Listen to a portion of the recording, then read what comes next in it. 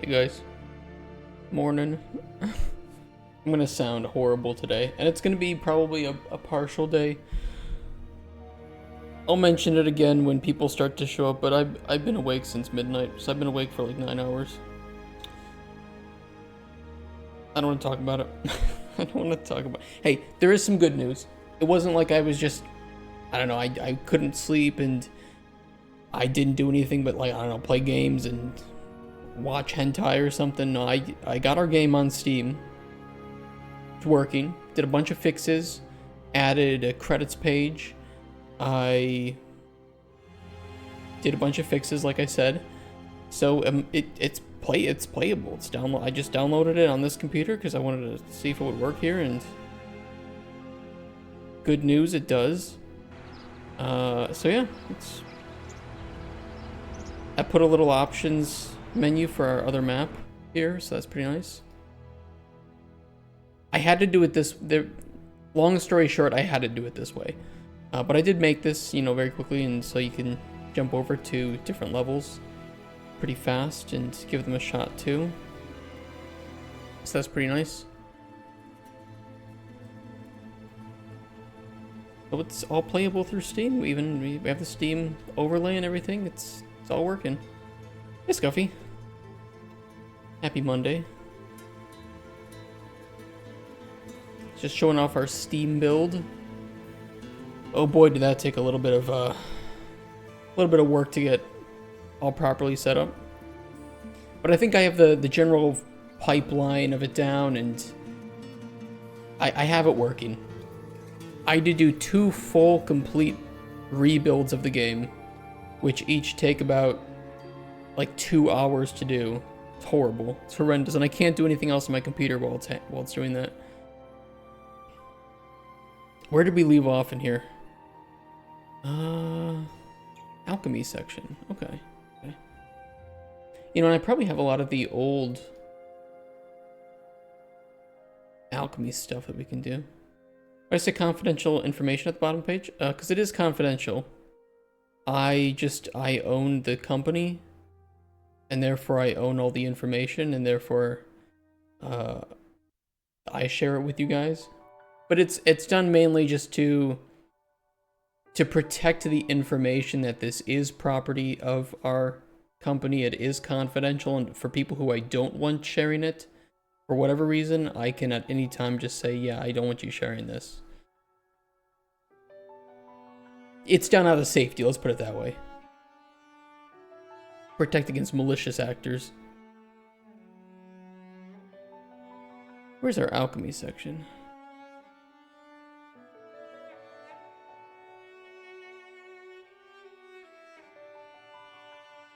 Did we even write one? Or did we just have like a section for ingredients? Oh no, we did have an alchemy station.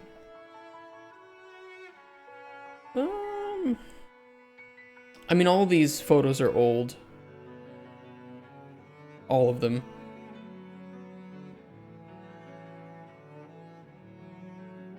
The only one that's still kind of okay is the ingredient shelf. But I can just get new photos of everything. It's not a big deal.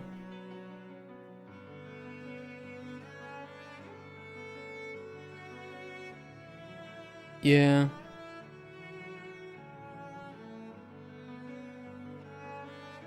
That's what we'll do.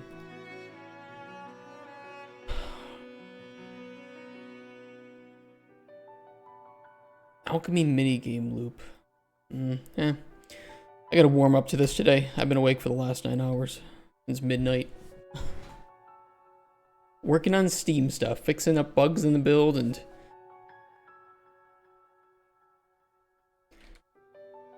I hate it. Okay, overview and goals. The alchemy system is the heart of Cauldron Chronicles. Even if it doesn't occupy the most time from a gameplay percentage standpoint.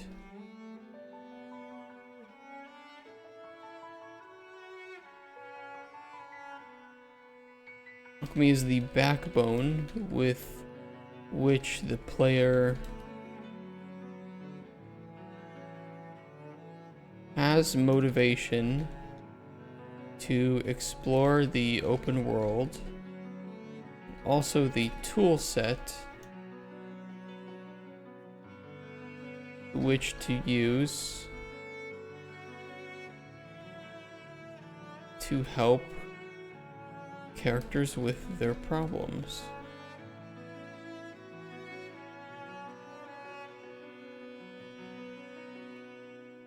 Compared to other games that utilize alchemy or have alchemy as a central system, Cauldron Chronicles actually tends to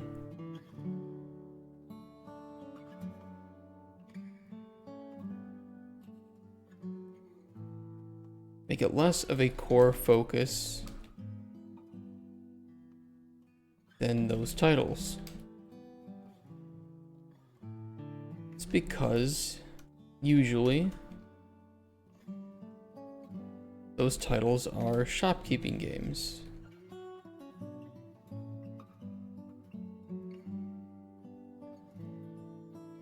Where the progression is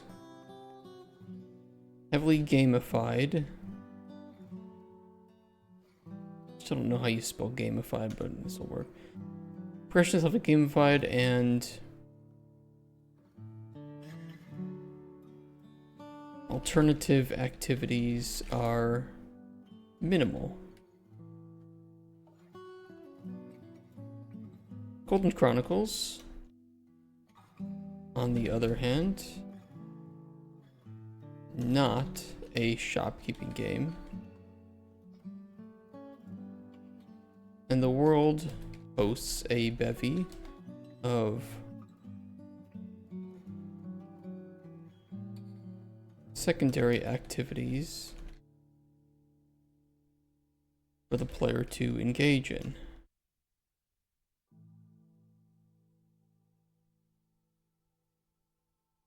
We don't expect Cauldron Chronicles to be an incredibly short game, and as such, the player is expected to make quite... Let's do a more accurate estimation for the number of potions that the player is expected to make. I mean, we can always just change the number at any time, but I kind of intend for the player to make maybe around 500 potions, maybe? Hey, Lepus. So the player is expected to make about 500 potions throughout the course of an average game. Another week of GDD. It'll at least be another few days of GDD. We got a lot to write. An awful lot to write. And I did meet with Consport over the weekend, and we made a feature list. We went over it completely, and we started on the milestone plan. That took us about 5 to 6 hours. And we didn't finish up with the milestone plan, and we still have to do the budget after that. So needless to say, we got very, very mentally drained, and we're going to need another day to do that.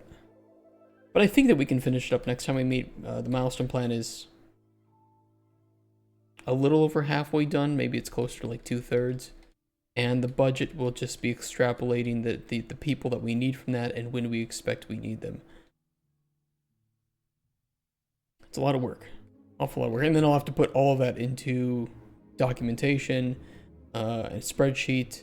I'm just going to reuse my Excel spreadsheet from last year for the budget, and milestone plan.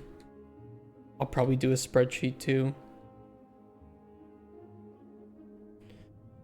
A lot of work.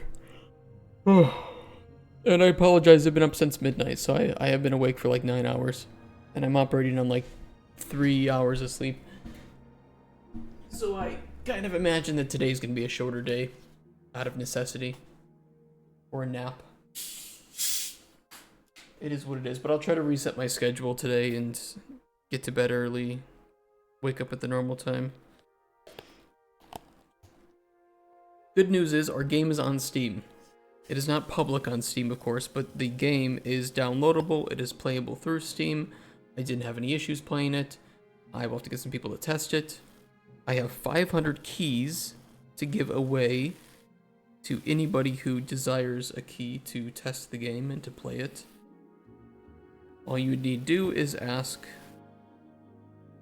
some combination of key in chat, and I will be able to send you one.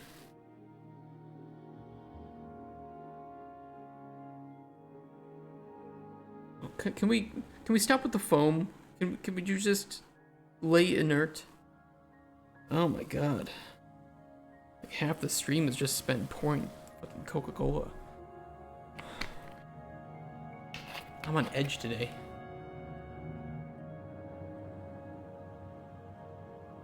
Can I highlight? I want to highlight. Oh. I can highlight returning chatters. Oh. Kind of interesting. I didn't know that. I was trying to highlight the word key for anybody who wanted a key. I'm trying to figure out how to do that though. Better TTV settings.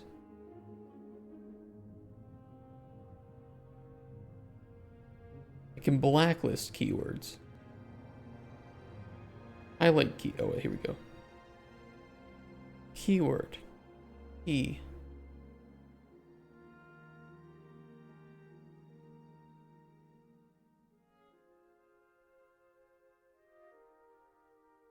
Okay, there we go.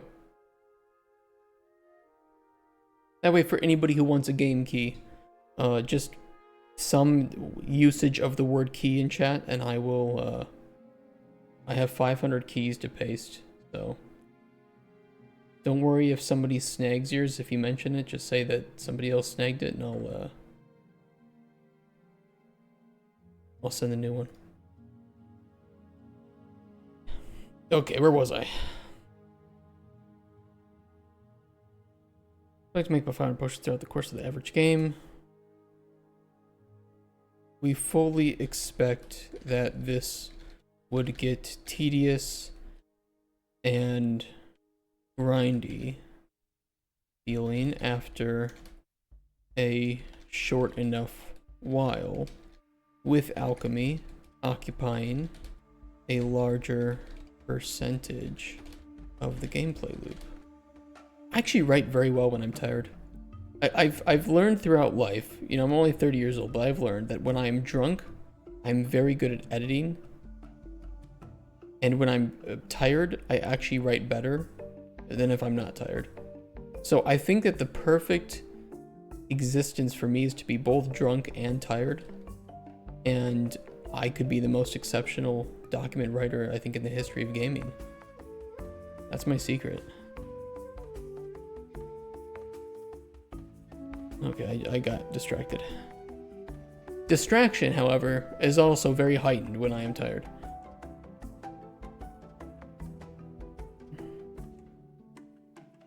Rather than go down the route of automation that shopkeeping games tend to go down, we never want to automate any part of the potion making process for the player. They will always be required to manually create potions.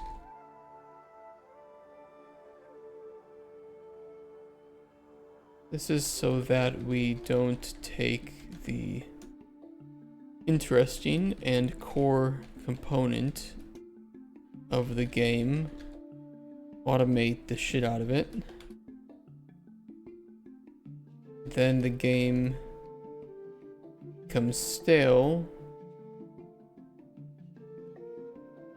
after a short while because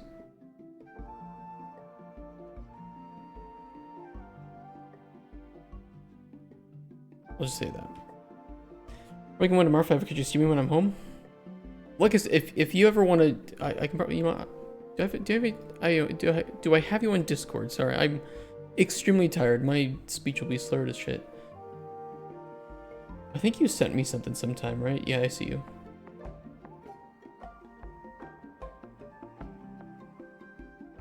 There you go, I sent you a key.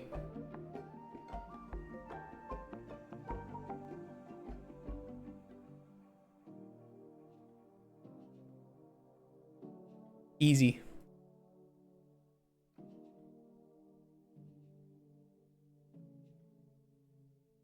As such, our goals with alchemy underline that. Nice.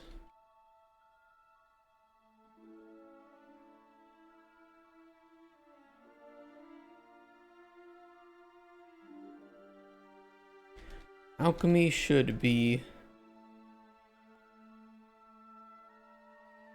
an easy process without much micromanagement or tediousness. Alchemy should be quick to perform when you know what you're doing and what you need to make. Skill / knowledge. Hey, Marty.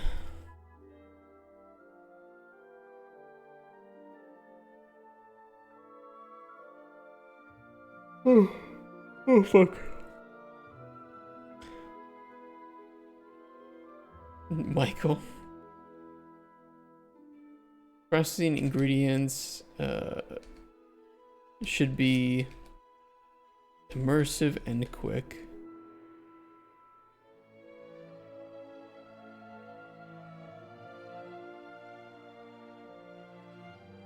RDR2's cooking is a good example here. We'll reiterate that down too in the processing ingredients section. But I think Red Dead Redemption 2 strikes that perfect balance between immersiveness and speed with actually most of its minigames.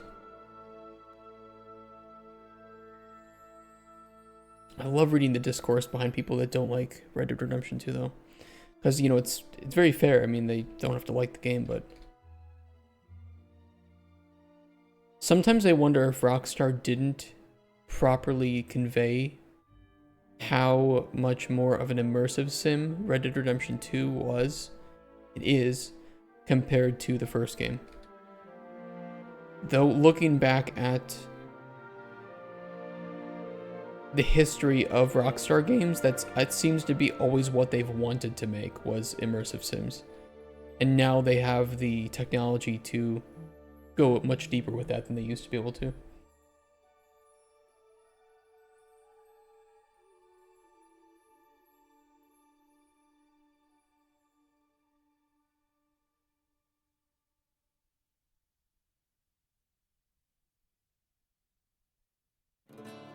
Alchemy should rely on as few menus as possible,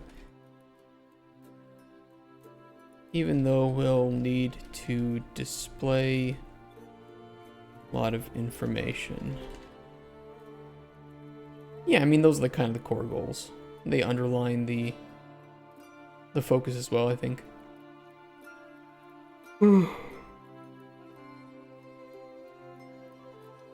The alchemy minigame loop.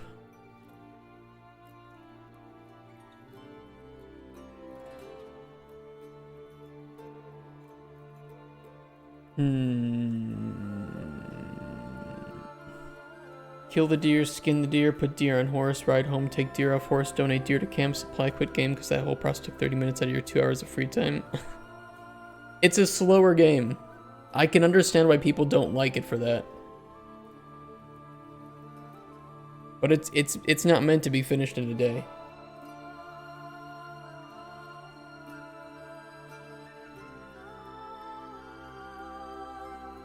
That's why it's an immersive sim, not an arcadey game, like the first game. I think it's more of a.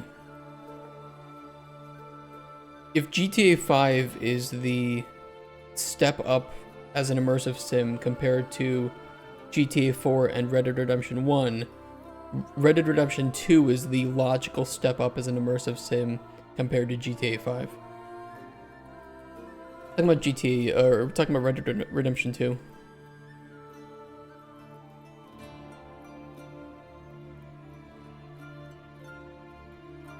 Alchemy minigame loop.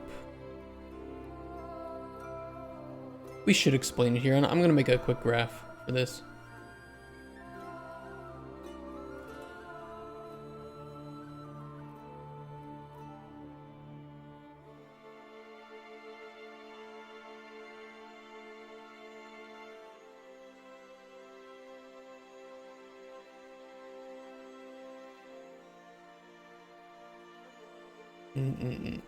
Let's see.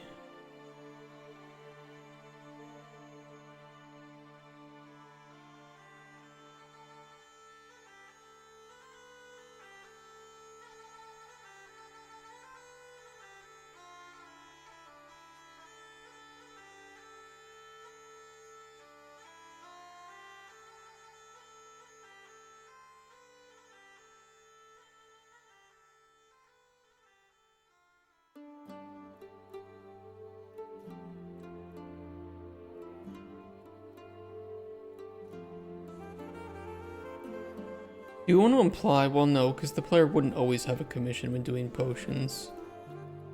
I think there'd be a logical step of determining what potion. Determine potion needs.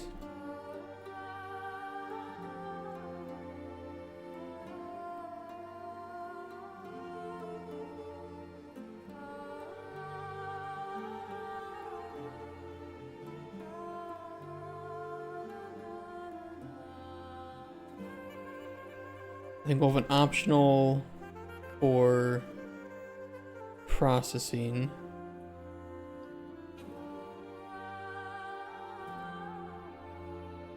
Can I make that straight?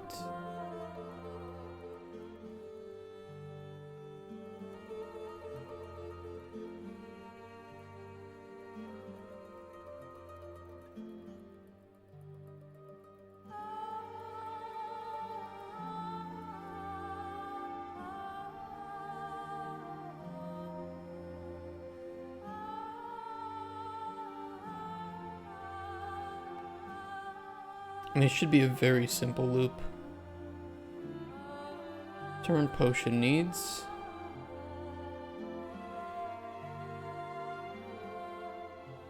Grab necessary ingredients.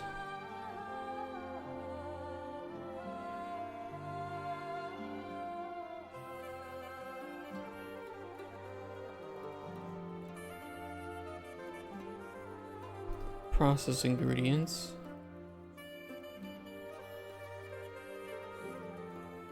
Craft potion. I think even beyond that.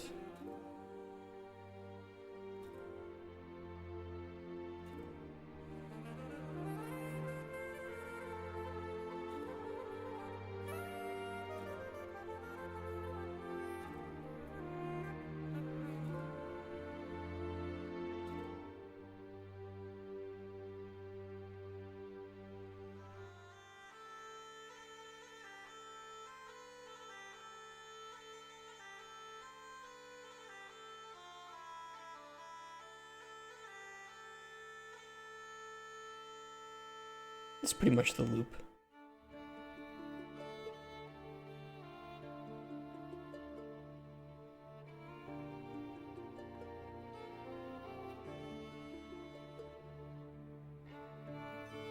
Yeah, that'll do it.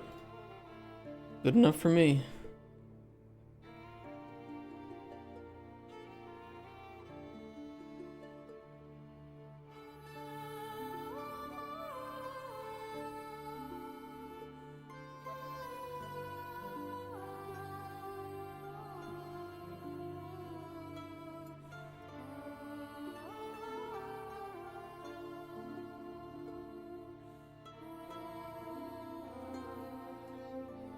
Alchemy is entirely performed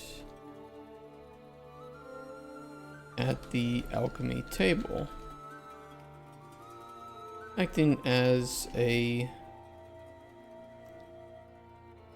separate minigame from the rest of the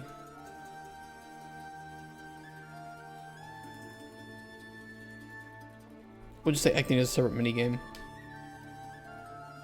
Therefore, comma, it has its own loop.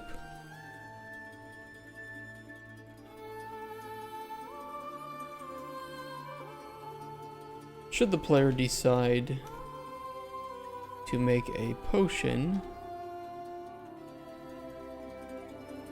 player need only interact with the alchemy table.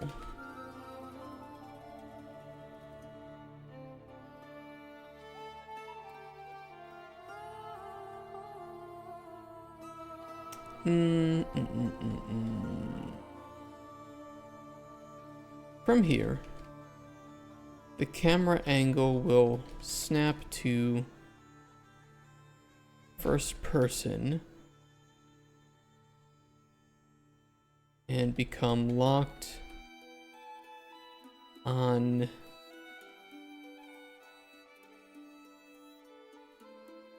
Alchemy Station. This being the station with the cauldron on it, where you actually perform the brew.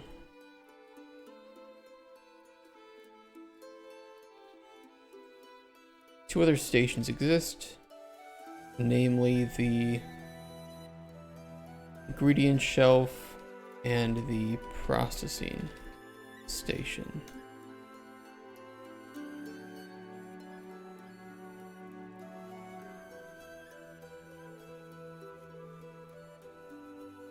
Which can be switched between at any time during this minigame.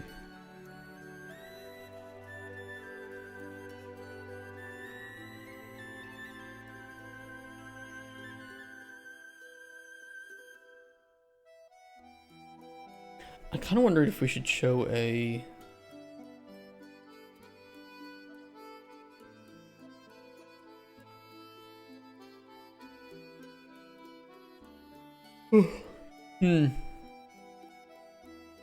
I feel like I should just explain what the fuck alchemy actually is.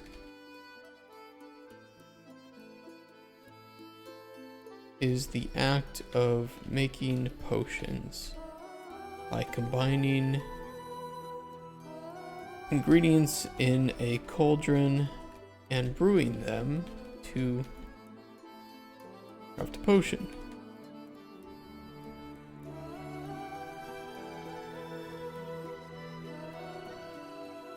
This is a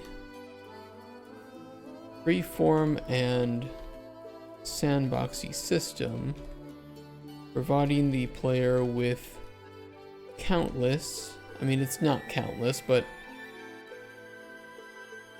it is essentially countless. What would be the counts for that?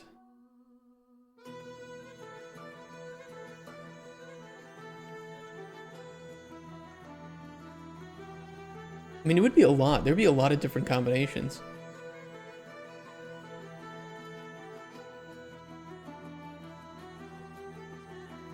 Be an awful lot.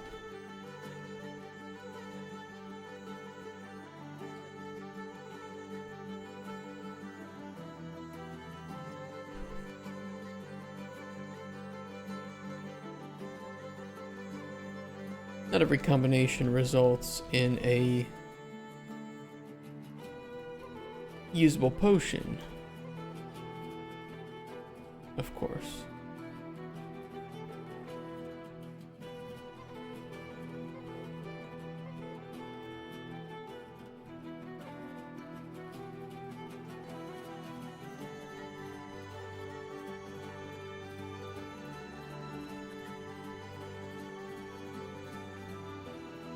The player will likely have to grab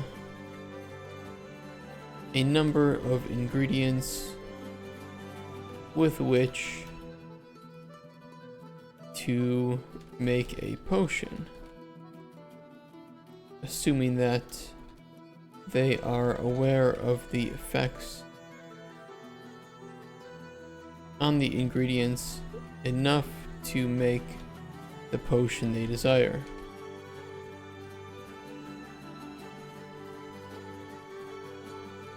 We probably need to link just briefly, but we do go over ingredients and the lack of information.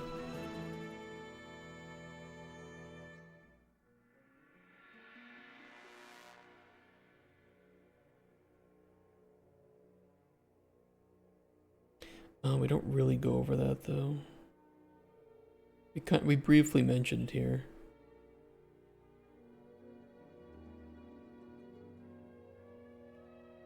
As mentioned prior, at the start of the game, there is no effect knowledge known to the player. And through various means, the player can start to discover those effects.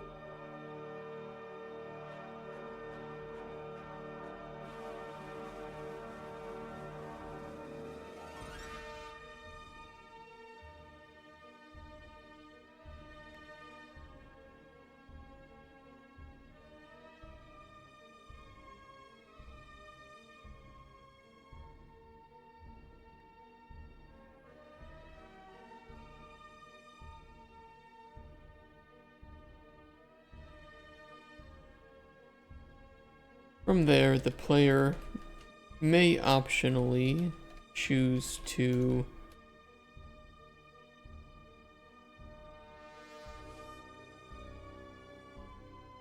process their ingredients, which means altering their states in order to bring out other effects or make the current effects stronger. Well, I mean, that's only 2 of the 3 possible things that it could do.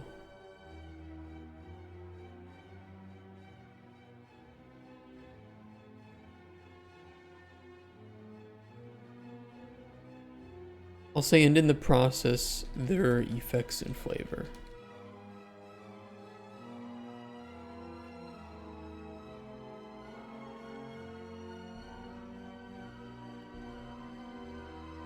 Once the player has dropped the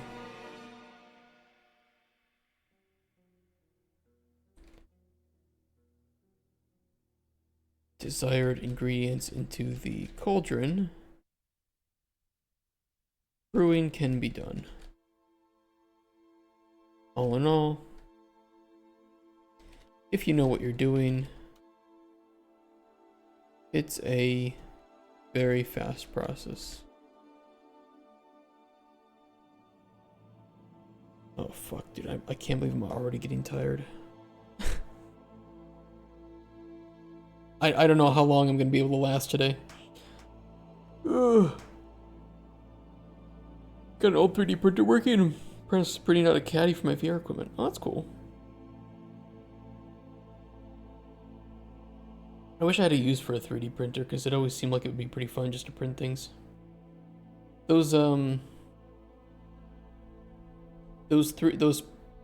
pens, those like 3D printing pens look pretty interesting though. Again though, I just don't know what I'd use it for. Resentment can grow quietly without much warning after a storm. Mushrooms can too.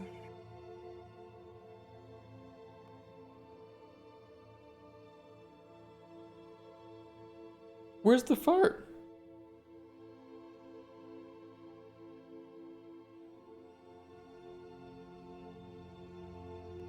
Where's my fart?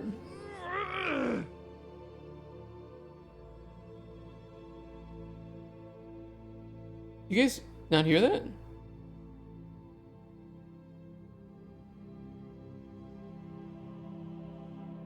I don't. You can't hear it? What the fuck happened to the fart?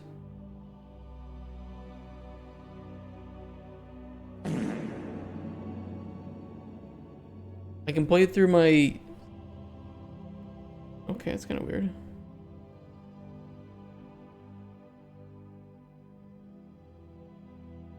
Let's go see if it's turned on. Twitch channel points. Sound. I see it here.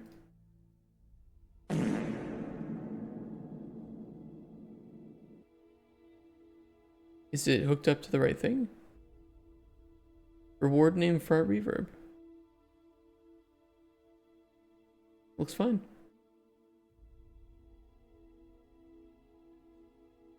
Huh. Kind of weird.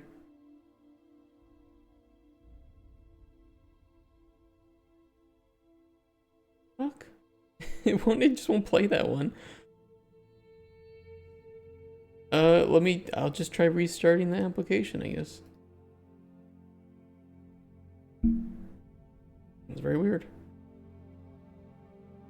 By the way, if you want a game key, type any form of key in chat. It'll highlight the message and then I'll send you a game key.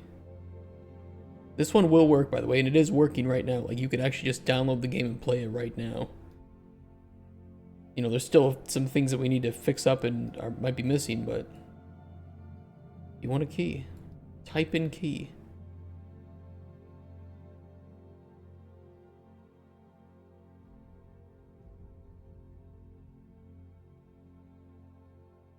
And then the key will magically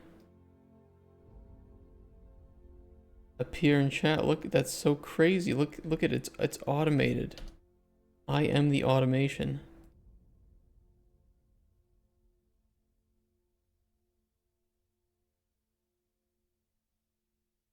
If anybody's watching this on YouTube, by the way, and you want a key, just mention that in the YouTube comments and I'll send you a key. Or you can always DM me on Discord, whatever. There's no shortage of keys. I can generate more of these, so it's not a big deal.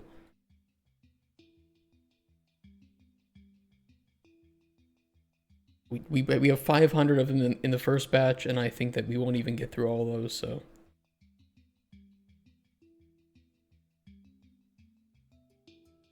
Don't forget to make bug reports. Honestly, the only bugs in the build right now really have to do with fluid flux. I wish I could say that there were like significant bugs that I caused, but I really don't know of any. But I know there's audio bugs, there's beach ball bugs, there's visual bugs, and they all have to do with fluid flux. See if the fart works again. What the fuck? No guides? There's an in-game guide. There's a very extensive tutorial and an in-game guide, so you shouldn't have any problem figuring out how the game works. I will say though, the game is not optimized. It's not optimized. It will require a decent bit of VRAM to run. From RAM usage and CPU usage, it should be pretty chill, but VRAM usage is very high, GPU utilization, mainly because the level is not made well. If it'll eat my no, 4070 should handle it just fine. Just do not turn. There are warnings. Do not turn global illumination or shadows beyond their current values. These are like cinematic movie level shadows and global illumination. You can do it. I mean, maybe a 5090 will be able to handle it, but you won't notice any important difference between high and what they're at currently.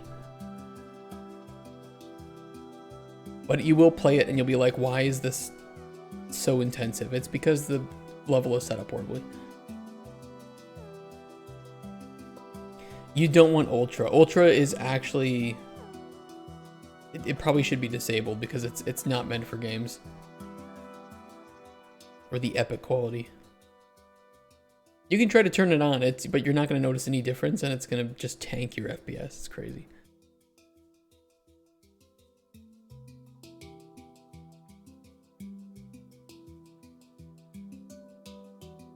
After brewing, the player can select an icon and generate a name, or name it themselves, and they'll end up with their potion.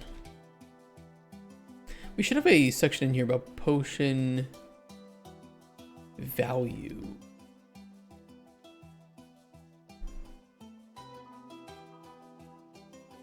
Culture doesn't look like how nutting feels, then what's the point? Gaslighting players. I didn't know it. I was not aware. UE5 global illumination settings. I don't remember where it was, but I think it was in here somewhere where it just explains.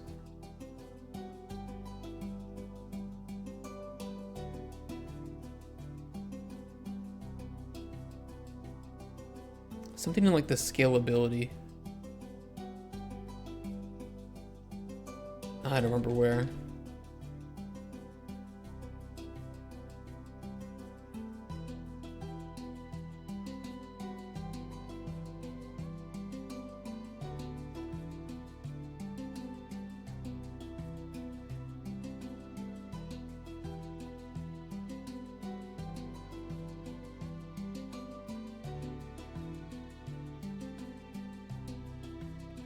I don't even see it here.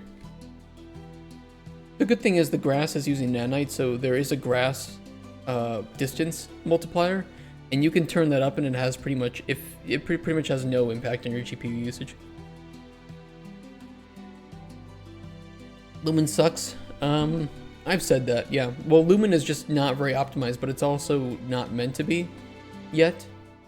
Like, Lumen is ray traced global illumination, so it is extremely expensive. All forms of ray tracing are expensive. It is what it is, but yeah, Lumen is pretty wild. You can disable Lumen by setting global illumination quality lower. Just know that the fallback method will not look as good, so. If your GPU utilization isn't handling it very well. But I will say, this is the shipping build of the game, not the development build, not the debug build, so it will run better than those. I have a 4070 in my computer here.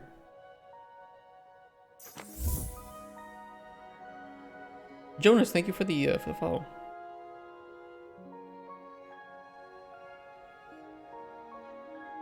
So, you know, I'm getting 60 once the level actually loads. There we go. A little bit lower than that even. Shadows are very intensive, and same with the global illumination. Depends where you look.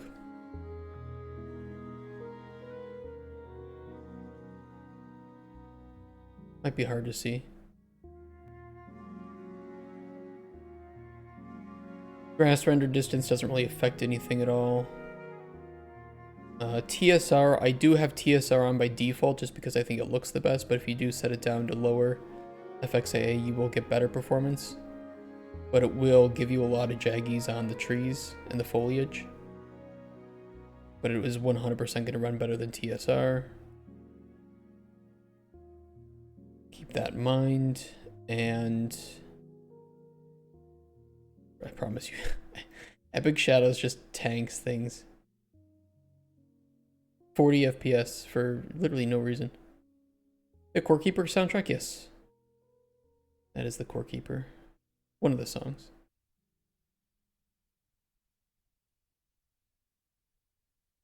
Volumetric fog is also on by default, and you can gain some FPS boost by turning that off, but also we do have DLSS support, so understanding that the bare level here is purposefully not optimized.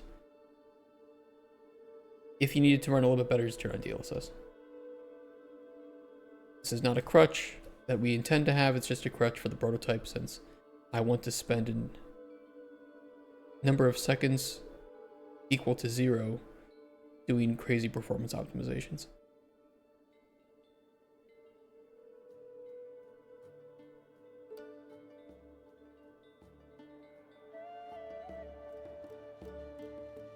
Thank you for understanding. All right, let's get some screenshots here.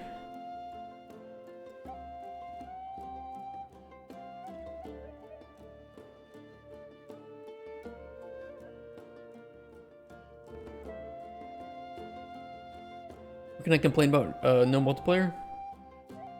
You can complain about it in the marathon forums with all the other 10 people that will be playing.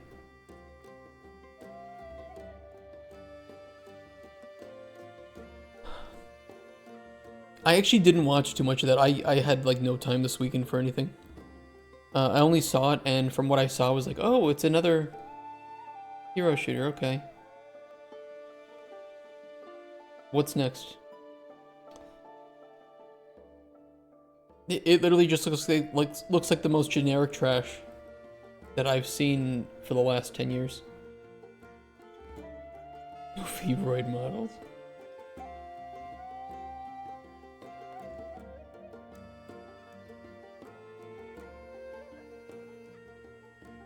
I don't really know why people. I don't know. I'm not a competitive multiplayer shooter player, to be honest. So I when I look at it, I just look at him like, okay.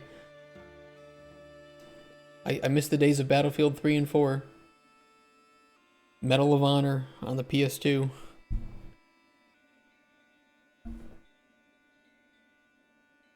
I mean, it might Lazy Fangs. Right? Will this week also be GDD week? It will be mostly GDD week, yeah. Oh fuck, I gotta do some shader compilation. Well, and I had to update Ultra Dynamic Sky and Weather on the project, and yeah. Gotta get some shaders.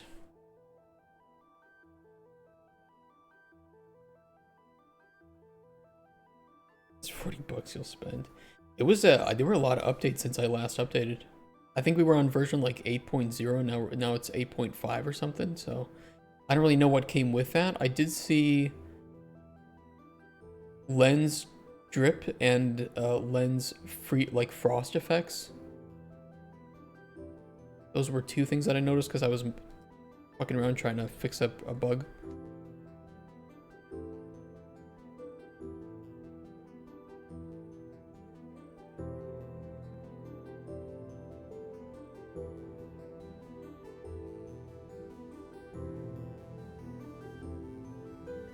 Thankfully, this CPU just eats through shaders so quickly.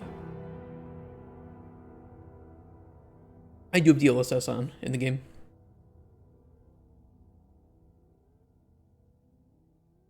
It should work. It should auto enable the options visible if you have a NVIDIA GPU that supports it.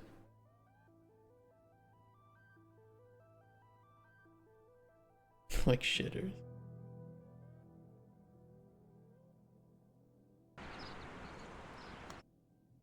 All right, let's see.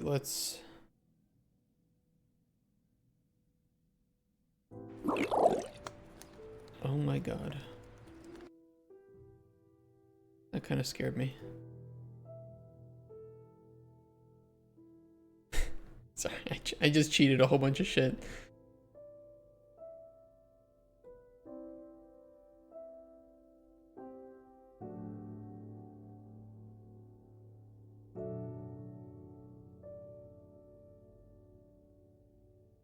You guys also will have cheats enabled too, so you guys can fuck around as much as you want. Let me read this just to get the green arrow away from it.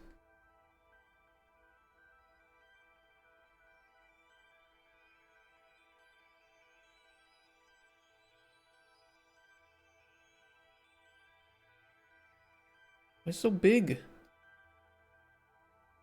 Those are large icons? The fuck?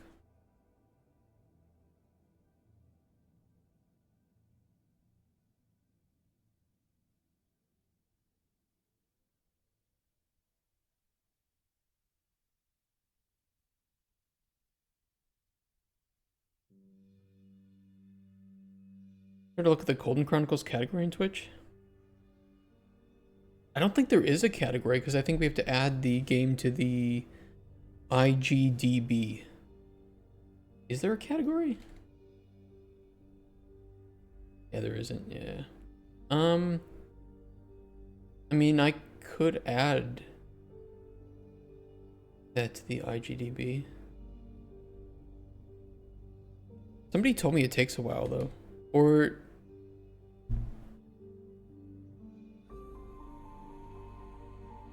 I don't remember.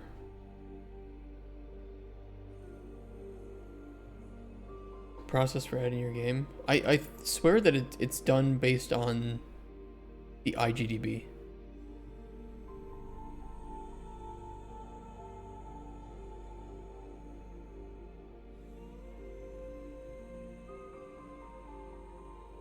Wonder how hard it is.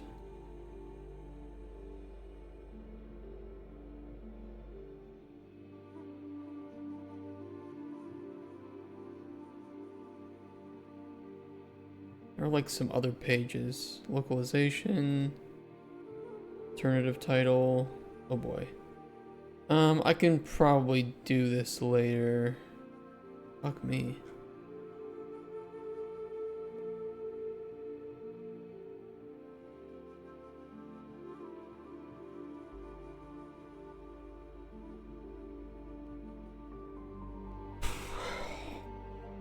Yeah, it is kind of a wasted time at this stage.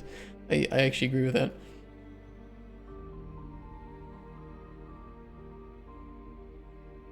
We'll worry about that once we have like the store page and we're actually starting to market the game.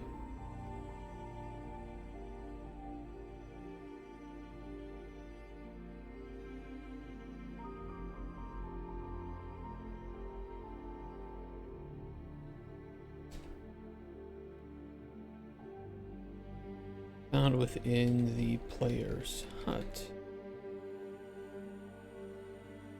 It is large enough that it's hard to miss.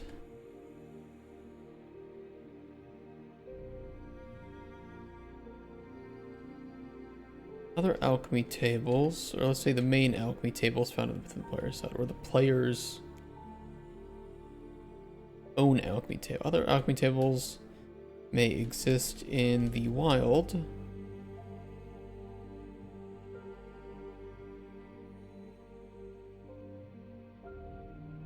And are intended to come with their own unique properties to the potions made on them.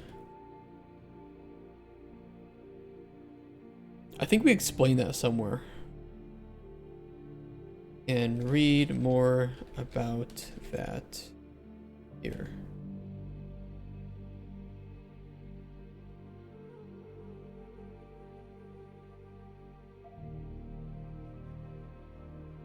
Reminds you of sleepless nights doing homework? Sometimes this feels like homework. I don't hate writing documents.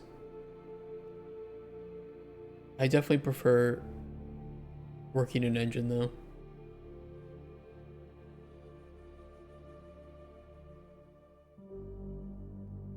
Smaller document, I don't know, I really do well in low level. GDDs are like all high level. I prefer low level documentation. Get a consultant from India. Yeah, you know how long it would take to explain the game? Holy shit. Probably asked me to pay him in Google gift cards.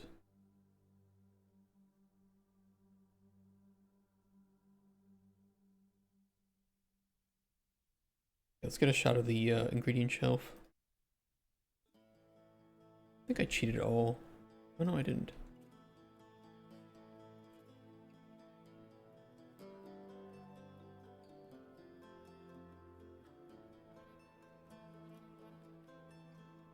Oh, we don't have any, that's fine.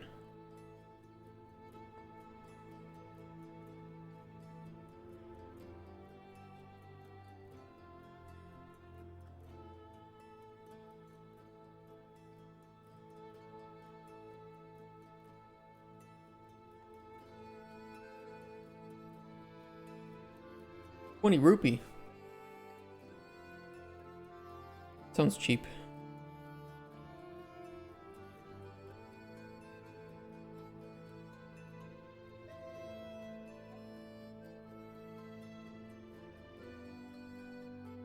One of the companies I worked for they did a QA outsourcing to an Indian company. The results weren't very good. Just put it that way. They were trying to save money.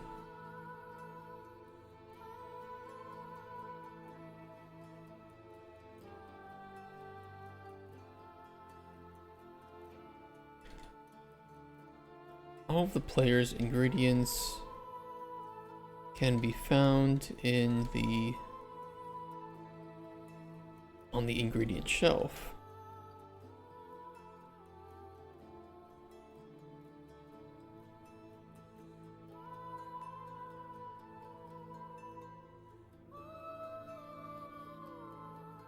Company makes extensive use of consultants. Like, to do what? The company needs that many consultants, then they probably have shitty management that doesn't know what the fuck they're doing. That's who should be consulting your team, is the fucking managers. You're still game designing and documenting? Yes. Yeah, we're gonna be doing pretty much mostly out of engine work for probably the rest of the month. Because we have to get all of our pitch and documentation ready.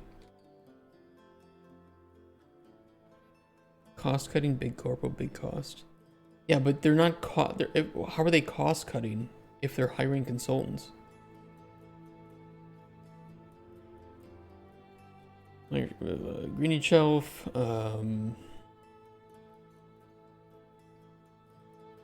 There does not need to store anything here. We just read directly from the player's inventory. The shelf can be filtered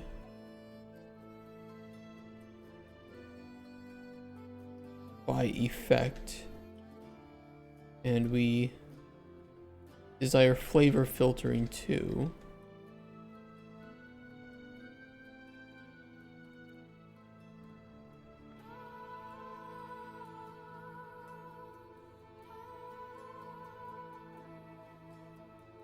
Filtering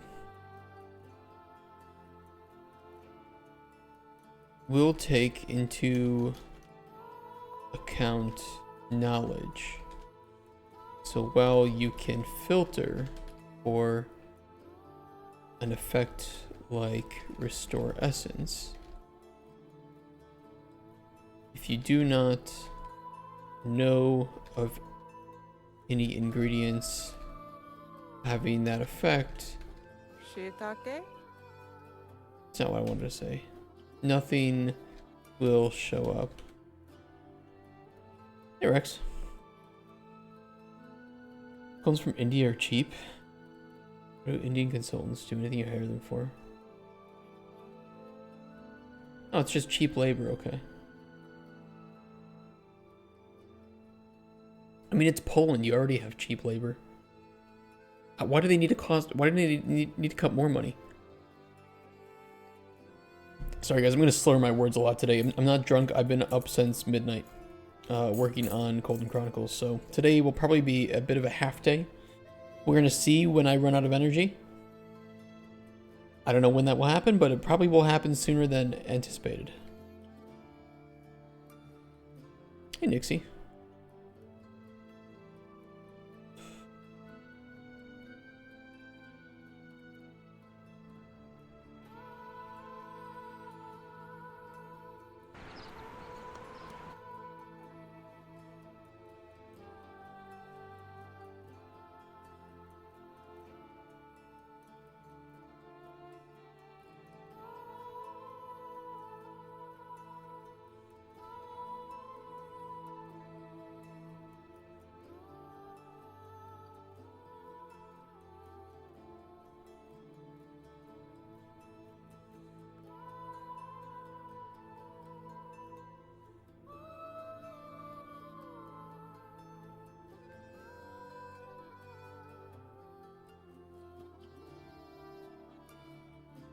You came around you while drinking the original and best black label cola. Indeed. I bought a new razor. I'm a little bit worried about whether or not it's gonna be good or not. It's one of those ones that content creators have been pushing. Razer RGB shaver. It's the Henson razor.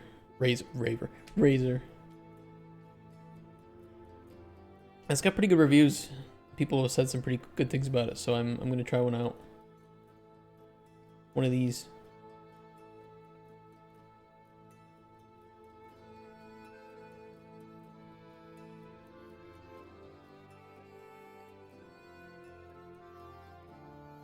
Best colleague is leaving in 2 weeks, so I'm sorry to hear that. Stay in touch. The non-disposable head? Yeah. You replace the razor inside of it with a one of those like those disposable razor. What the fuck? What do they call it? The razor blades. One of these. So like it's super cheap to refill, so you pay a bit of money up front for the razor, but then, you know, this costs you like under $5 a year to shave. And it's an aluminum frame, so it won't, you know, rust or anything. And it's very lightweight. So we'll see how it is.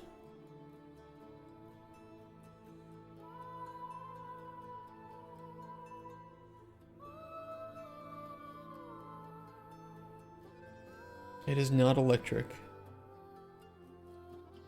This is true.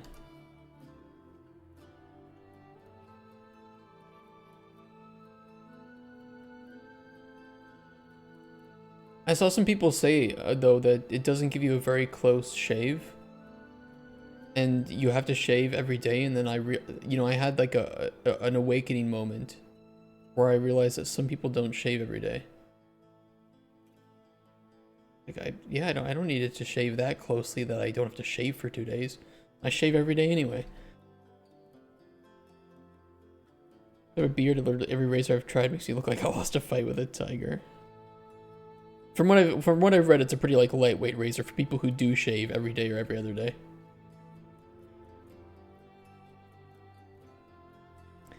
Shave only when the beard gets in my mouth. Oh my god. You guys are... You're literally furry. You are a furry and you are furry.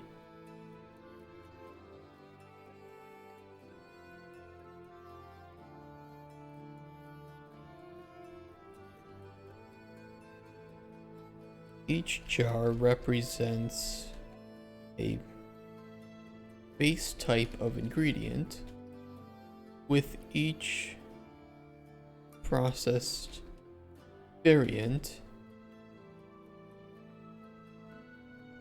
existing in the same jar.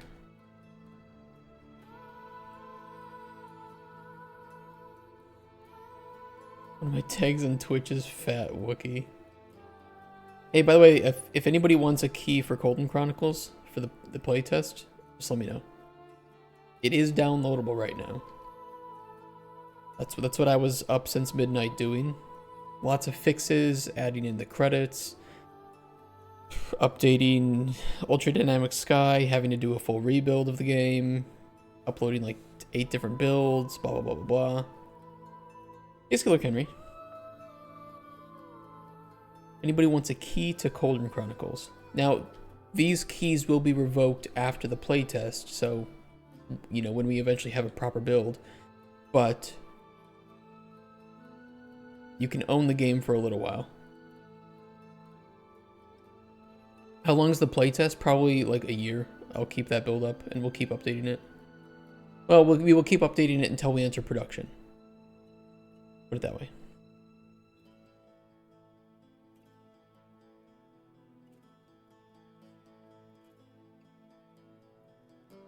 Opening a menu, so just type in key in chat, and that will be my signal to paste a key. Because I have it highlighted. Opening a menu that displays the jar's contents. a list. From here, the player can check each ingredient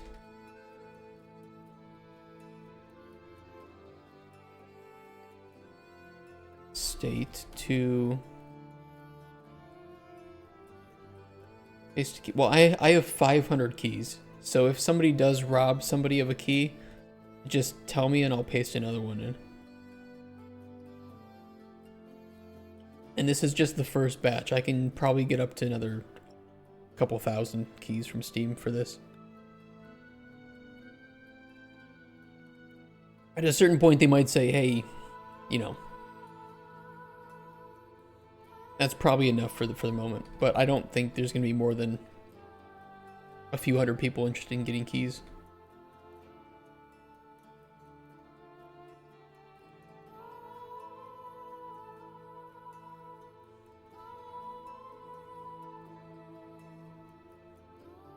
No rush. If somebody claims that before you get to it, just let me know.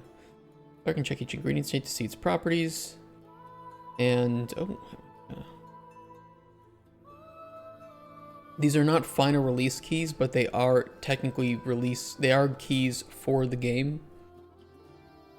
And you will be able to play it. Like you can download it right now. It is fully functional in there. A placeholder. Cute little icon that I made in Photoshop in 2 minutes.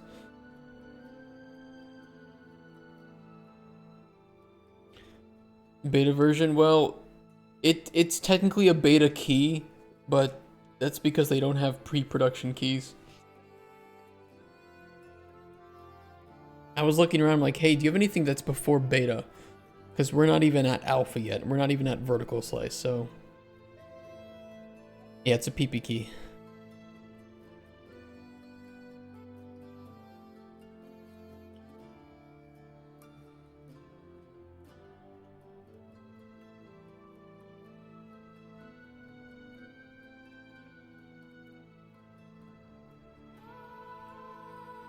You are 100% allowed to stream it, make videos of it, critique it, record it. There's nothing that you can't show.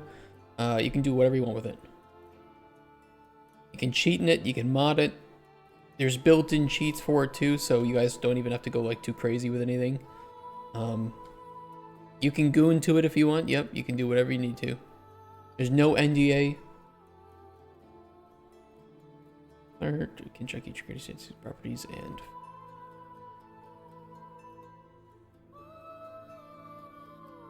well as send it to the alchemy or processing stations.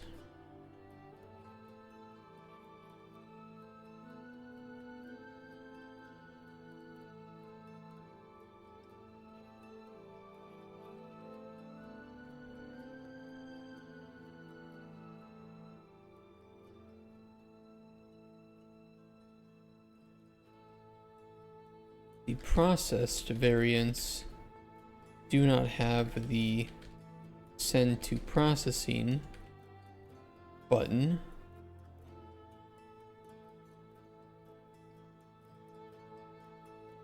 Since there is no backwards processing of ingredients and they can only be processed once. Are the systems going to change a lot in the final game? A lot? Probably no. Will they change? 100%. 100%. The game will change more visually than it will from its like systems point of view. But all the systems will feel, a lot better, right? I think the combat right now feels the weakest, and that's just because we don't have a combat designer. Now that we know that we probably need one, since neither me or Cuthbert is very proficient with this, that will be somebody that we hire specifically for the game, and we will probably have a combat team that will be only working on combat throughout Vertical Slice. So for over half a year, it will just be this core team, and their entire focus will be making combat fun. Once they're done with that, though, we can move them to other systems, or we can just keep them on there to keep polishing it up and making it better and better. So I pour a little of this, and I just get foam. Just foam. Okay. Come on. Stupid fucking bubbles.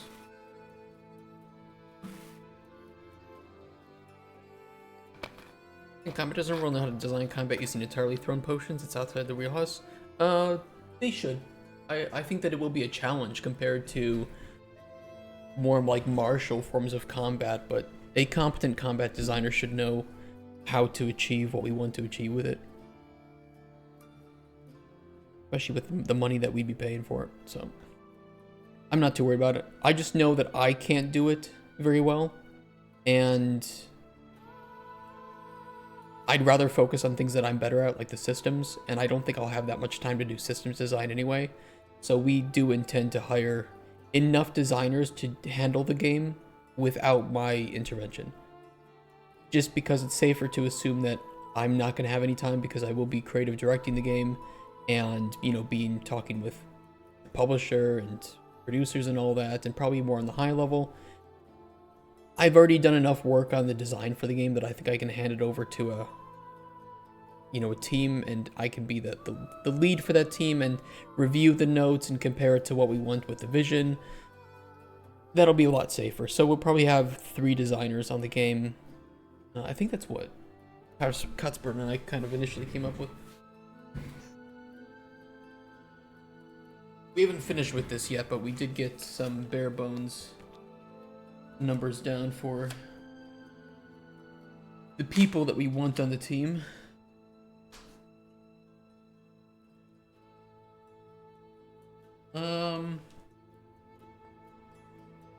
Yeah, combat designer, system designer, narrative designer, and I expect 2 level designers, although we'll see about that.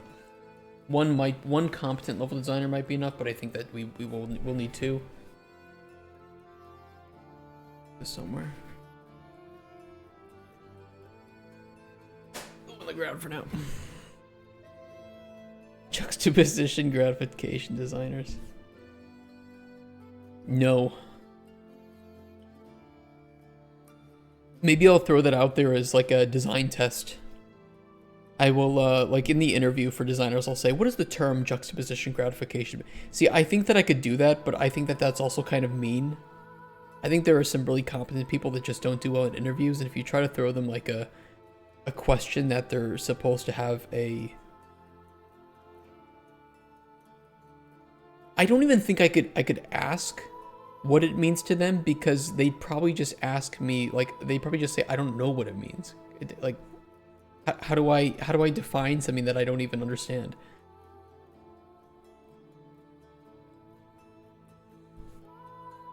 I mean, I guess it is. I guess I could gauge whether or not they like make up some bullshit answer. Like they're trying to think, oh, you know, he's using some big term, that must mean that I need to find an answer to that term, and I'll try to explain it in a way that seems satisfactory. When in reality, the correct answer is, I don't know what the fuck it means. Thanks for the resub, Buster D. BLSS 3D podkreślenie dzik just subscribed. Man needs fish to eat. Fucking text-to-speech, bro. You tell me you never heard of juxtaposition gratification, get out of my office. Processing ingredients. I need processing stations.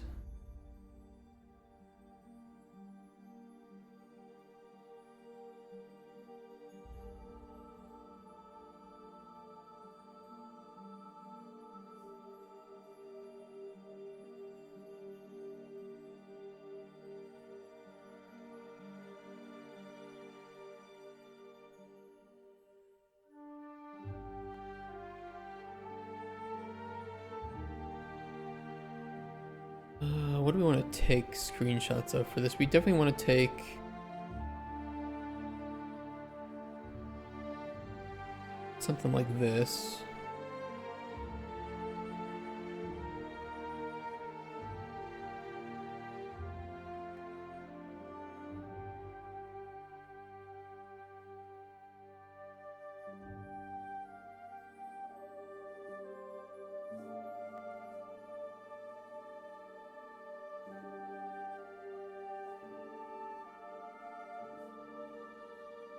How was your weekend? Dude, it was kind of...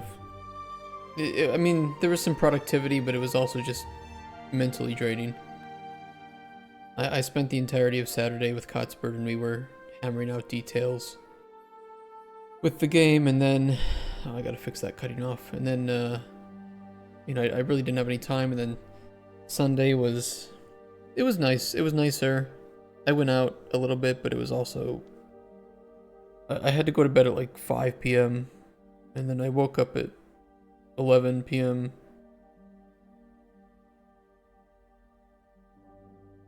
Here we are. I've been up for the last like almost 12 hours.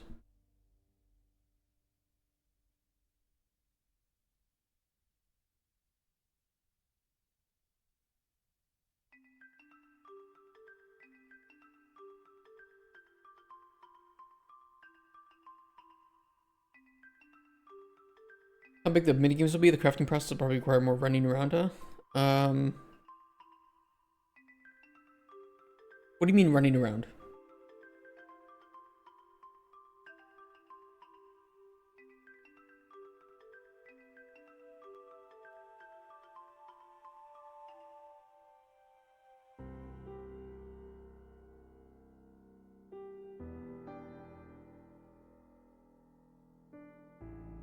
Each minigame takes a bit of space. I can't imagine it'll just be this one screen. We'll try to find a way where it won't require running around because I think that'll be really fucking annoying. I'd rather either just do like some data layer for each processing, so when you click on the one you want to do, it just, you know, loads that one in and magically poofs the other out of existence or something, because, you know, we can pull some magic bullshit. We'll find a way. I don't want the player to have to leave the table to do like a whole bunch of other shit. That's not gonna be fun. Like, it'll be cool. Oh, look, you have to go to different parts of your house to do alchemy. And then the 10th time you're like, okay, I don't want to go to different parts of my house to do alchemy.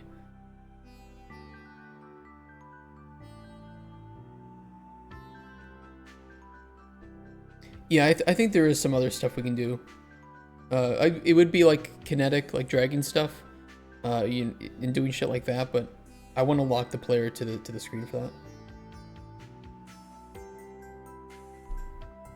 Stats for ants. You can zoom in on the stats. You can zoom in on all that. But yeah, it's not displayed the most properly. All of this is placeholder. Especially this, the processing stations are very, very placeholder.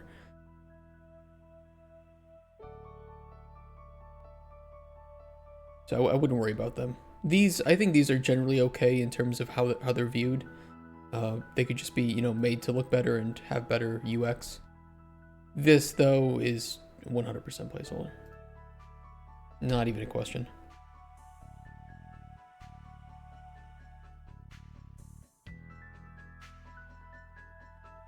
I don't have 20/20 vision. I wear contacts.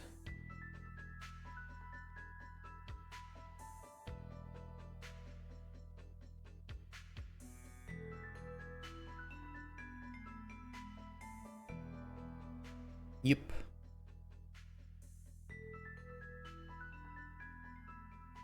One 800 contacts. My brand. An old commercial in the US.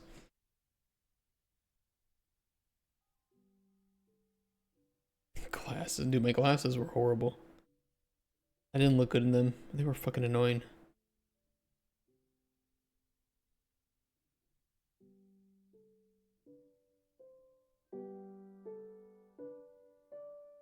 The third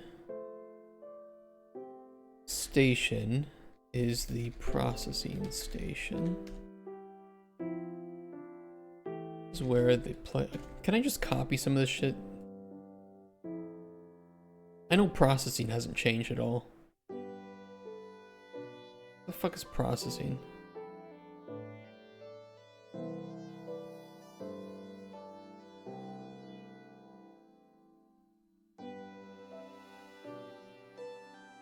And the design of each ingredient.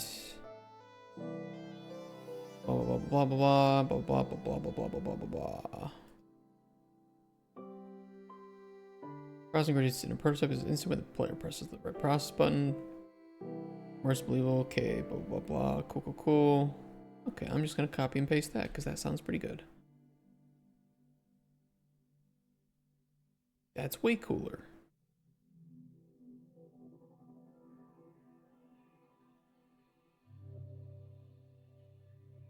That's from me, Kent.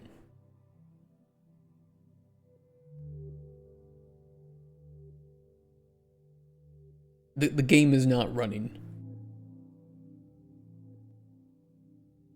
Though this is from the same developer that stated like 1 year ago that he wanted to have a use for gold, and that would be in the game soon.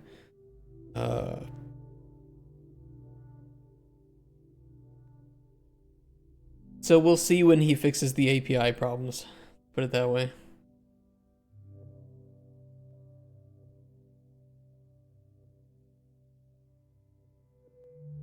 I mean, I think I explained states up here. Yeah, I did. Sell the game once, then vanish. I mean, it's not the biggest. It's a very niche market to sell stream games. Like, the good thing is that it's a very niche market, but it's also a very untapped market to sell games like that with Twitch integration that are meant for, you know, showing on stream. So I don't think he made the most money, but also because there just aren't that many games like that.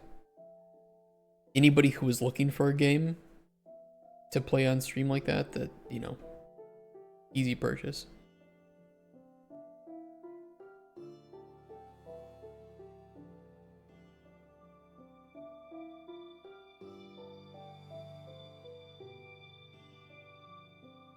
Let me see.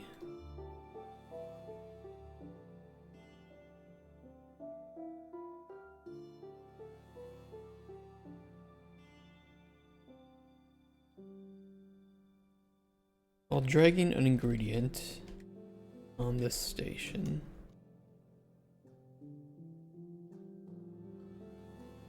the available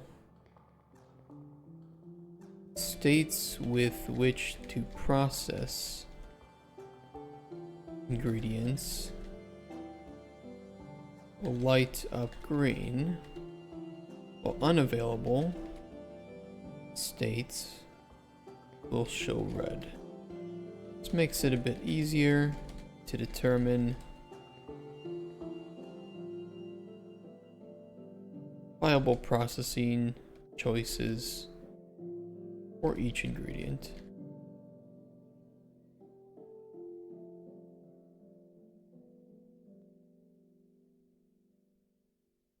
Once the player drags an ingredient into the box on the table for the appropriate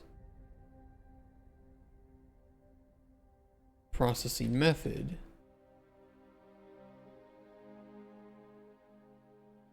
a screen with the updated stats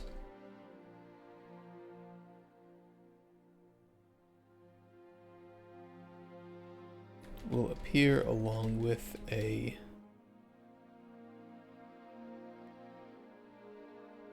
process button. I played some of that new puzzle. I don't know if there's any like puzzle game enjoyers in chat, but I played some of that new game, Blueprints. A lot of hype in the puzzle community for that game, and honestly, I think it has some really core design problems that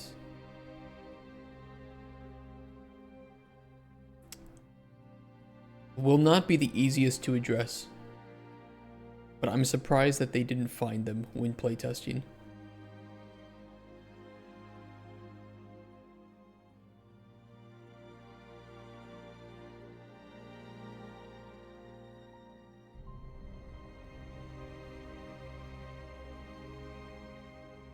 There can zoom in on a processing box to see it a bit better.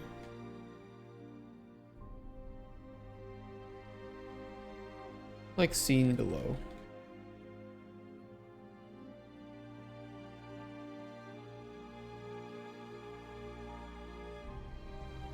Should the player press the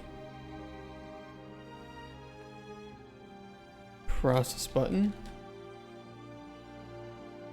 I was gonna say it'll poop the ingredient back out on the table, but you know, I will do it.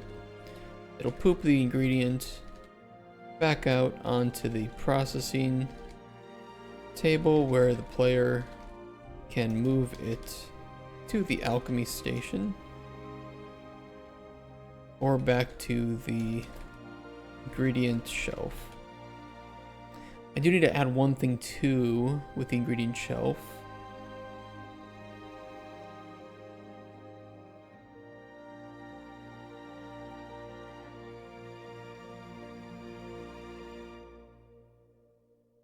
It'll be easier to display by restarting.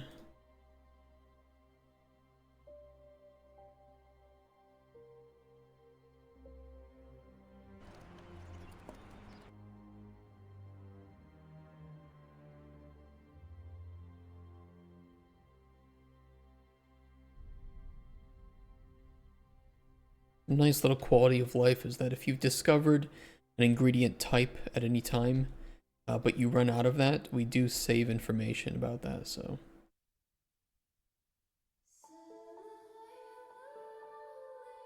Let me grab another toadstool.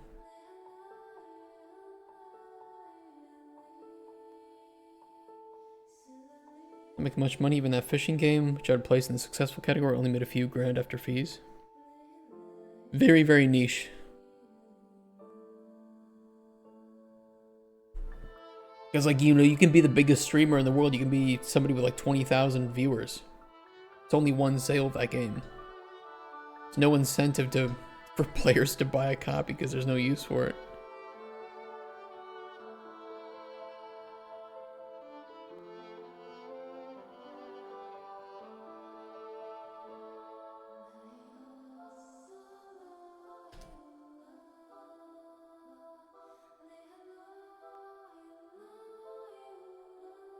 Buy copies so you can work on the coin dozer or for a game. I wouldn't mind the coin dozer game, though I've seen a few games that kind of do that same idea. There's like a horror game similar to it. I don't know if I can look up games similar to Coin Game and find it.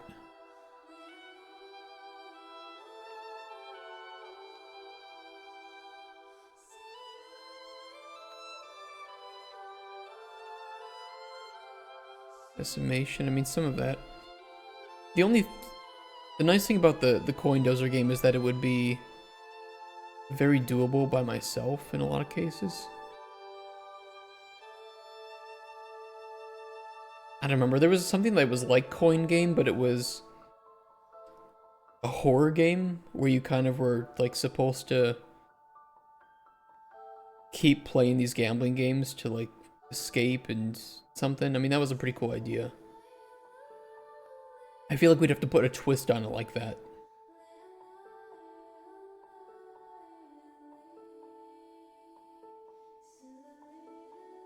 But I'm not against it. Just, I'd have to make like a lot of mini games, right? I'd have to make a coin dozer. I want to make a pachinko style game. It'd be cool to have other type of games like that. And then we're just making a whole arcade. Which, again, you just become Coin Game then, but worse. Is there another game you're working on? No, I'm not working on anything else right now.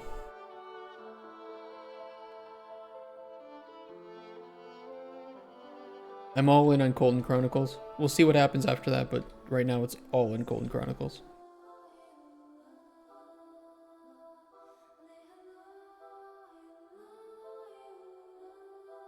It was up here.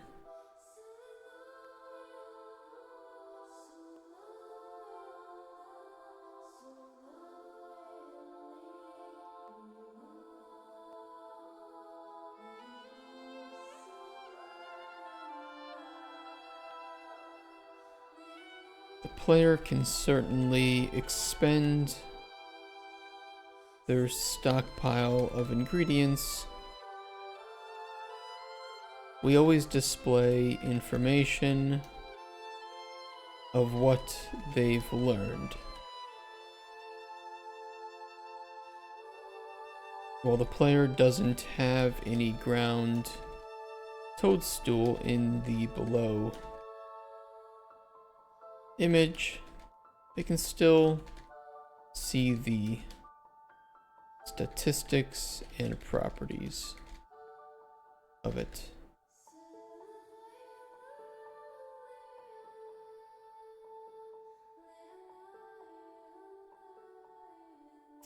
Okay, brewing. There's probably a good amount that we can copy from here.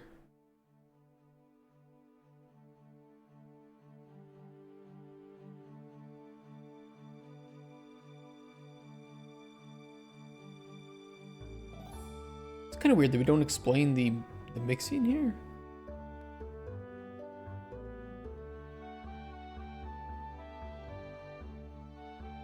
Unless we put it somewhere else.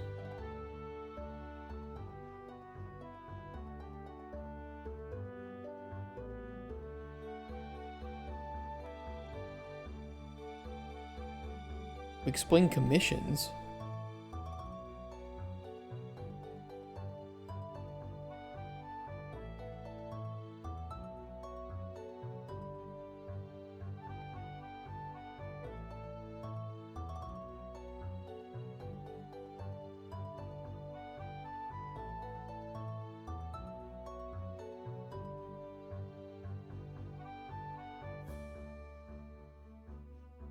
Yeah, we'll have to put it in there. Anyone want a Steam key? The game is playable. Requires a good bit of VRAM, but it is playable. You do? Okay. Let me grab one. This is open to anybody. You don't have to be a subscriber. You don't have to be a follower. You don't have to have said anything in chat before. There's no NDA. You can stream it. You can record it. Do what you need to with it.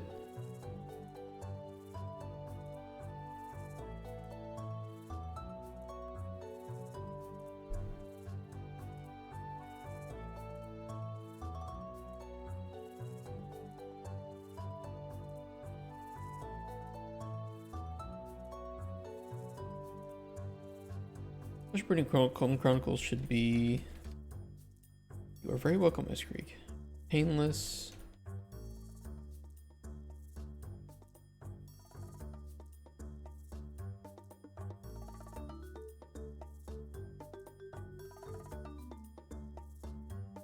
A stroke.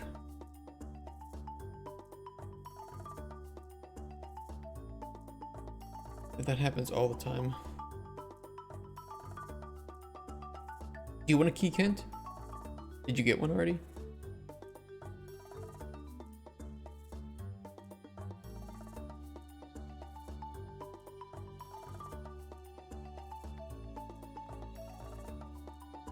What do I want to say about the overview of potion brewing?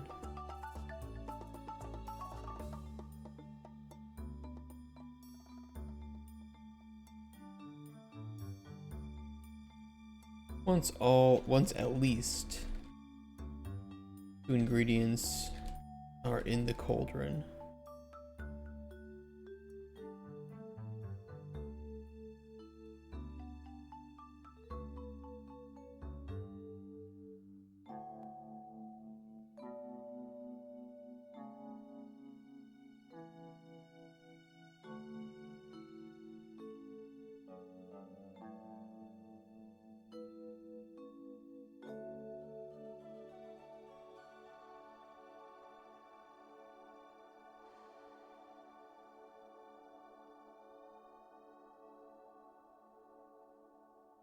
You mentioned this.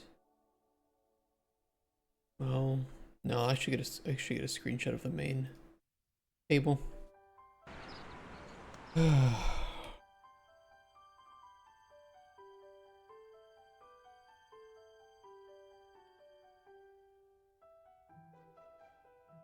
Read the book.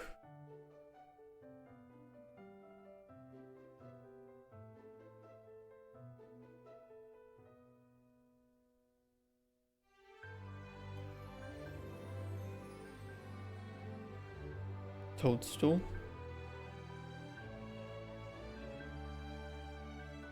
Come on.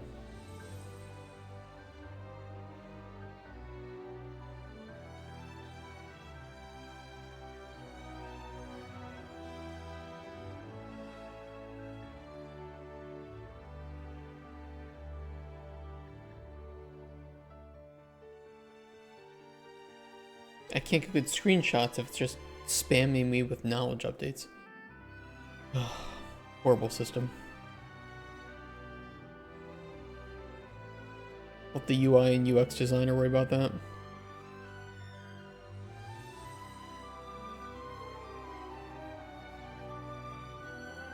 Who designed it? Somebody who's not a UX or UI designer. That's who.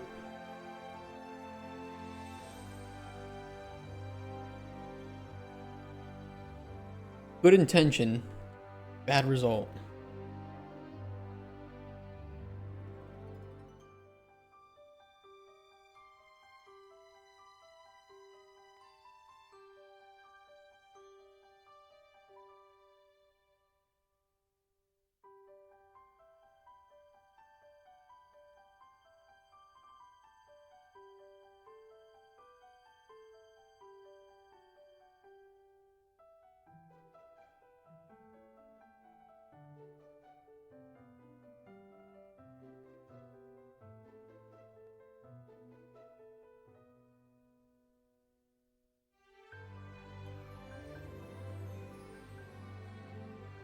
Here, the player can drag and drop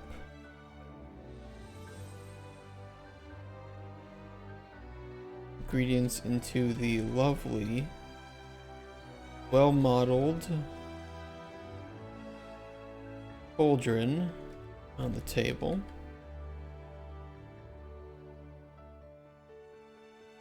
As they drop in ingredients,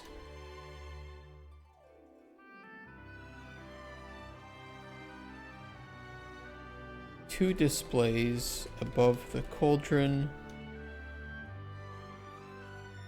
will update. One on the left, as seen below,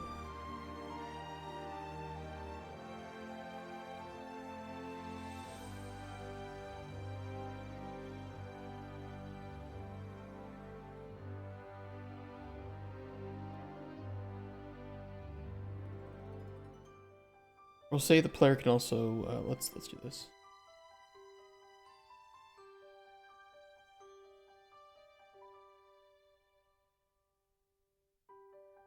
Player can zoom in on the cauldron at any time during this process. If they need a better view.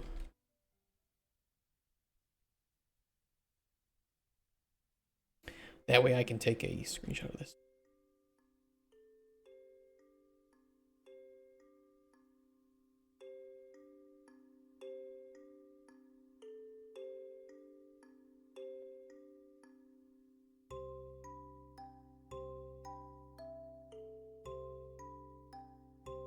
Shows the currently active ingredients in the cauldron and allows the player to remove that ingredient without consequence.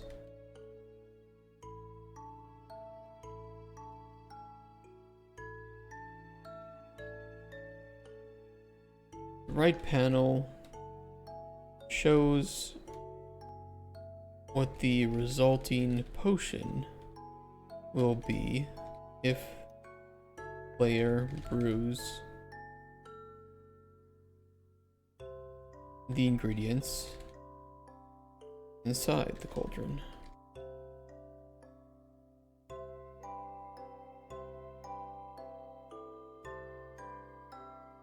This display is dependent heavily on knowledge of the ingredients inside which is explained more in the next section. And I'll link to it because I don't know how long this first section is going to be.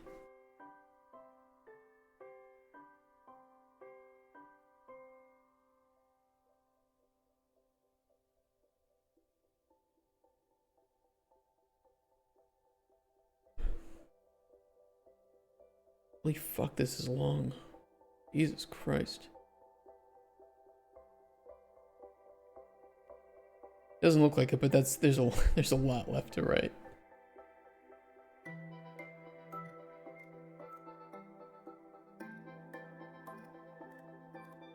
Hope I'll have it all done in time. I should.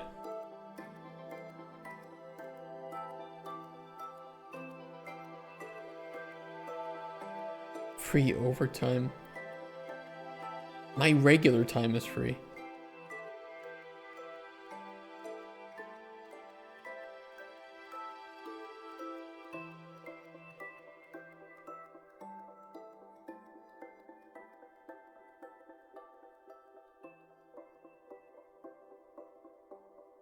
The brew button only becomes active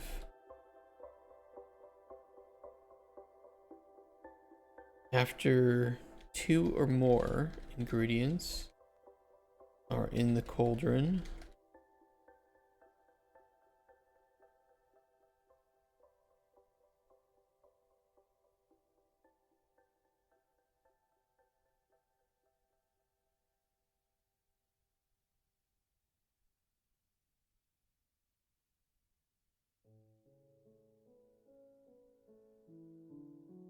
Into the CEO. The problem is if I write no crunch in our contracts, you know, legally I can't force any of the employees to do it, but there's no lawsuit if I overwork myself.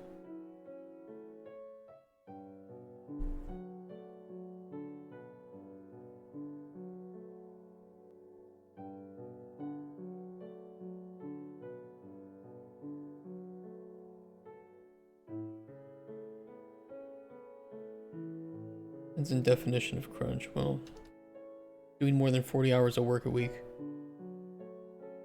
That's how I define it. And I won't pay for overtime. I won't allow it, and I won't pay for it.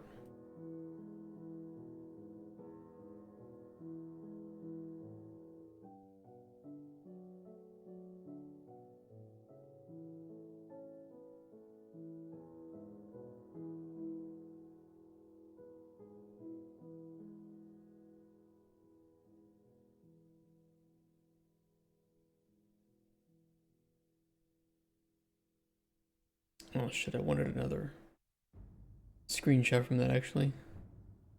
Fuck.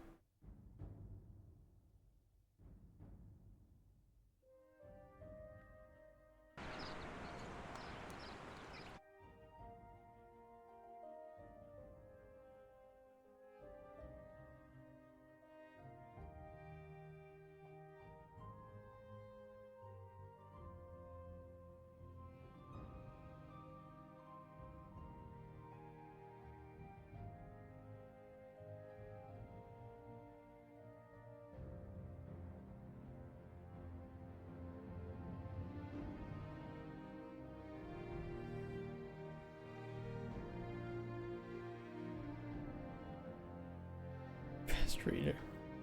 I will clarify, because I know that might sound scary. The reason I won't pay for overtime is simply because we won't have any. Like, I'm not paying people to work more than 40 hours a week, and they should be paid well enough that they shouldn't have to work overtime to make more money. You work 40 hours, you go home, you have your weekend. Simple as that. I don't want any Mavericks, I don't want any Martyrs. That ain't happening. Have your weekend, play some games, hang with family, relax, rest, come back nice and energized for the next week. Ugh.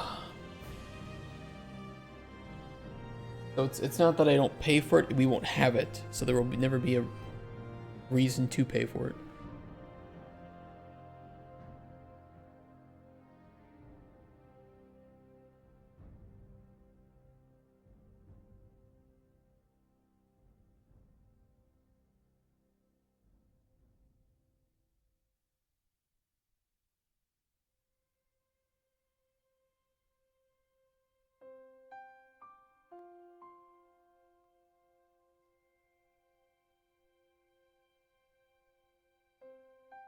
24/7 application support. Well, thankfully, games do not, well, at least our game doesn't require 24/7 support. Never seen paid overtime for software? I've seen it in game dev, but it's not common. And some companies will pay you for it, but they also will subtly build this culture of crunch and overwork. So it's not like they're paying for overtime, they're just paying for more work to be done.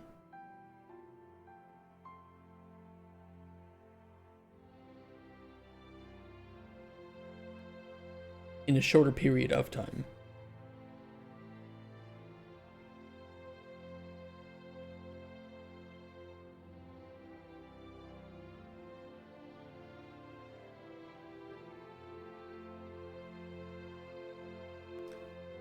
You're not allowed to work over 40 hours in US without getting paid overtime.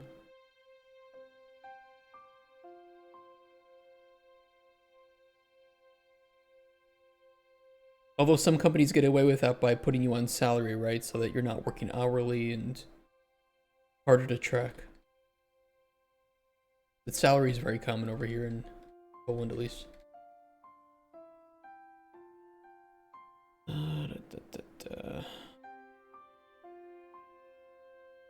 Yeah, you would do shifts, I think, in 24/7 case. You do 3 shifts.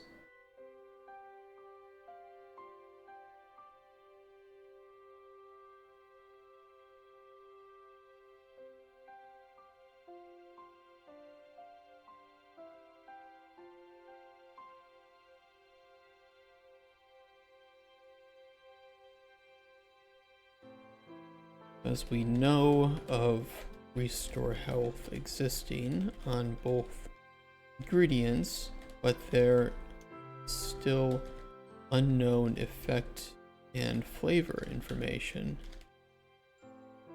meaning that we're not entirely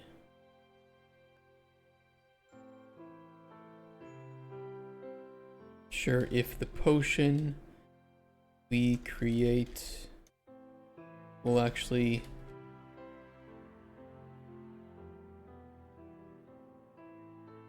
have just that effect, or maybe others.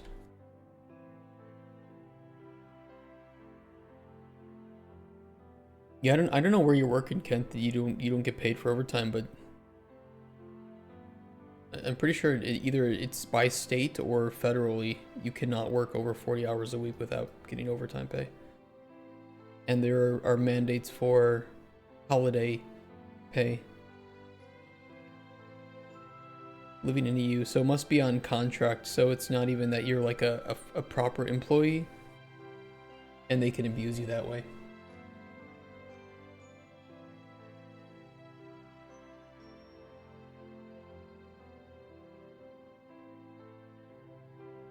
Yeah, contract, okay. Yeah, yep. You still get away with that even here in Poland too. There's like really shitty forms of contracts that have they aren't subject to work law, or not the same types of law. They're considered the worst contracts that you can get.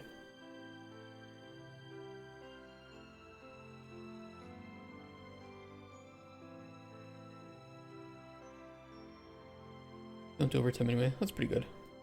Very lucky.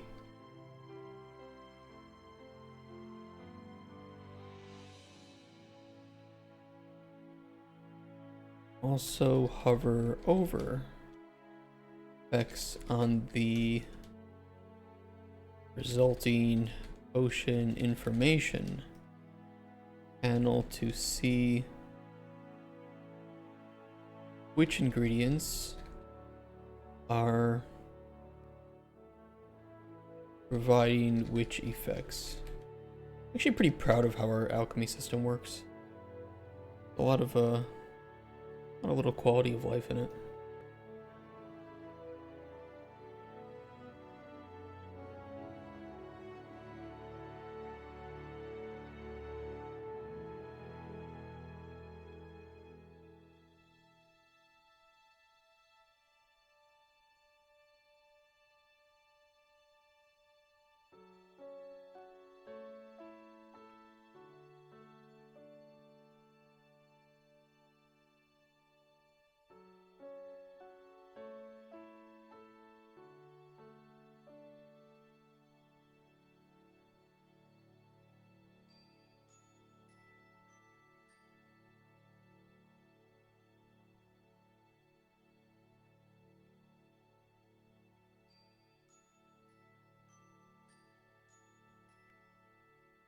Once the player is ready to brew a potion, comma, they can click the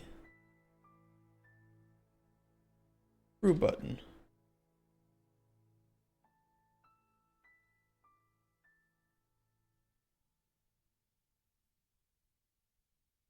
Hey President, how's the game coming? It's coming well. We are in the process of writing up our GDD and getting the documentation and pitch ready.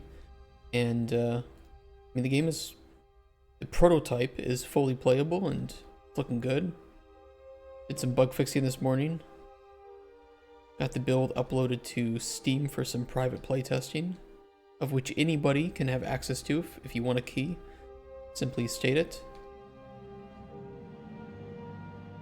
But now it's all documents and milestone plans and budgeting. It's a headache that I don't really like.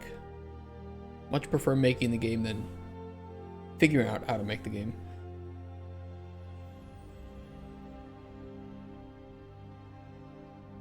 I'm gonna pop up where the player can finalize the potion.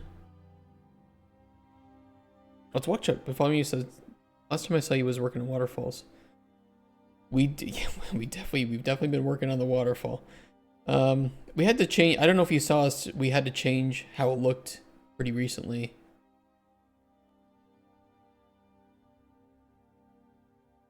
Well, I say recently, but it was quite a while ago. That was a horrible, nasty bit of work to get implemented. Also, sorry, today I'm just spaced out. I've been up since midnight. Only had a few hours of sleep. So if I just sound like I'm just trailing off, or I look, I don't know, like high or something, I am just dead. But we've been changing a lot. I don't know if you said last time I was working on the waterfall. I mean, that was before we have so much now. We have tons of little mini games. We have fishing. We have farming. You know, we have our new water system and things to explore under there. We still have the beach ball that sexually moans. We have more NPCs, puzzles, a whole dungeon. Some nice enemies.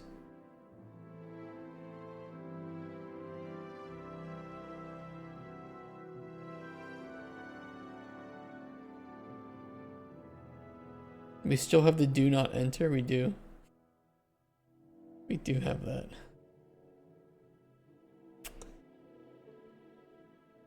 The live stream of the adventure quest you said months ago?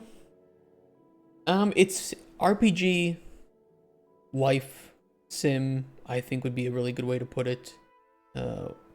Exploration elements, but at its heart it is an RPG game.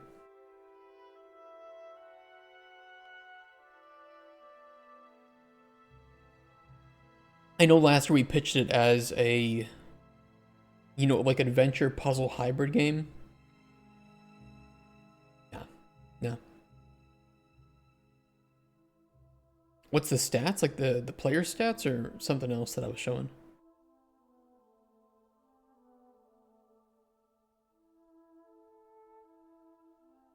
Player doesn't actually have very many stats.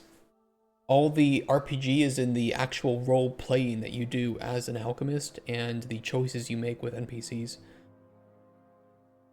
I don't want to obfuscate that or gamify that with stats. I'd rather the player focus on like being an alchemist and how you make those choices. Do you help people? Do you not help people? You say certain things to piss people off or not? You know, that true role-playing experience that you would get on like a tabletop game, as opposed to just throwing stats and XP and shit at the... Overdone. Doesn't fit the game. Provides the wrong vibe, you know? So the player finals the potion. Using both an icon and a name for the potion. Let's get a picture for that.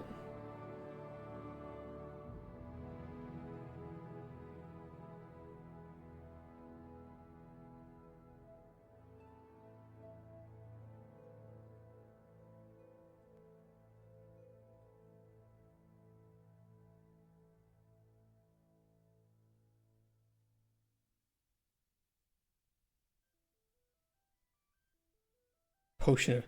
So potion of healing is like the most generic name for a healing potion ever. But it was kind of perfect. Or a healing potion. I mean, that's exactly what it is. That's all it's gonna do. It's gonna heal you.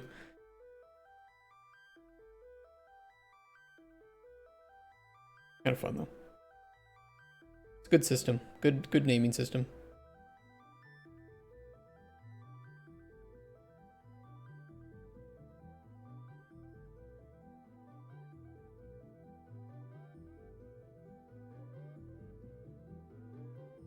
It would be better to create a stat system based on what you do with the NPCs. Might take a week. Dan played the open version a few months ago and it's good, but going to RPG and Sim, you should create a number system for different quests. What do you mean number system for different quests, though? What would this number system do? And what would it accomplish?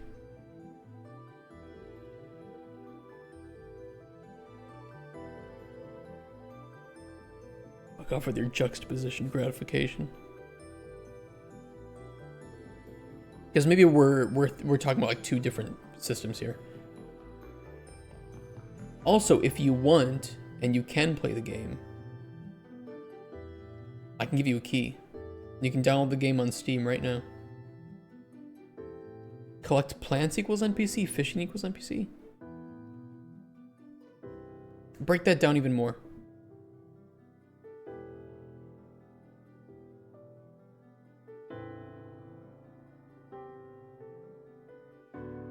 It's not on Steam right now. Well, it's not public on Steam, but you can get a key for it and it will add it to your library, in which case then you can download and play it. And this is the most recent version. I made the build today, so it's got everything that we've made since then. Can we do this quest at Loxa Quest? Yeah, we can do. We already have that, President Wilk. Our system allows that. If you want to make it so that you have to find, I don't know, a legendary fish before it'll spawn a new NPC, yeah, it's 100% doable. I don't even have to add anything. It's already working in the game if we want to do it. That'll be up to the writers, though, of what they want to make into NPCs.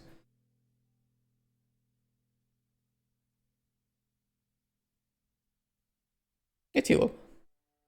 Where's a class system? There's no classes because you're an alchemist, so there wouldn't be any classes.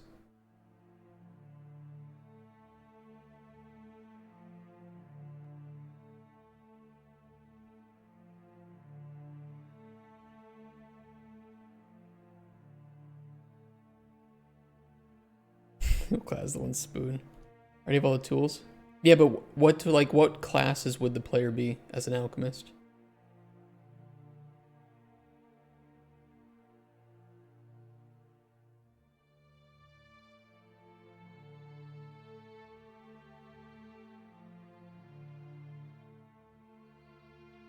Write their own potion name if they want. They can also randomly healing buffs and time management. Healing buffs. I mean, you would just make a potion with better healing capabilities.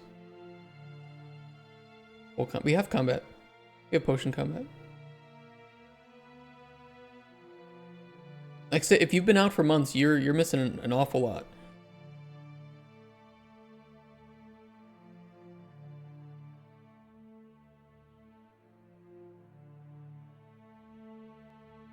What's the number?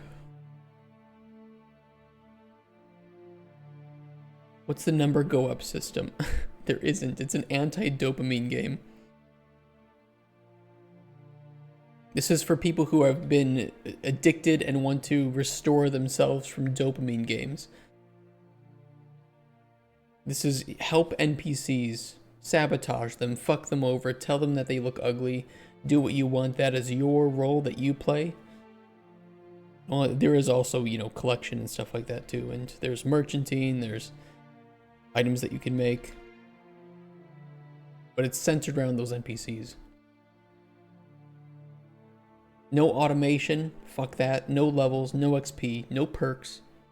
Your discovery, your progression is handled through your through the progress that you make, that you learn about.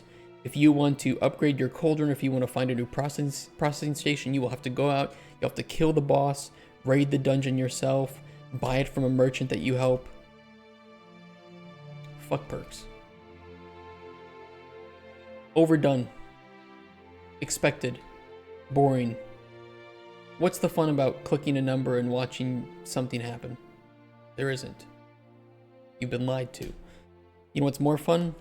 Finding a dungeon out in the wilderness, exploring it, discovering something that could have been in a perk, but is now your loot, your unique loot from properly going out into the world and looking for things. Thought this was an idle game. Is the butterfly? There's butterflies. They're flying. He might be playing with the beach ball. Not you. He's either playing with the beach ball or he left it. I don't know. I don't see the... Oh, here he is. He's, not the happiest with me, though. Little scaredy cat. Well, scaredy butterfly in this case. Oh, there's the beach ball. I can't go anywhere without the beach ball.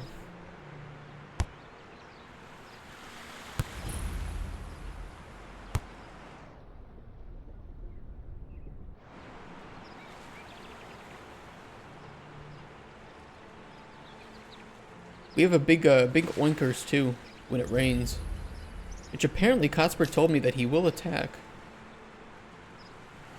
but only when your back is turned to him. He'll slowly sneak up on you and attack you. But it has to be raining for him to appear. Give it a second. It's got to compile some shaders. I'm gonna stutter for a few seconds. Go.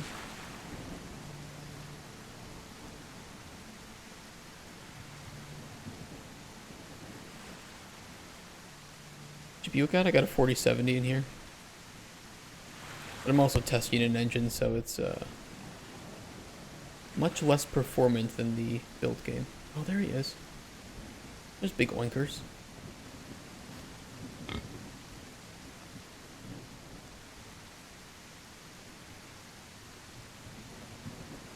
He hides behind trees, though. He gets kind of scared. You get too close.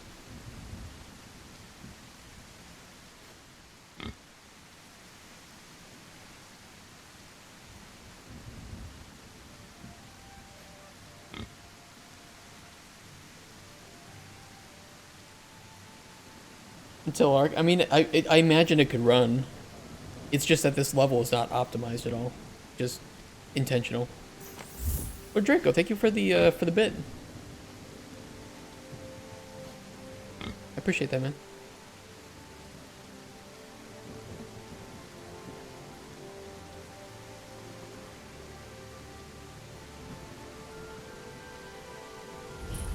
We have puzzles as well. That, of course, you do with your potions. Let me cheat some in here.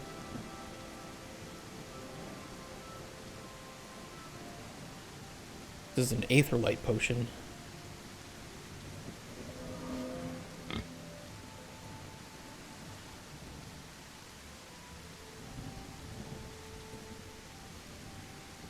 Oh, he escaped. What a bitch.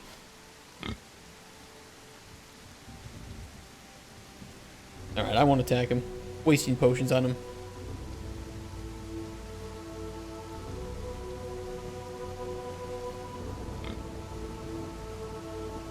Check back in May. Well, we're not going to be doing too much... Okay, we'll fix that. We will not be doing too much more work on the game next month, because we will be pitching the game.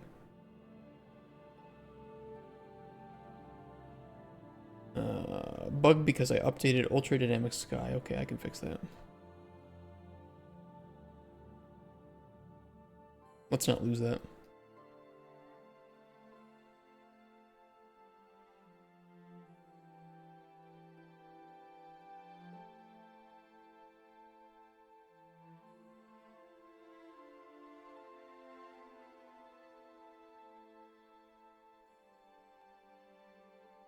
potion name based on the effects provided, or the effects that are existing on the potion.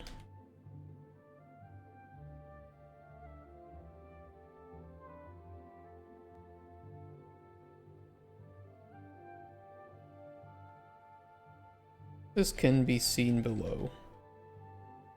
And then we'll put that second picture in.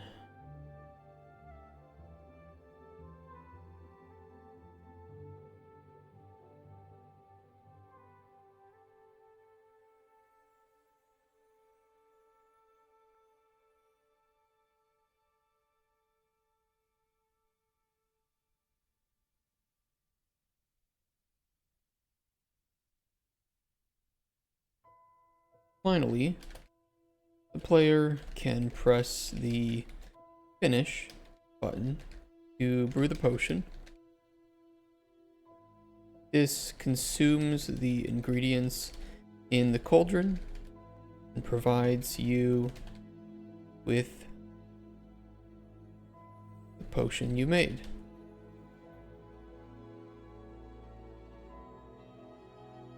It's possible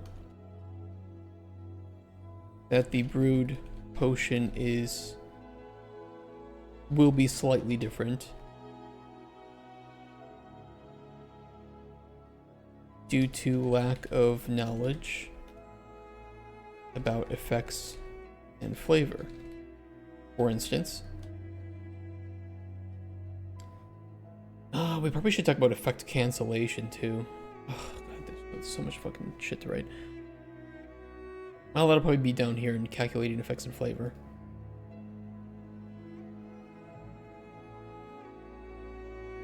If the two ingredients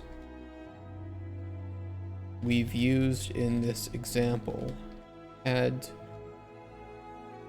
a common unknown effect, such as restore stamina, the resulting potion would have that as well, even though we didn't see that it would. Once brewed, however, that knowledge would unlock for us, so that if we made the same, or if we attempted to make the same potion again with the same ingredients, we'd be aware of the restore stamina effect as well. Okay. Let me go to the bathroom real quick, and then I'll be right back. We can write up these two more sections here.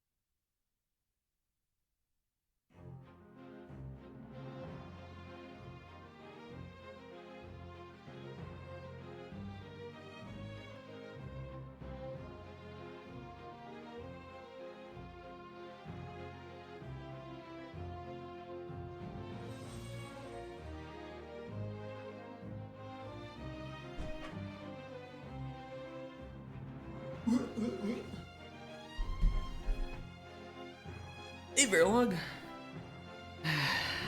How's it going?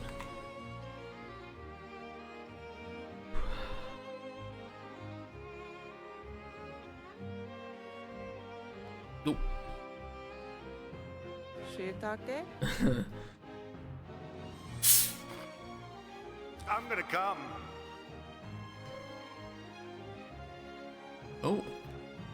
That kind of stream, huh? Just pulling a Linity here and, wear some short pants. Seem more alert? Yeah, that's exactly what happened. Stiffen the white powder. Schedule 1, but IRL.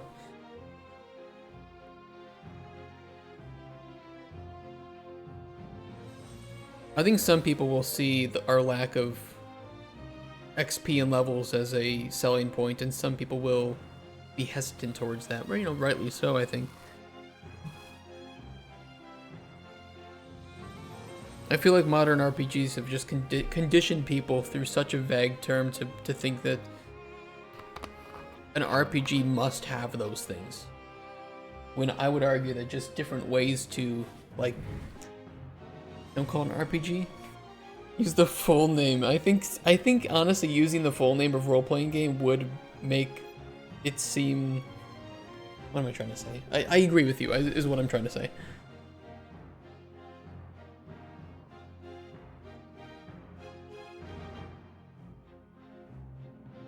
I mean, I'll tell publishers the same thing. I'm just like, look, you've been conditioned to think that this is what is needed to sell a game. I think really what people enjoy about selling games is not always about how they, you know, level up their skills, but how they play their game. You know, Baldur's Gate 3 has a lot of choices with numbers go up because it's built off of D&D 5e. But what people really remember and talk about are the choices they make with the NPCs that they meet, with their companions. That's the memorable part. The rest is just fluff. And I think you can fill the progression fluff void by putting progression in other locations than just number go up. If that makes sense. I mean, even a game like Elden Ring has levels and shit like that too, but nobody really asks you, like, hey, what level are you? They're like, hey, what's your build? And your build is determined in Elden Ring primarily by your gear. And your gear is gotten by exploring. Going to unique locations, fighting bosses, you know, farming some enemies once or twice. That's not numbers go up.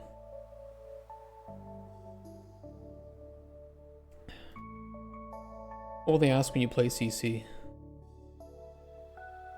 What do you mean, what will they ask? Like how do you progress or something, or what do you mean?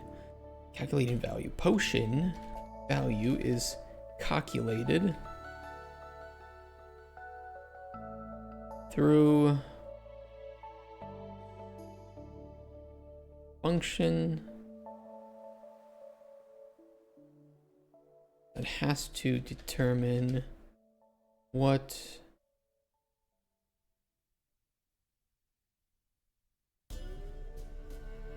the potion actually is.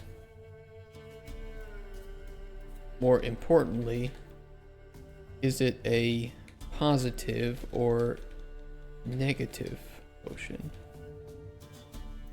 Elden Ring, you can ask what's your build? What will be the CC equivalent? I think it'll be a combination of questions like, you know, what choice did you make with this NPC? I think it'd be closer to like Baldur's Gate 3. It's like, you know, what choice did you make when you got to here? Because with Elden Ring, it's, you know, it's very gameplay driven. I think that we're more story driven, like a Dragon Age game or a Mass Effect game. You know, nobody really cares like, oh, what build are you playing in Dragon Age? It's more like, or Mass Effect, no, it's like, who did you choose to leave behind on Vermeer, right? Yeah, that's my intention at least, or what I anticipate. Julian, thank you for the follow. Happy Monday. I don't know why you guys find watching me write a GDD so interesting, but more power to you. At least I hope that watching me write a GDD is better than writing a GDD. How's it going? It's going well. I'm very tired today, but what are you gonna do? 1K for sure until end of year. What, followers? Nah, we can do 1K even before end of year. We had we've gained probably 200-300 just in the first quarter. I don't know, we'll see. I'd love to have 1,000 when we go to pitch for publishers.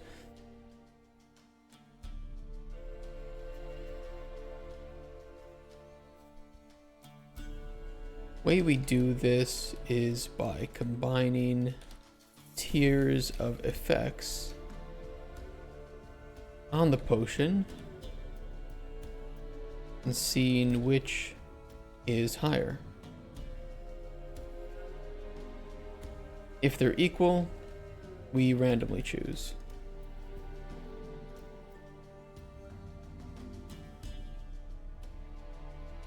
After this,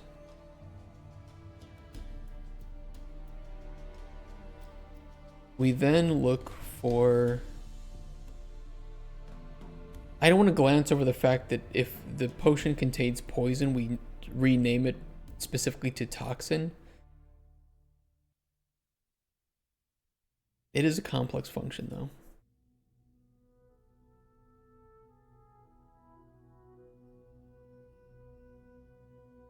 I'm thinking about name. Actually, how do we... Hold on. With value.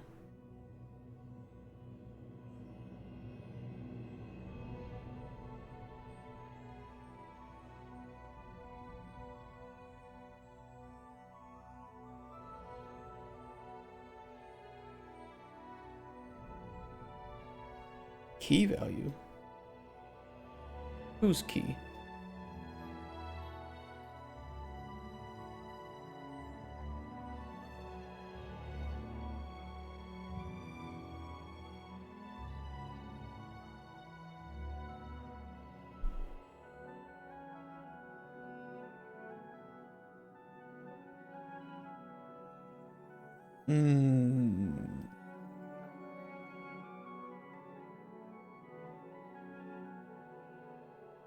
Yeah, okay, I remember now.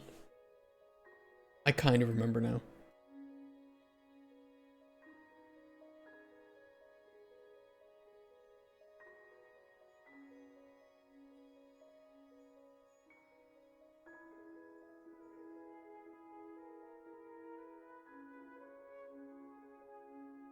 Yeah, we still do the determination if the potion is positive or negative, and then we apply bonuses and penalties or the opposite.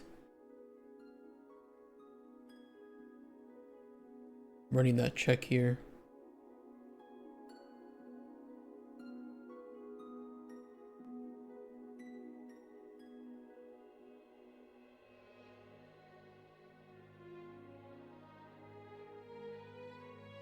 Anybody wants a key to test our game on Steam, by the way?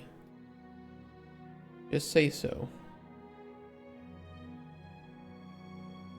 I have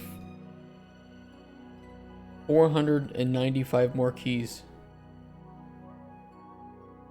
So, don't hesitate. There's no requirement to get one. You just say you want one, and I'll just paste one in chat.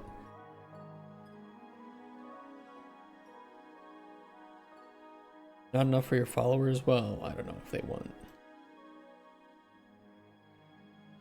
The key. I did. I put the title. I put beta key giveaway. It's not even beta. I just did that so it looked... What am I supposed to say? Like, pre-production key giveaway? I don't think that's as exciting as a beta key giveaway. Some people kind of refer to it as a beta test, even though it's not beta phase. PP key giveaway.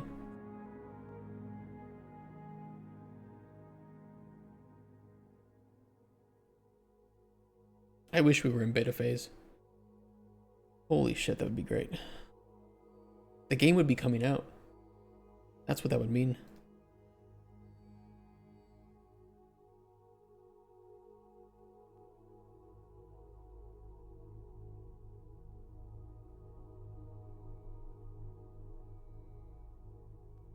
I could just say free game keys. We could be really, really clickbaity about it. Like, oh, which game am I getting? Are you giving me Schedule 1? Like, no, here's a key for my game that isn't out yet and is kind of performance heavy because I didn't optimize it.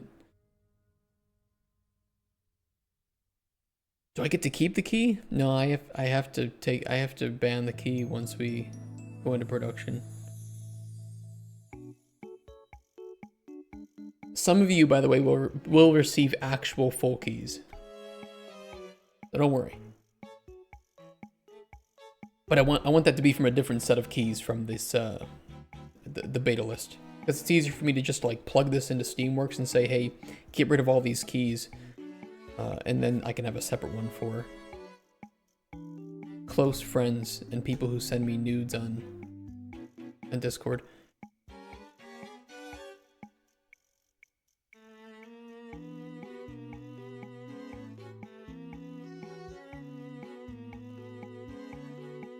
On the potions.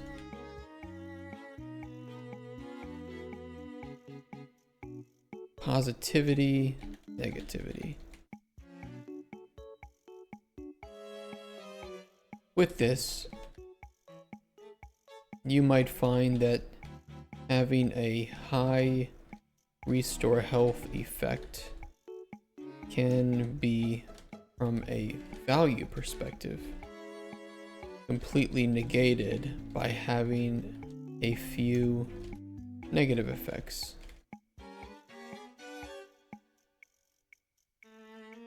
Players are encouraged to focus primarily on making more positive or more negative potions. So, one or two small mess ups aren't going to completely destroy the value.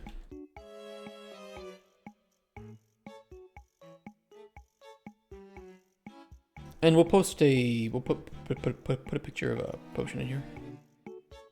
A lot of P's in that stuttering. Alright, let me generate some potions. Thank you. Let's find one of reasonable value. Ooh, that's pretty good.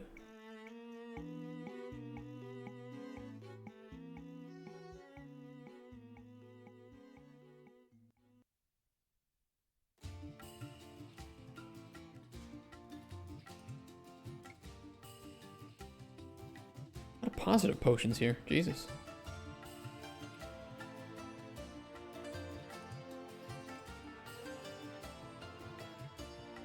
Kind of want one with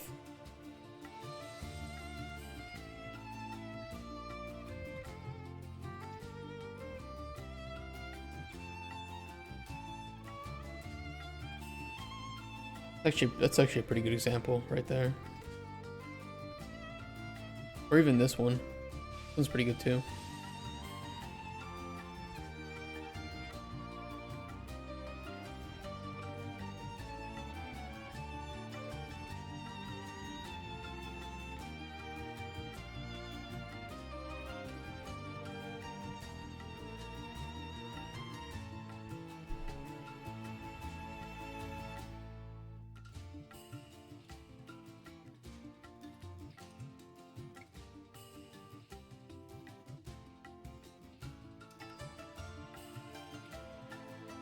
You know what I fantasize too?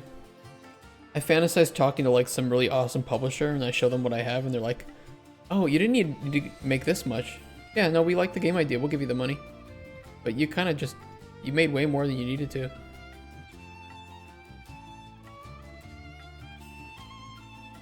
I would cry. Like 30% pain from that, 70% happiness. 100% pain if they said, dude, you should have had way more. at this stage.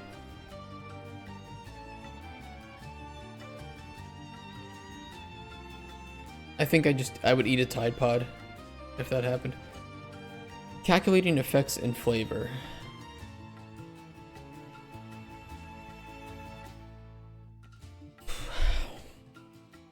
It's a lengthy one.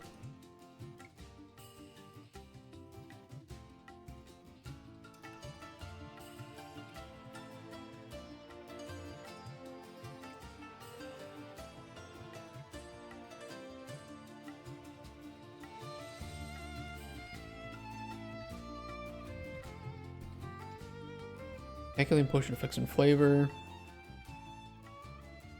is a similar process to calculating value. No, it's not.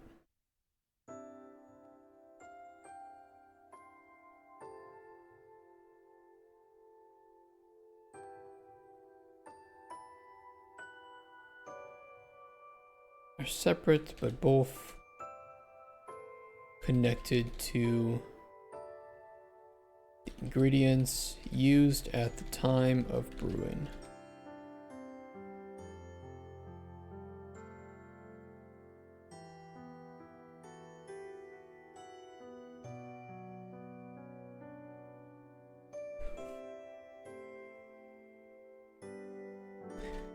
The effects are similar to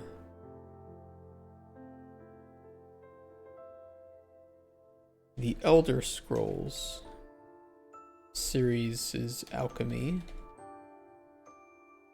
Yes, you are supposed to put the comma at the end of the word there. Little known fact.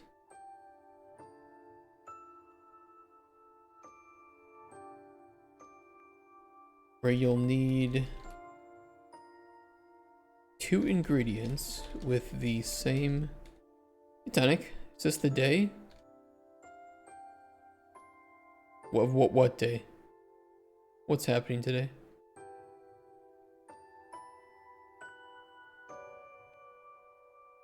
Ingredients the same effect on them in order to brew a potion with that effect. It is the day.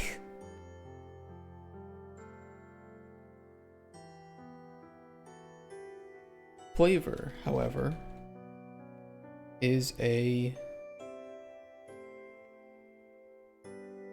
when are you gonna GDD? Oh, it's gonna take you way more than 1 day to do GDD. It'll take me at least a week for GDD, which we are about halfway through right now, but I think it'll take longer. We have a lot of sections to write up. Now technically this is less important to have fully written up than some of the other things that I'm making, but I think we can fit it all. I think we can.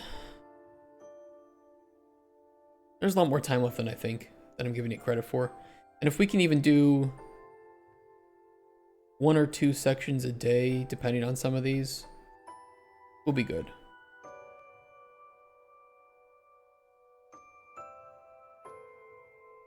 We'll have to do a lot more than that, but slow and steady wins the race. If I sleep normal, yeah, if I don't sleep normally, I can fuck things up.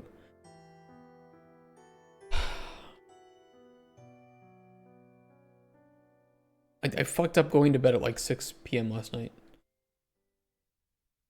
And it's like, was I supposed to wake up and just play a game? Maybe. But also, I wanted to investigate the Steam stuff offline because I knew that I'd probably have... I knew that it would be, you know, somewhat like some confidential information, like account stuff, so... Won't debit the cost of insanity. No, I agree. You guys are wrong. I shouldn't, but...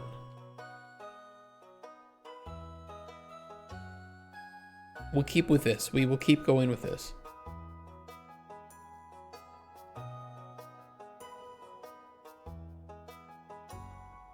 Flavors in the potion. This means that the more ingredients you add, the more that some flavors may become diluted.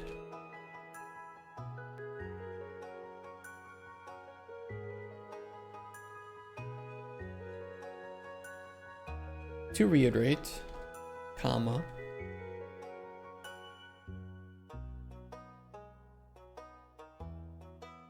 this is very similar to Elder Scrolls, where you need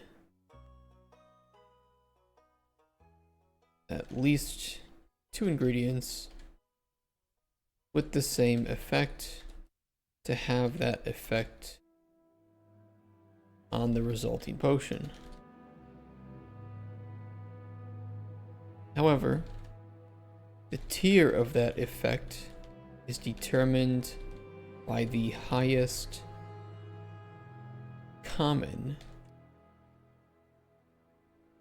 tier from all of the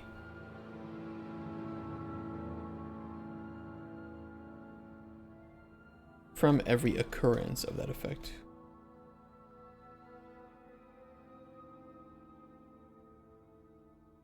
Found in the cauldron.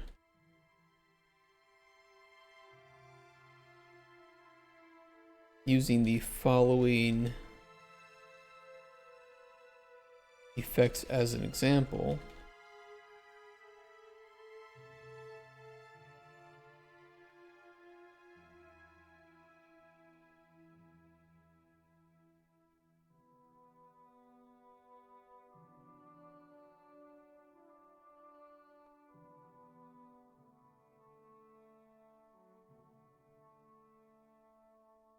Are there invisible gatherable things? So does the button press C together appear when you direct your aim onto it? There aren't currently, but yes, it would. And we intend to make those easier to see by having Aetherlight. And or Druid Sense. So Druid Sense, you would see the outline of it, and Aetherlight would draw an outline on it. But both would be viable to then see it. But you'd still be able to gather it. We were also thinking of an ingredient that would only make itself visible if you were invisible. So it's, you know, kind of spooked by seeing creatures moving around, and so it makes itself invisible, so it's harder to get eaten or something.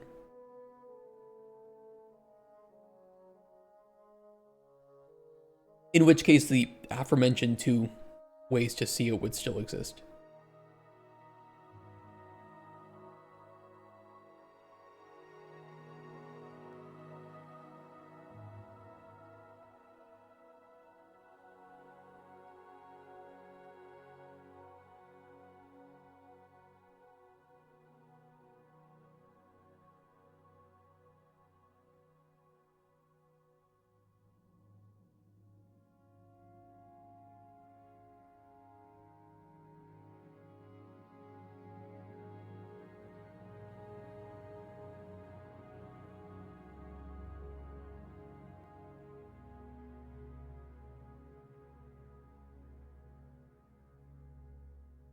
You'd like the button to not appear without Druid Vision.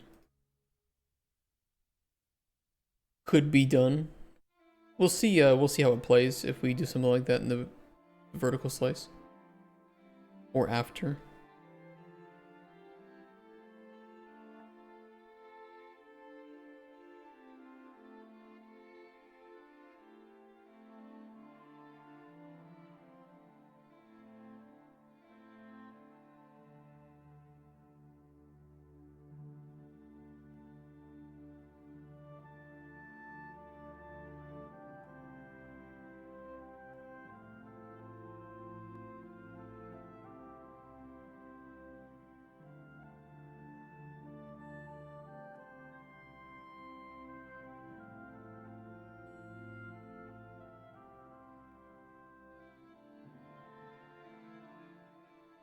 Let's see. Fuck off.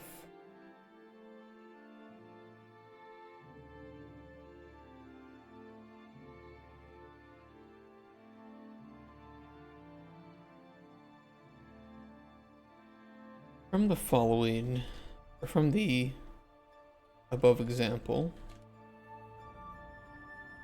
both restore health, a hero, and invisibility would appear. I don't know what the fuck I pressed there. On the final potion. However, you can see that the highest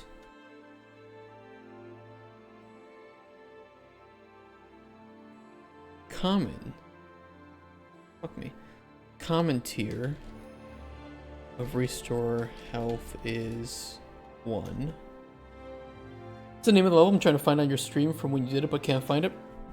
So make sure that when you are in plastic to, I don't know if we set up your plugins workspace, but make sure that that's updated as well. That will need to be. And then in the content, alchemy, maps, you'll see the scale level. And we'll have to talk about how that should look.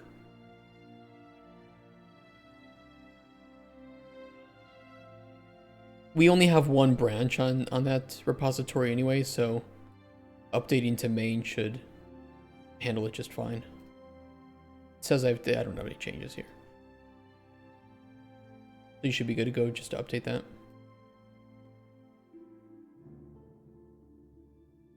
It's just our plugins. We barely ever update that. That's just to like add new plugins. And this level is very big. Probably a little bit too large, but put a big orange pernice in the center so you can find out where it is. And it should be fully set up with all the proper things, so you'll have like cheats in here too and inventory to test. But as we talked about, this level is just, there should be no gameplay elements in here. It's just meant to take some screenshots for publishers.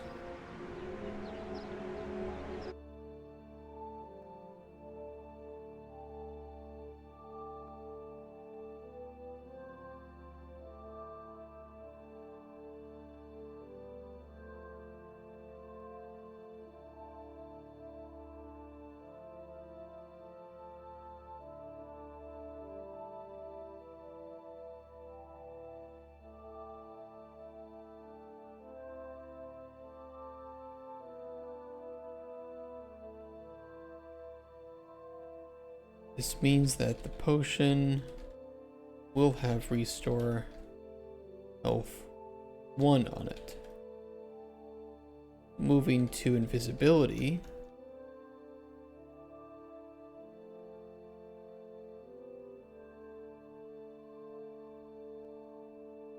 I do flavor? No, okay, so after this next should be effect cancellation.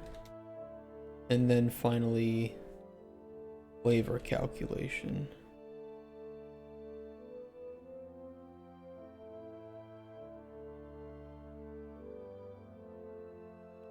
We have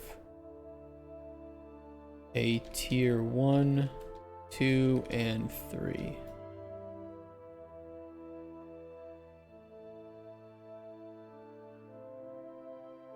Unlike with Restore Health, we can take the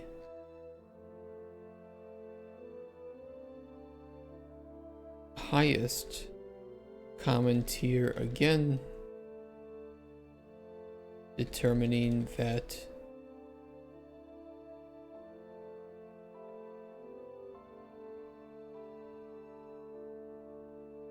what do the levels of invisibility do?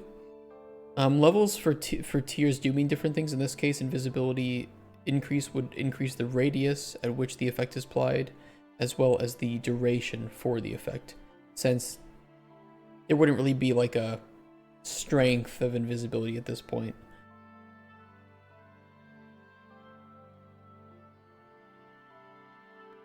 Restore health, on the other hand, is an instant effect, so its effects are applied instantly. So in this case, restore health, higher tiers increase the radius of which that will apply. You throw the potion, but if you like drink it yourself, it'll increase the amount of health that is applied as well. And if you throw it, it's both the radius and the strength of the effect.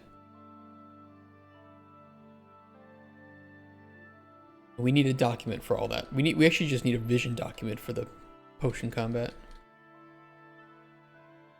Add it to the list.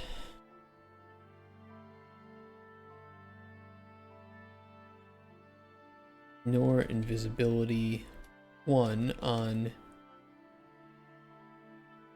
ingredient 3.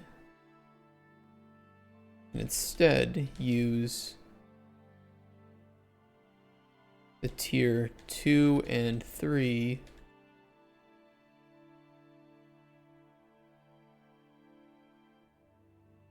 to give the resulting potion invisibility 2. So, from that example, we'd get a potion with restore health 1 and invisibility 2 on it.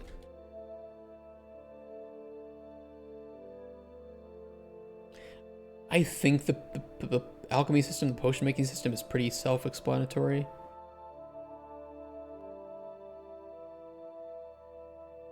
Rephrase. It's easy to understand, I think, once you get the hang of it. The hope, at least.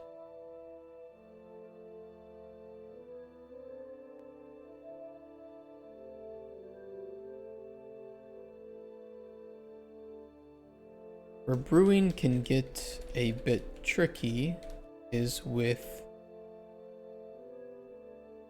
effect cancellation.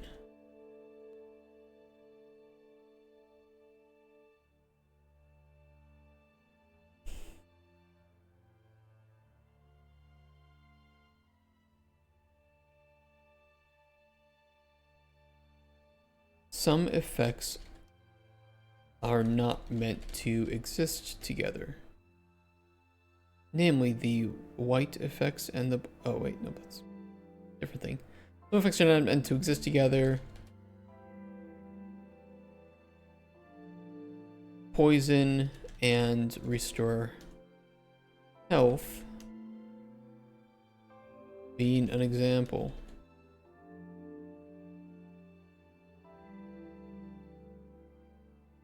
A joke, by the way.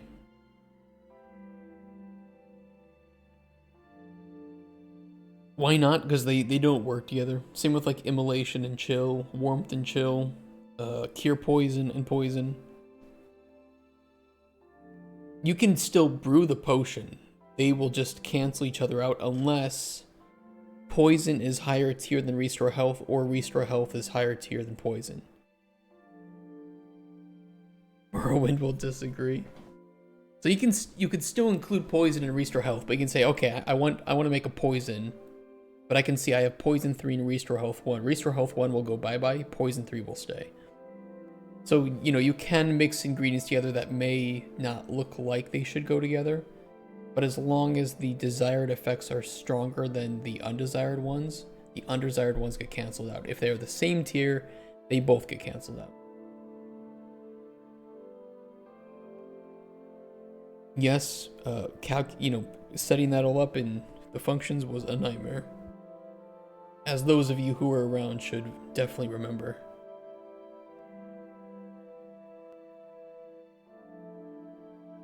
And then on top of that, then we had to add in unknown effects. So now if you don't know that the cancellation will appear, we shouldn't show the cancellation appearing.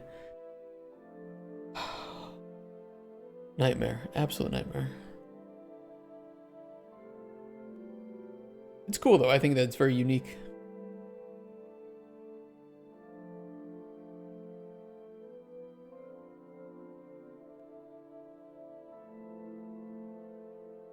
If the effects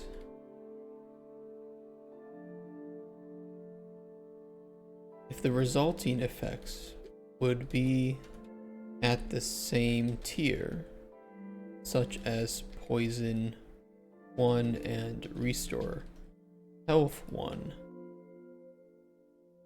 they would both get cancelled out. School stream playtest. When you start the game, you'll see this. You are allowed to share this prototype with anyone and on any streaming video service.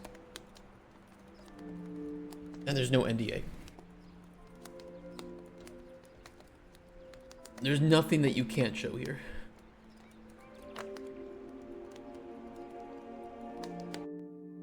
I would like to have like a forum for providing feedback, but I need to make that. So for right now, if you have feedback and you play it, just tell it to me in person. It would be great to have some metrics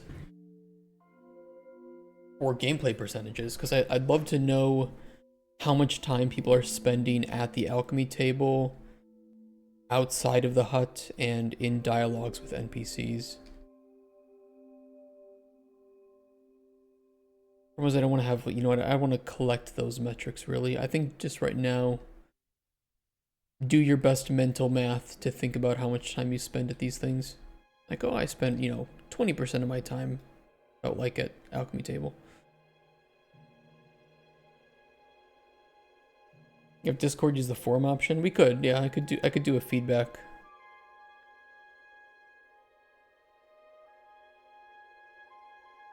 If you want to keep track of it, doesn't have to be too specific. I really just want to know, were you spending 50% of your time at alchemy when I wanted you to spend about 15 to 20% of your time?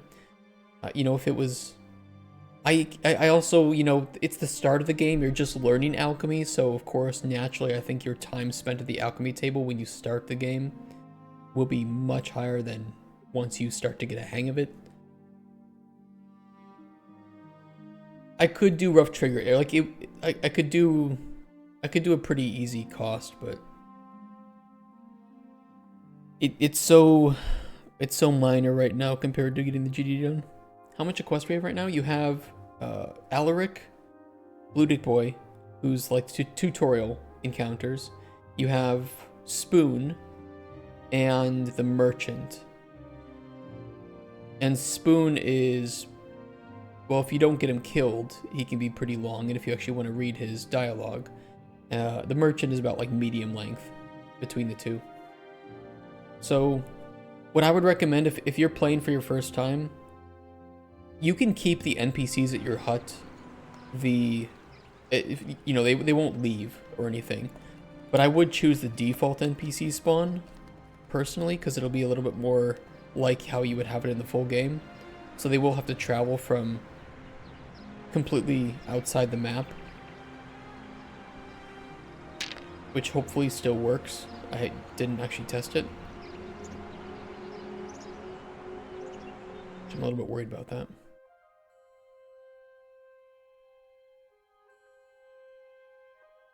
Timers in your stream deck. Like I said, if you want to do it that way, that's super cool. If you just want to like kind of mental math it, that's fine too. Not gonna bother me. And I kind of anticipate that players playing this for the first time will spend more time than they might imagine doing alchemy. Any model you want to change soon? I probably wouldn't. I think that I'm going to be stopping most production on the prototype after we do this, unless there's anything that majorly needs to change, since it will kind of just be diminishing returns on the value of the prototype.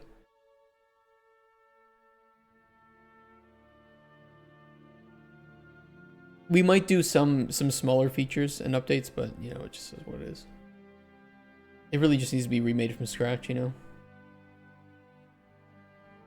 looks like he runs so slowly. I don't know. He just looks like he's slow. Does he get blasted with a, I think he could. He won't take damage, but I think he might. No, he doesn't. Okay. Yeah, because he doesn't have an ability system, that's why.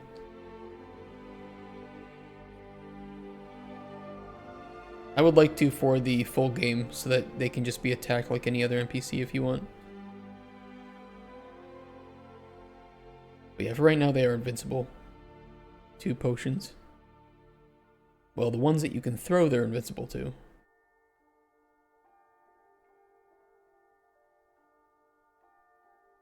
I'm able to sell potions in exchange for sex. Not for sex, but you can definitely get gold for it.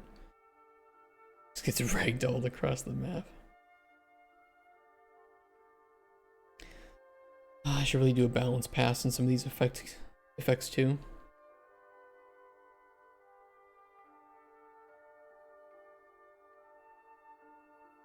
So much to do, so little time.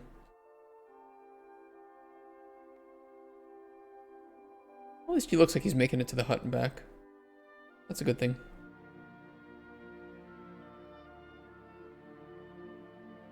You accidentally kill customers and you were to bring him or her back? Nope. When they dead, they dead. Poor blue dick boy here. He's gonna die. Rip bozo.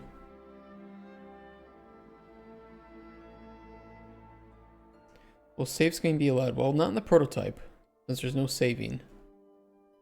But I do not mind save scum in the full game.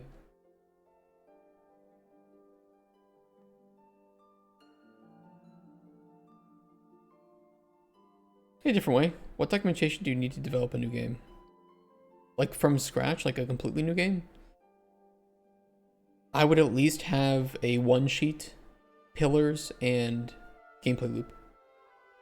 But honestly, Lazy Fang's answer of as much as you need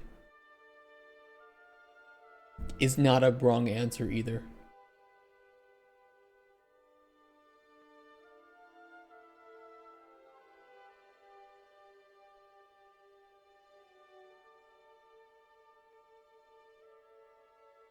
I have my own standards for it, but as long as your game gets made, I mean, who can complain? Yeah, and different games might have different requirements. Yeah. Gameplay loop pillars, I would also say a one sheet, which the good thing is I do have a one sheet template on our Discord.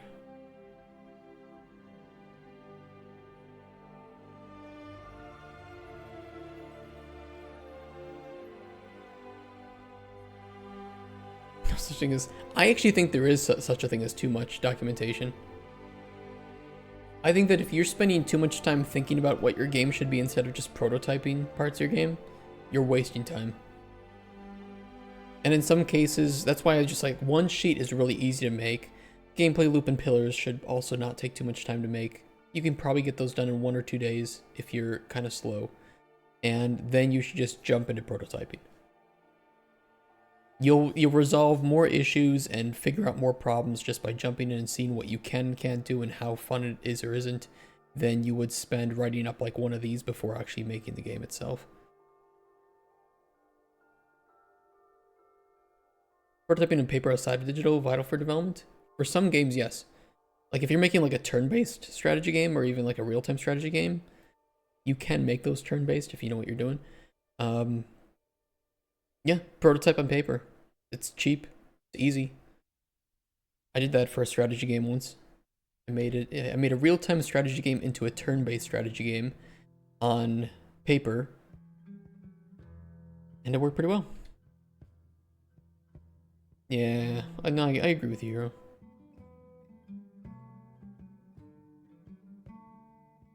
Tactile thing to do? Can I tell something works on paper? No, you can't. Well, that's what I mean, is that you can write up you know, a big GDD thinking that you're writing the best game in the world, then you go to prototype and you're like, actually, this is not fun. That's why it's like, write up just a baseline, and then just go into prototyping.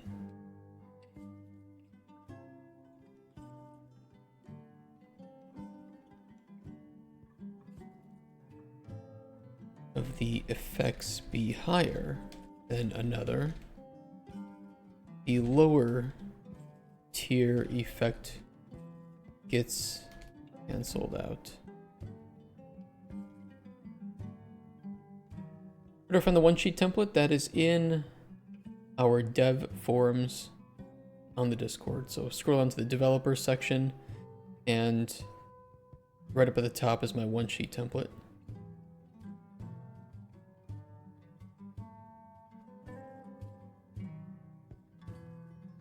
I don't see a whole lot of developers do the one-sheets, but I have said every single time that I've shared one with a publisher, every single time, they seem very happy to have it. Especially actually like in physical, because then they can share it with like other people right there at conferences. They can write on it and do whatever they want. Your GDD needs about 300, 400 pages before you even think about touching the game engine. Yeah, right. I'd love to see a GDD that is 300 to 400 pages. I think I have access to that. Everybody should have access to the dev forums. I see you here. I see D-Ways.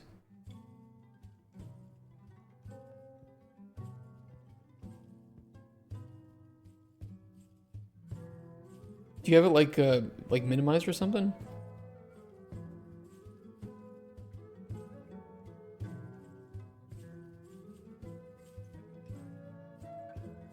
It could be hidden. Or you're just being blind, okay. We've all been there. It is a .x, so what you can do is if you place it in your documents, custom office templates folder, which you might have to make, then when you're making a new file, you should be able to see. Maybe they moved it.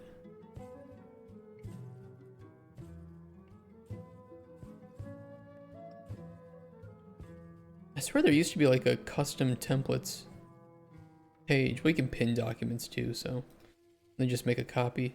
Right click, make a copy. Don't have a very long GDD, but it's a way out from the game I'm making. Too lazy to update it. Yeah, just fuck it. Update it when you feel like you need to update it. If you spend every waking minute updating it, then you better off just keep prototyping. When you need to update it and rewrite it, you can do it just like we're doing it.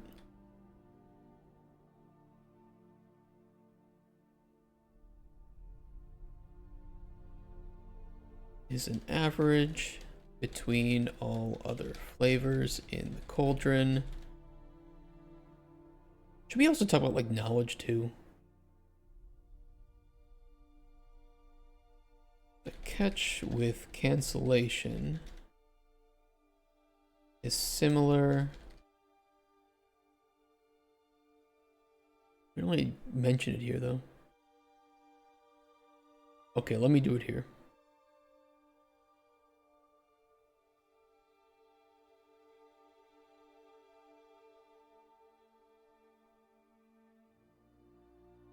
And I'll grab a screenshot for a spacer.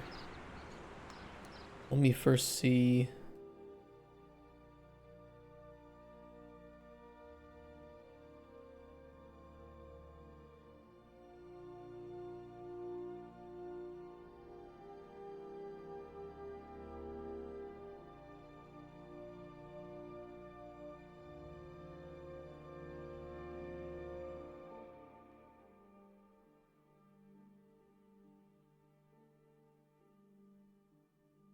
Restore health 2.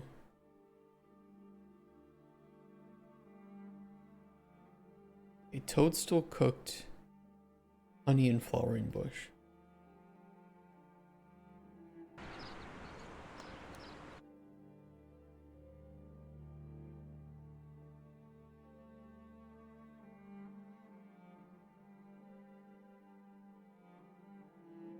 Almost absent.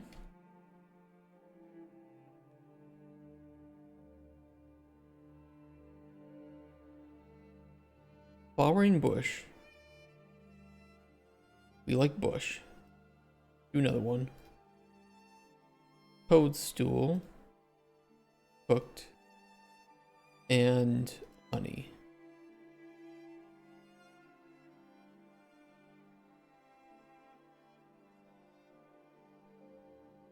We're gonna discover restore health on there.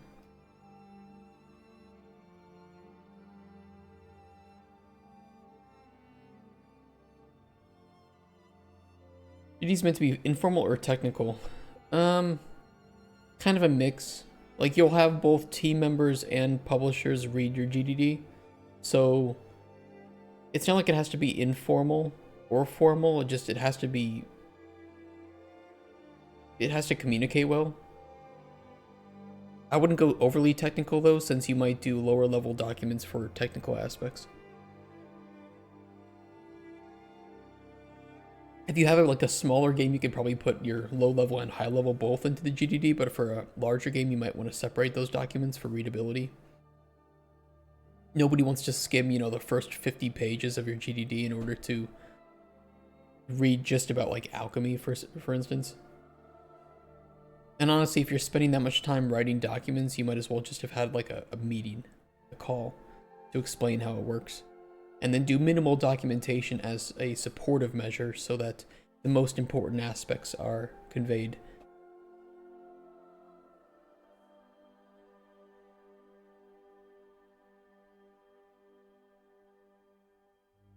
Hey, Roop.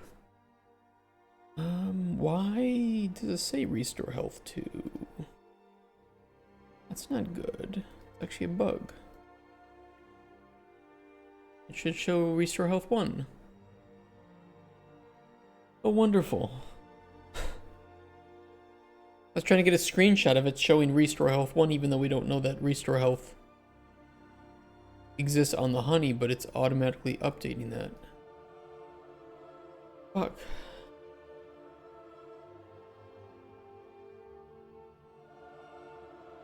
Every time I think I'm done with this function. Every time.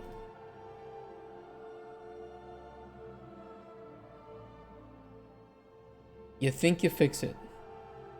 How's the game progressing? Well, bug. What do you expect?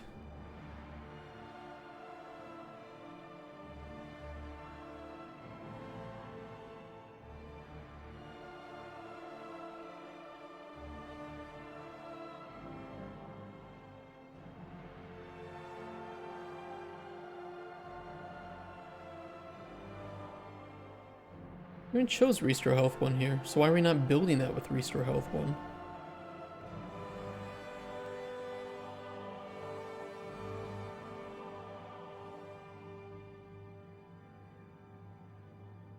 Because we're grabbing actual effect tiers.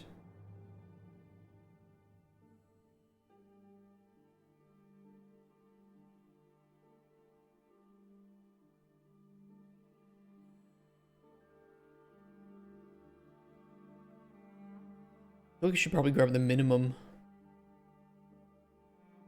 for that index.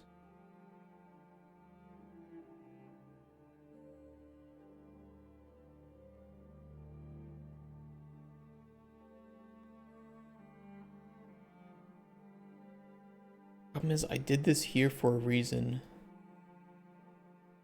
Would grabbing the... Hold on, where's the effect tiers visual? 1000. Why there's 6 elements in that?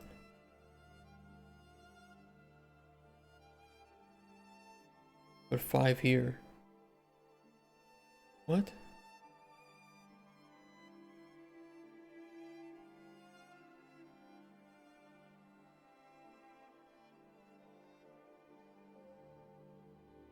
The fuck?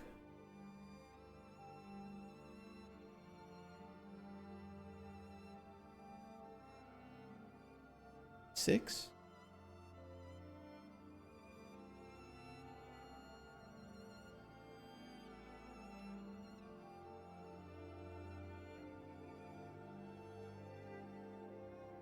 Good luck on the sepulcher.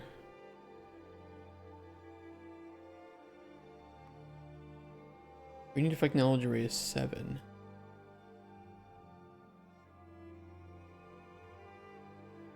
Well, where's that getting 7 from?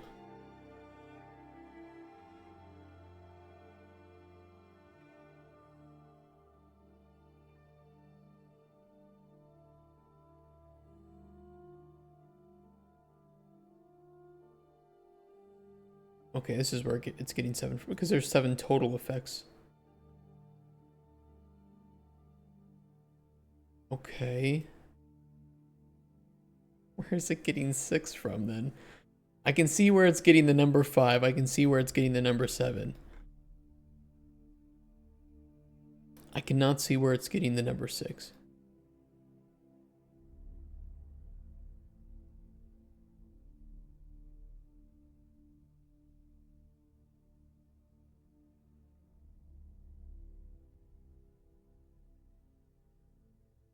Update 5 gigabytes.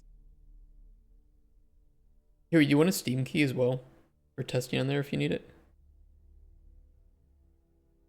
Let me give you one. And anybody else who wants a Steam key can grab one. Just say so. I have 493 left. Publisher disagrees with their budget. Would they explain their reasoning or just ghost you? No, they would explain. Because they might be wrong. 786. Shut the fuck. I actually don't know where it's getting that from.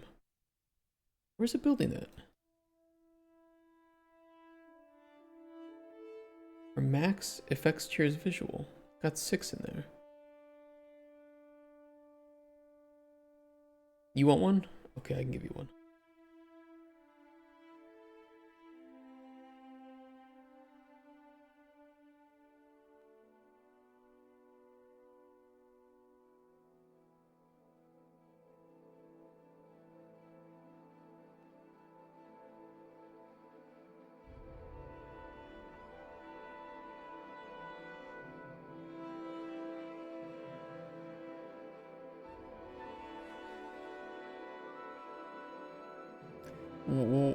Wait, hold on. Why do I have a test array here? You like a key as well? Absolutely, Refiax. There you go.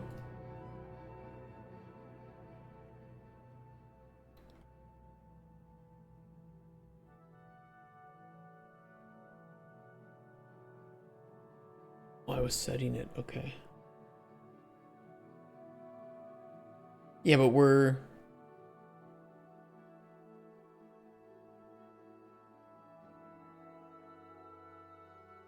only sorting one of them, though.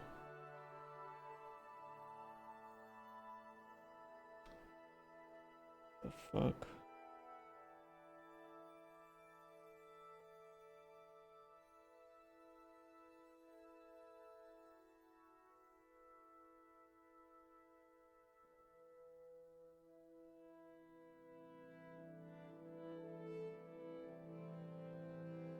I don't know why that has 6. It's so odd.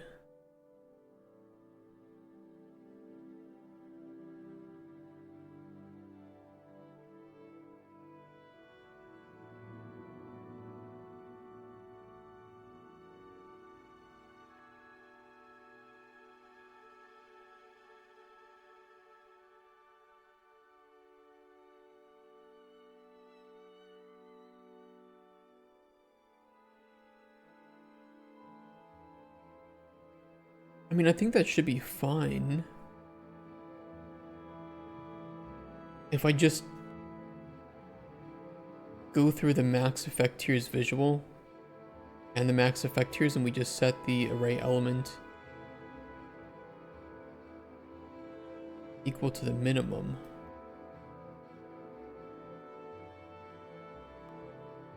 And again, I don't know why we're not pooping out actual effect tiers visual down here when we're actually building the widget.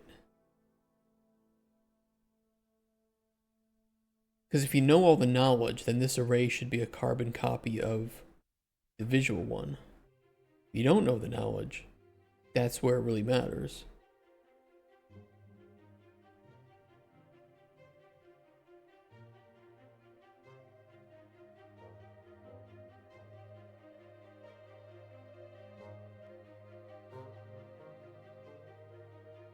Put it there for a sec.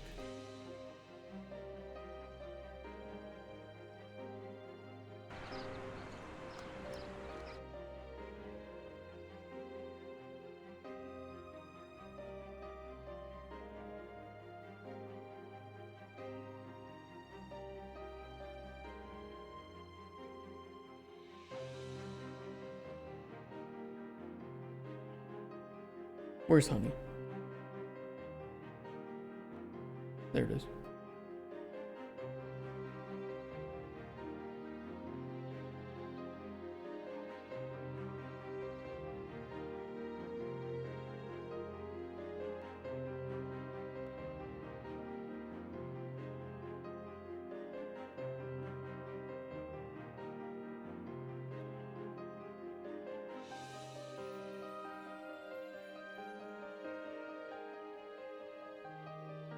Okay, I mean that's okay.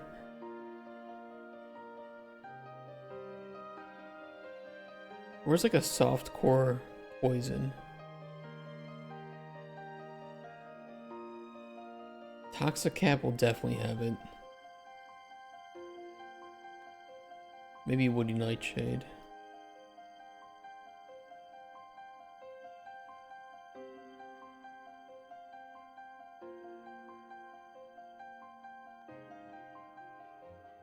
Dried is better.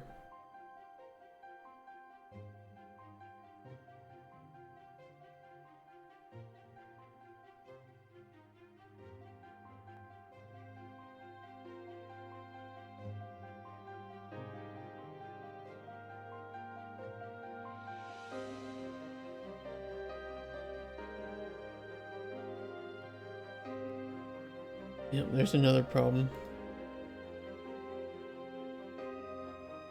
It cancels out that effect. Cancellation. Which, behind the scenes, technically this is, you know, exactly what would happen is that because we're putting Restore Health 2 on there because we don't know that Restore Health 2 exists on the honey, it shouldn't show that the Restore Health stays. It should show that they will both be canceled, even though that's not the case. Okay.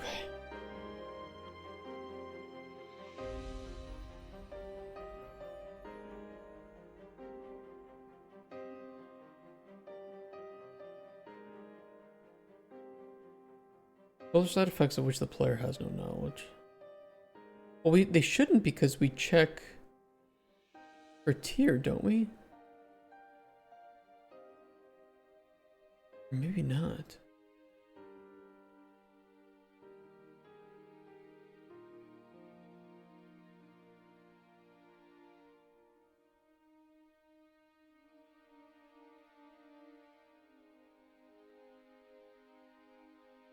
Yeah, it shows true. We don't do a tier check here.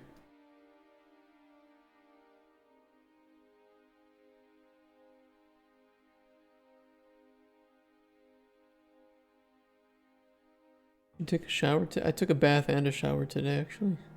How you doing, Huge Cookie?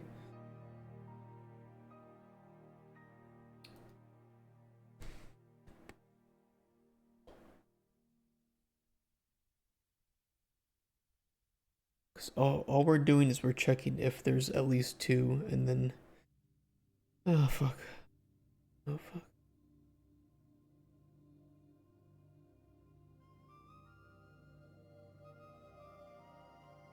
But that wouldn't... We don't do the cancellation here.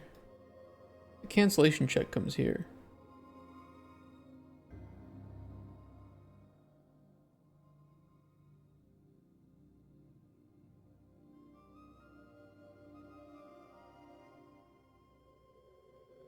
I have no reason why that fart reverb isn't working today. Especially because I can trigger the sound from my Stream Deck file.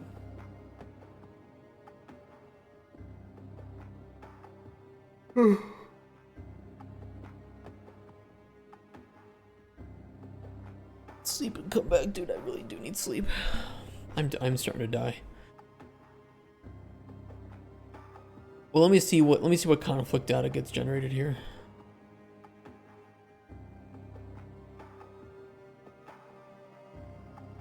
It is pooping out Restore Health 2, which is the correct. That is what would be on there.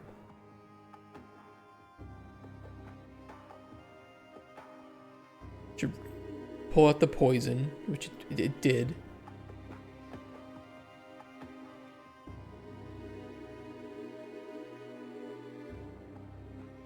2 is 0, 0 is 2.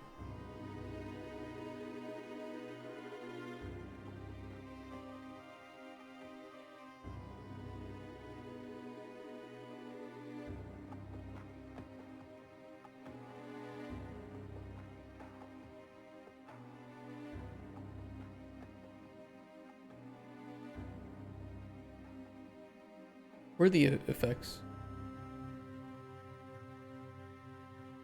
Poison.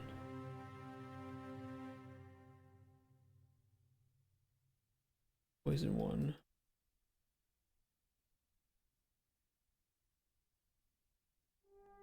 Index 5 is restore health.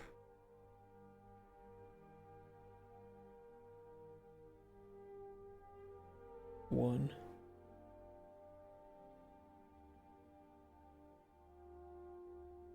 I mean, in which case they should get canceled. If index 5 is listed as 1, and we have the potion conflict data up here,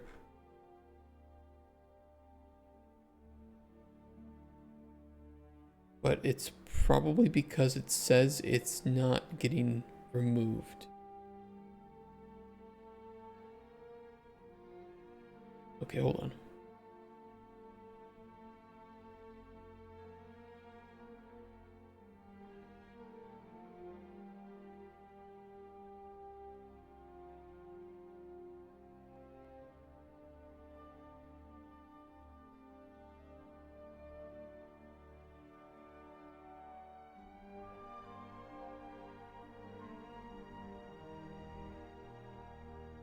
Poison 1, Druid Sense 2, Restore Health 2.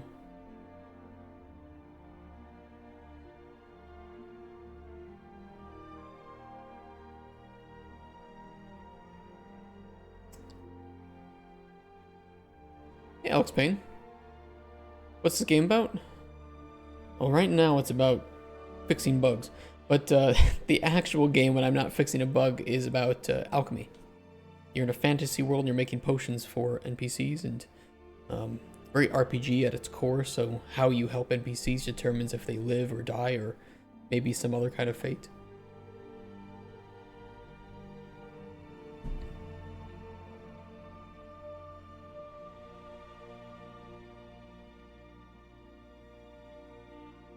Yeah, we're feeding it the wrong information. This is like the good information, which this is true. Then it would return that index 0 is getting removed. That's fine.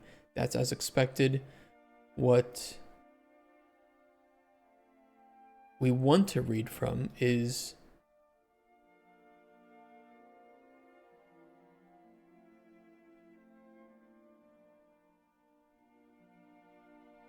not the potion effects, but likely the potion effects visual.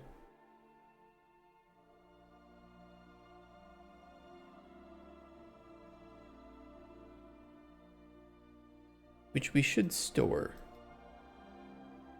Well, it's not built yet.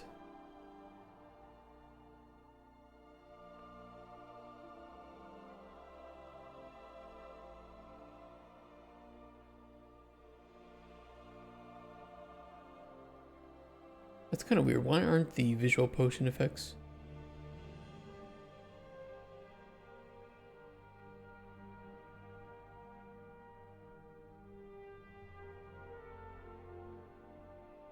Oh no, because we build them here, so hold on.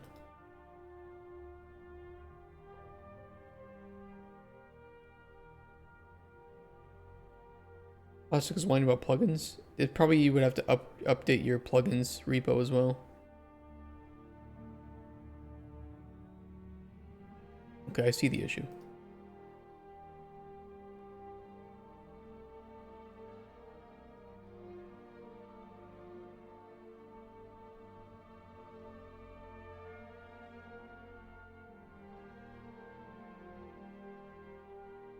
You just started with Unreal? Do you have any game dev experience, or are you just like completely starting out fresh?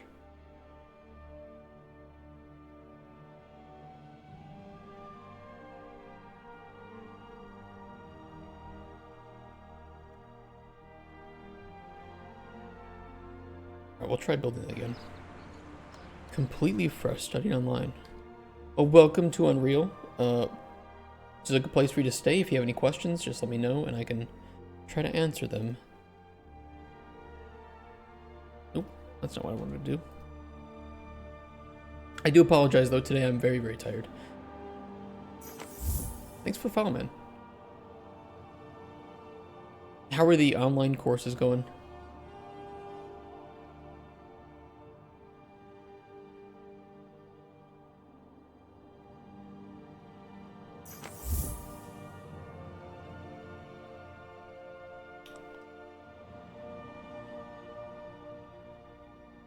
My followers like to troll me by unfollowing and refollowing.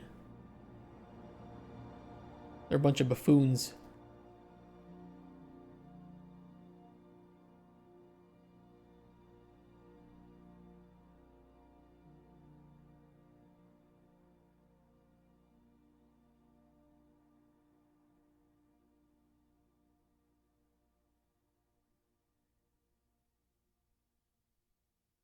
Oh, I cheated knowledge. Oh, hold on. I fucked up. I cheated too much.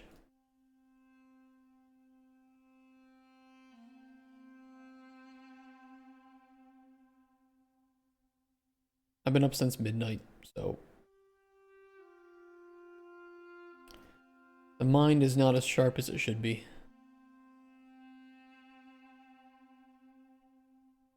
Okay, restore health 1. Beautiful.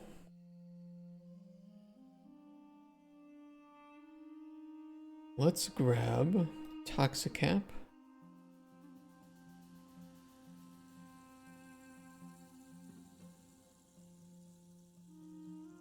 And what else were we using? Woody Nightshade, dried.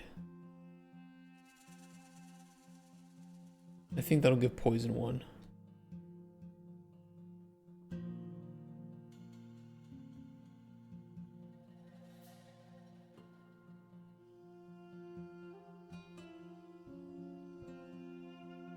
Yeah. Okay, flowering bush.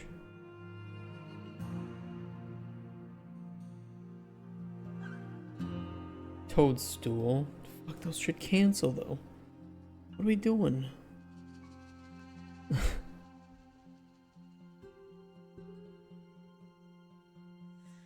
It shows they'll cancel here.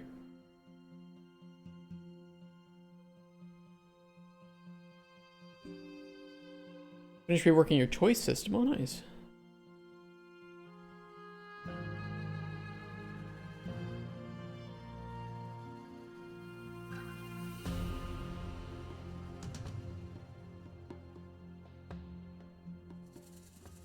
Moving door, activating the light when the player gets close. Classic one.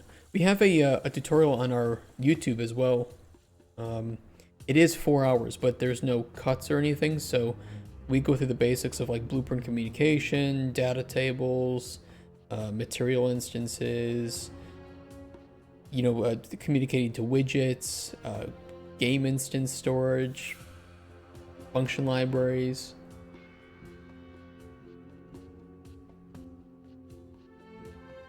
Then an interaction system afterwards, for good measure. Can't go wrong with interaction.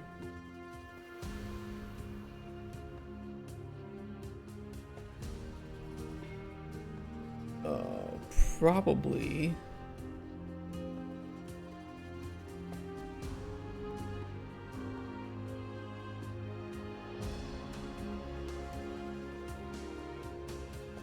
True. That's because we know effects on them, though. It doesn't mean that they're guaranteed on there.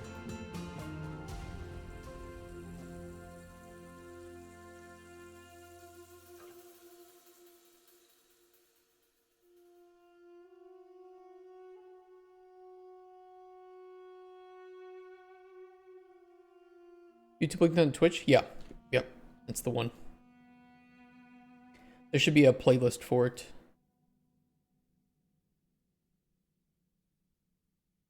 The UE5 tutorials.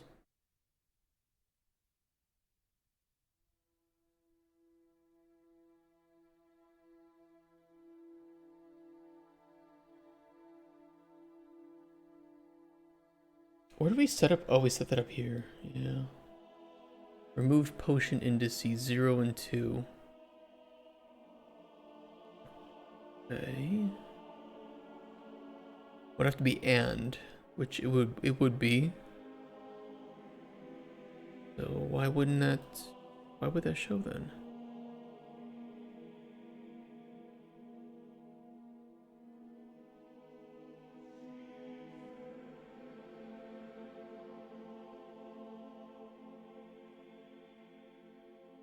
Poison 1, Druid Sense 2, Restore Health 1. Conflicting effects are known true, so it is a cancelled effect. In which case it should return.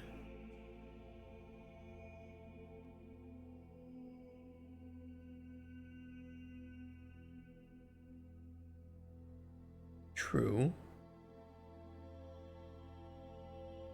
Kinda weird. Libraries are awesome, helped in freeing my game instance and game mode.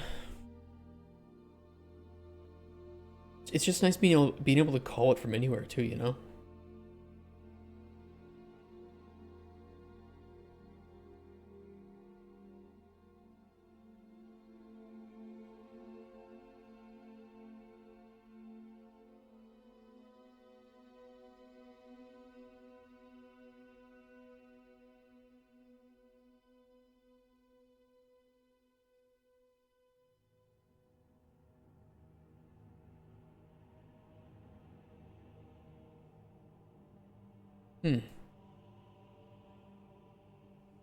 That's really weird.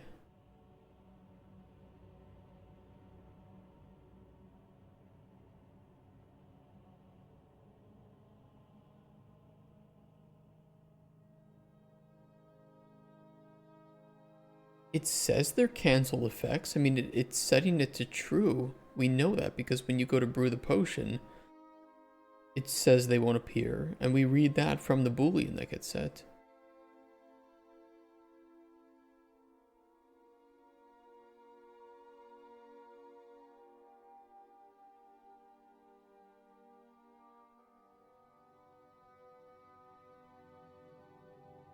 Exactly, the bully set.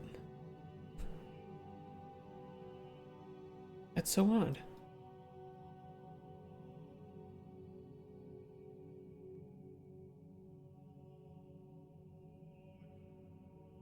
True and...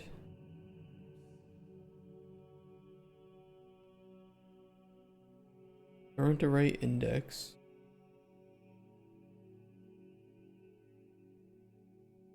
Zero 1 2.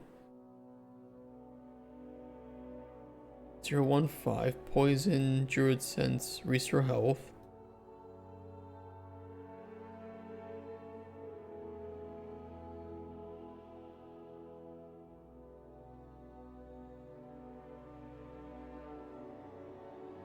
I mean, the result of this select must be...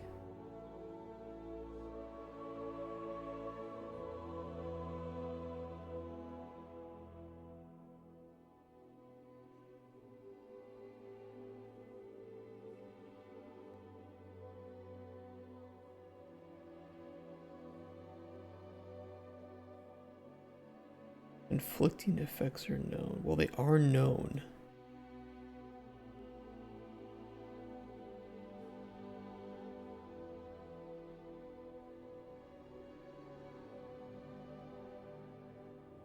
That's weird.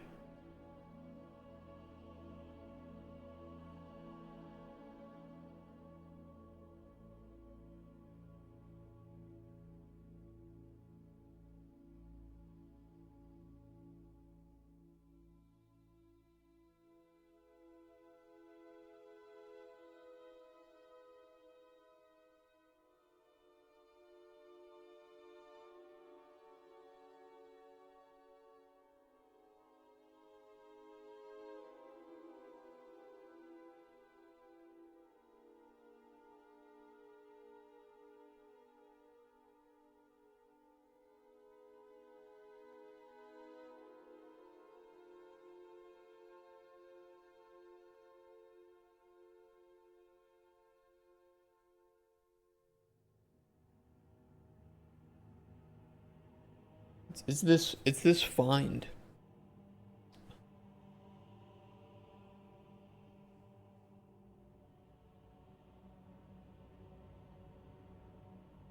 That's weird. Why was that working? Probably because we trimmed the array first, so if it couldn't find it in there, it meant that it had been trimmed. It was getting canceled.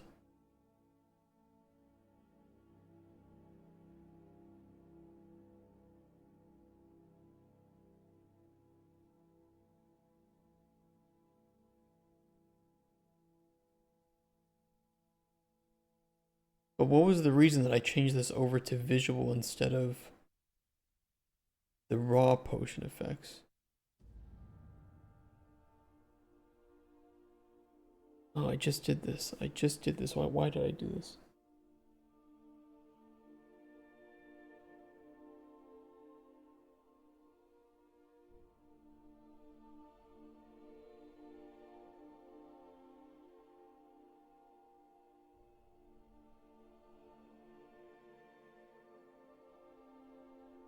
We could rework it though.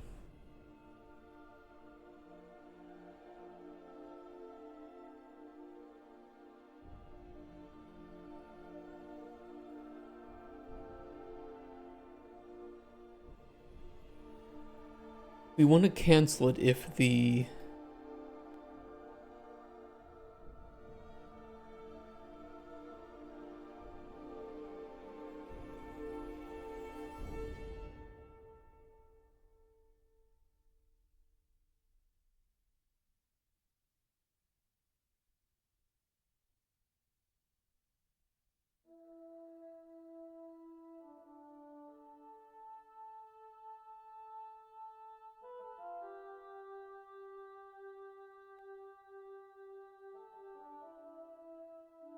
Sorry guys, I'm trying to think. I'm really locked in.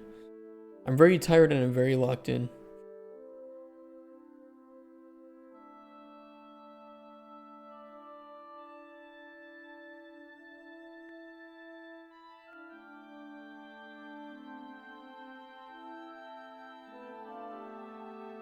Yeah, it's finding that tier. I don't really get how or why it's doing the check in this order.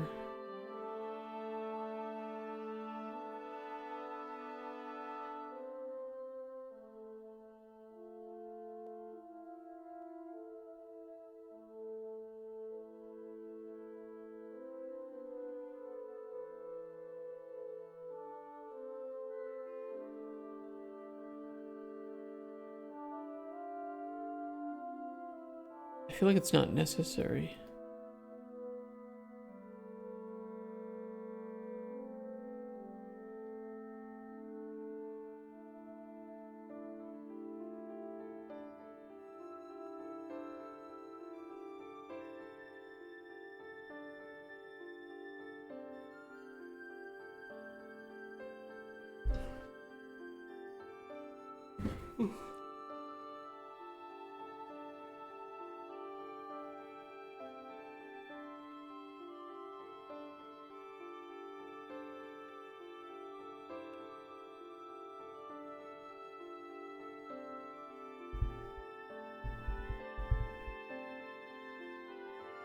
It's gonna exist in there anyway.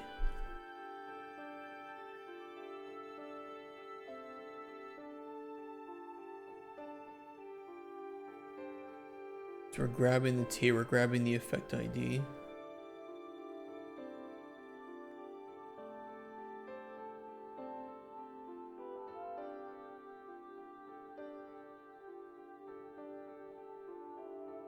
What am I trying to check?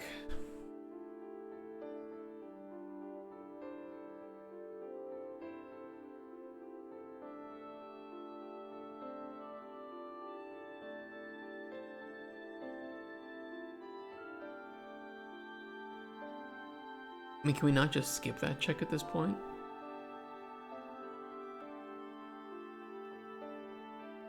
The only thing that matters to the visuals is the visuals. Which, as far as I can see, all the data for that is correct.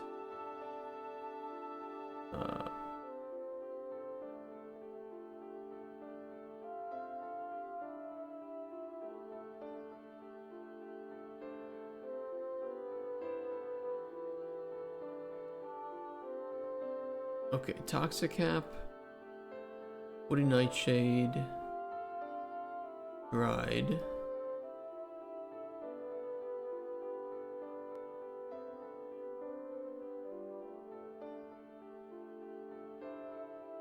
Poison 1.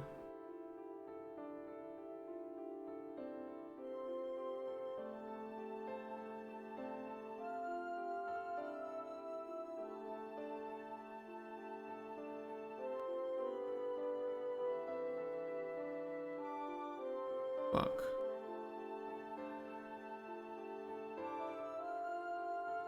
I mean, at least it's showing the cancellation, but honey is still not blocking that out.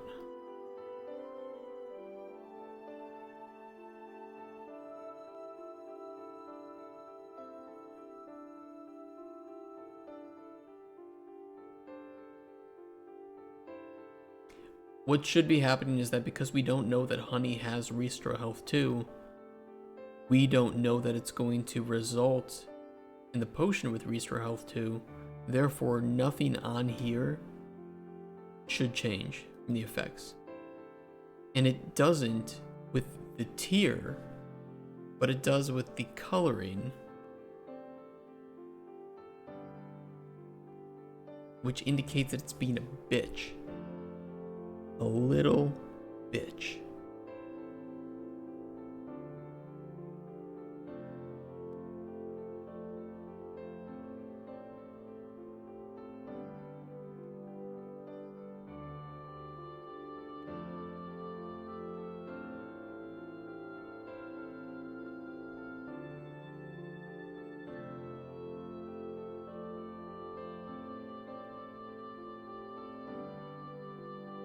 And that's because technically we know about all the effects, but we should be grabbing the right effect tiers. 1, 2, 1. That's correct.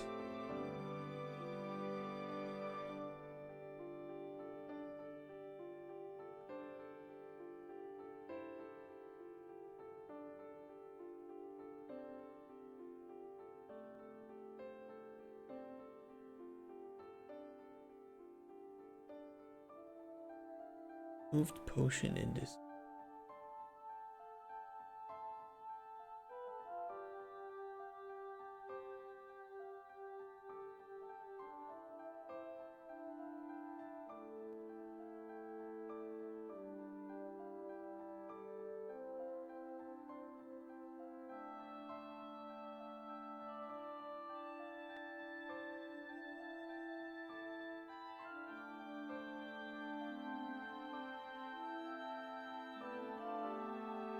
This would return false.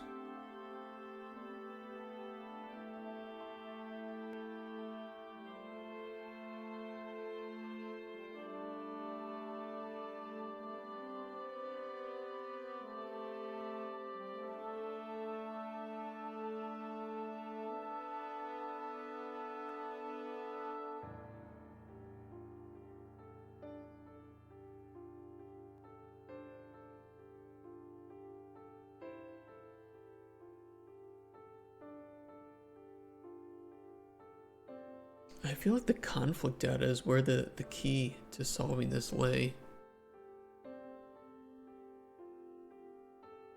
We know that they conflict with each other.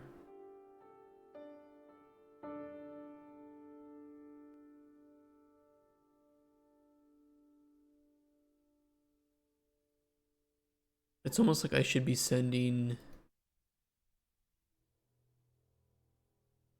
the visual potion effects into the checked for effect cancellation, so that we can use the removed potion indices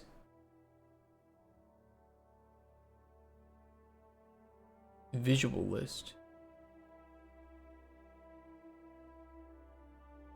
Yeah, let me try that. What's it gonna cost, huh?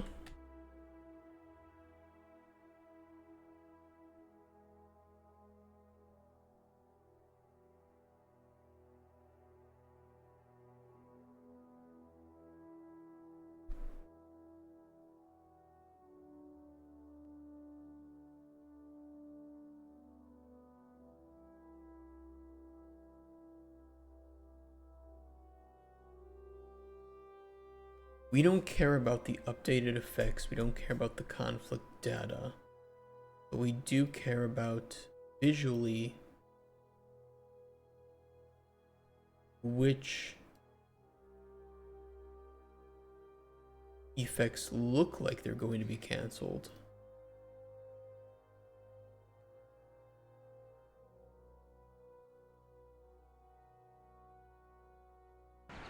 Even though they won't be.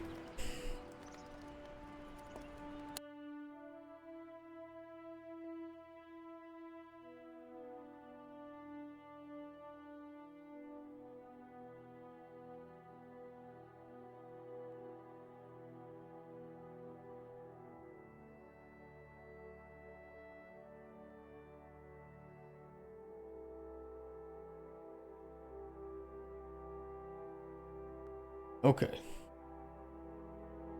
Through this.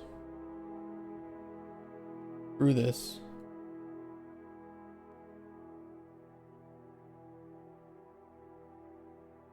Cool.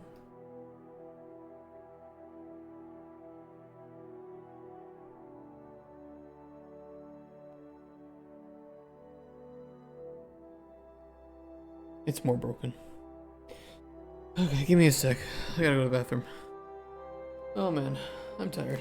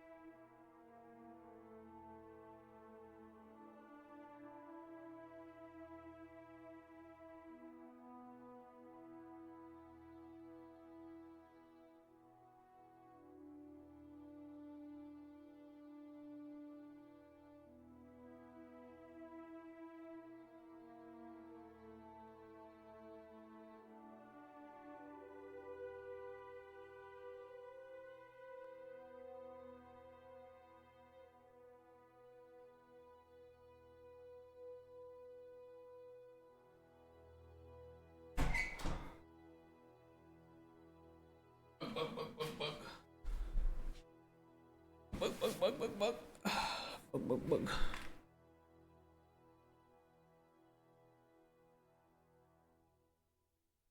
She like the Phantom. From music. Oh, there we go. Like 90% of the time I come back, it's always switching songs. There we go. That's relaxing. Okay. Why is this shit not working? Who broke it?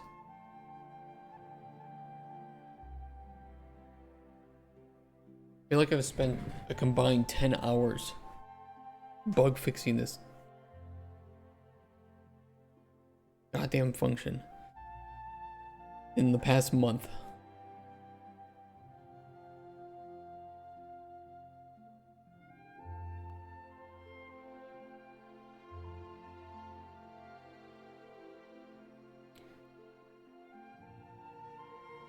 Did I forget to hook this up or something? Move potion is... What do you mean removed potion indices visual is 0? How would it be empty if I have poison tier 1 and restore health tier 1? It should remove index 0 and index 2. What do you mean?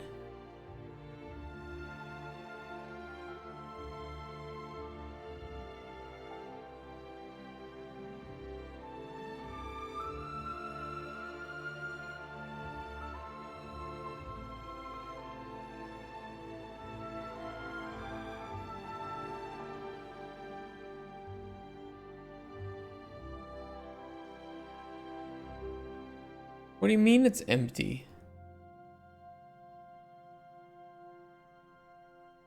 Oh, because I put it in the wrong place.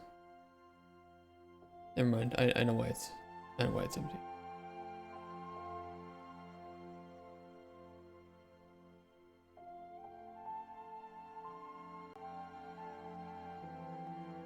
Never mind.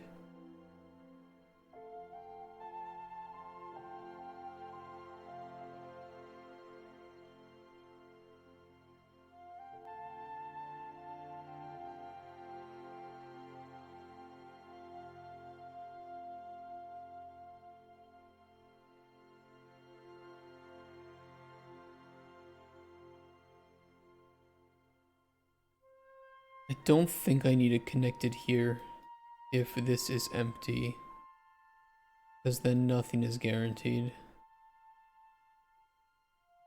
Much like happiness in life, or a politician that is not corrupt. Resentment can grow quietly without much warning after a storm. Mushrooms can too. Shiitake?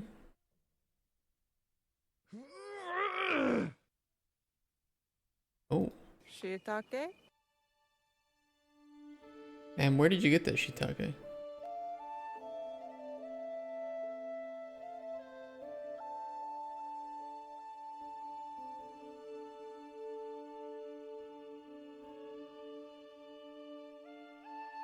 Wait, I need cooked.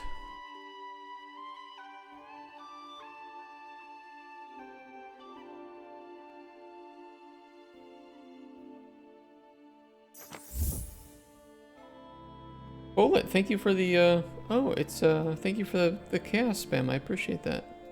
Bot. That was so very nice of you.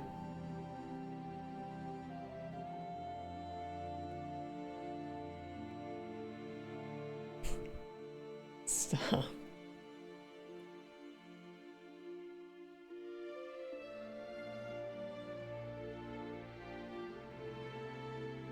Fucking bots.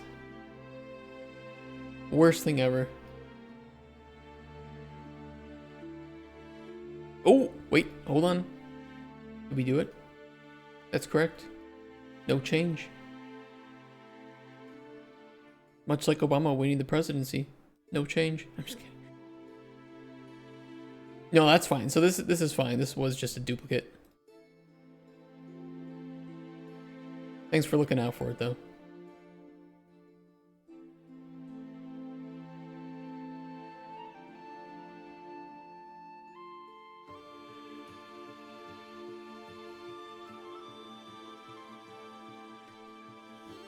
Cool, the chaos thing? It's not really a thing. You have your own personal bot.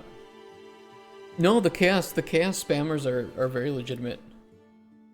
I would seriously doubt that you couldn't find anything on Reddit from streamers talking about the chaos bots. I'm not the only one that experiences that. You can't? Well, they keep changing it. You can't put the thing in there because they keep adding letters so that it goes against filters.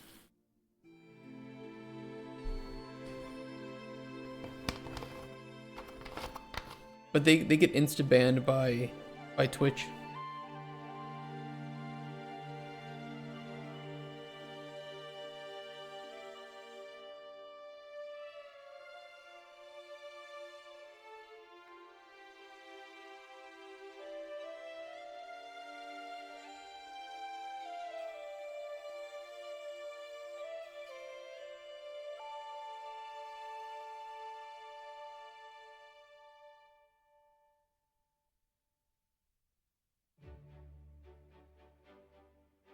I think it's actually working. Oh, thank God. I think I fixed it. I was just trying to get a screenshot and I found a fucking bug.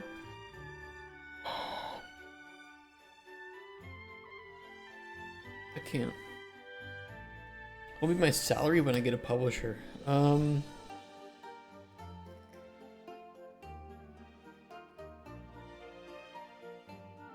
Why?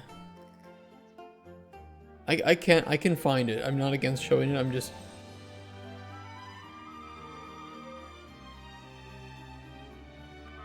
Is there like a legitimate need to know?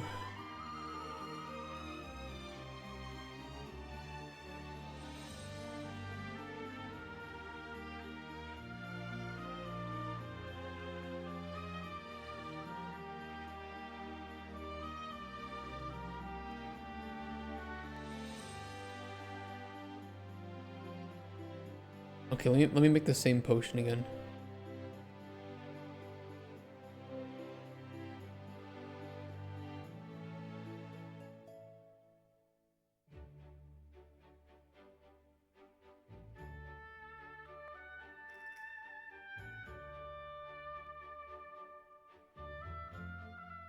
I mean, we have to redo our budget, so I can only give you last year's number, although you know, I'm not gonna like increase it.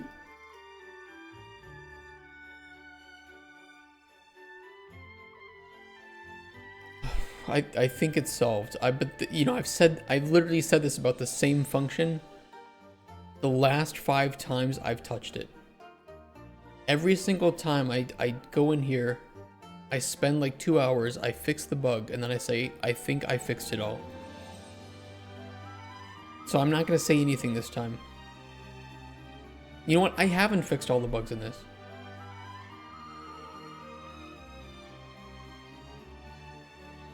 Be a millionaire. I don't think I'd be paying myself the most money, actually.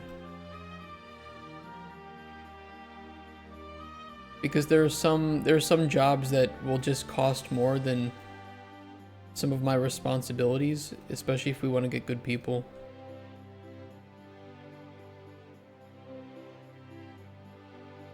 But I will say that Polish studios should be afraid because we will be offering a lot of money. And I can't guarantee that some of their members won't leave them.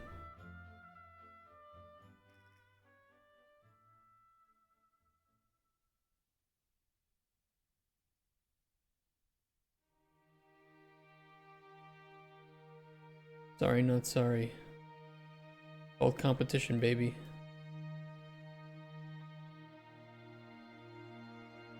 We will probably recruit primarily in Poland because that's just what the budget asks for.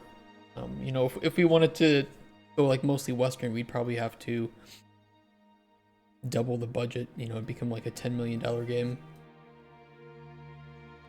Which, you know, we could do, but what's easier to convince publishers of, $5 million or $10 million? Which they're still both pretty low amounts of money for what we're making, to be fair.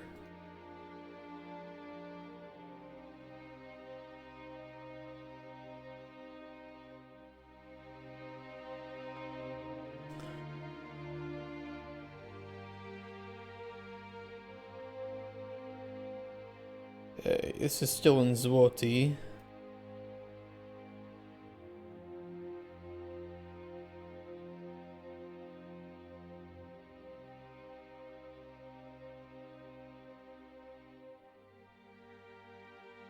I don't think I have mine on here. I don't think I have like project. Oh, it's up here. It would be between 13 to 15,000 netto per month here in Poland, which is about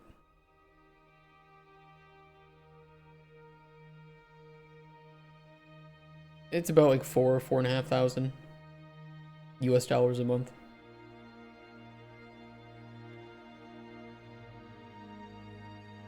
Decimal millionaire?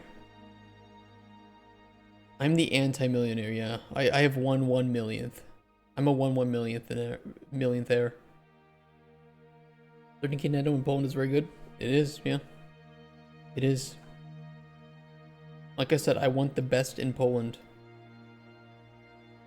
I will poach people. I will steal people away from other studios if I need to. I have no qualms. It's what competitive salaries exist for.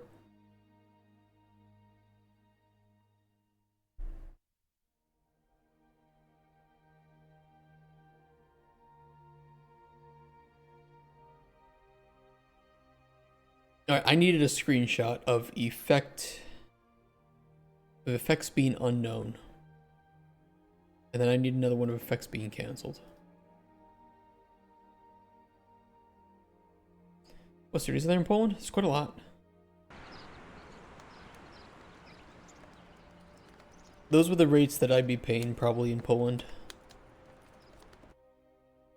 It depends a lot on like experience and skill and stuff, and you know, negotiation of course, but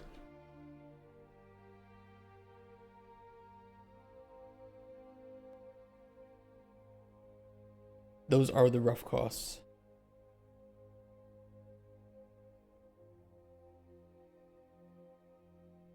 I think I'm doing a multiplication by 33 for taxes.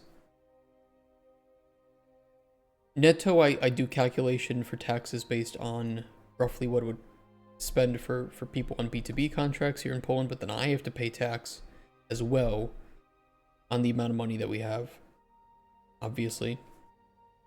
Although most of it can be written off as business expense, so I don't have to pay like crazy amount of tax on that.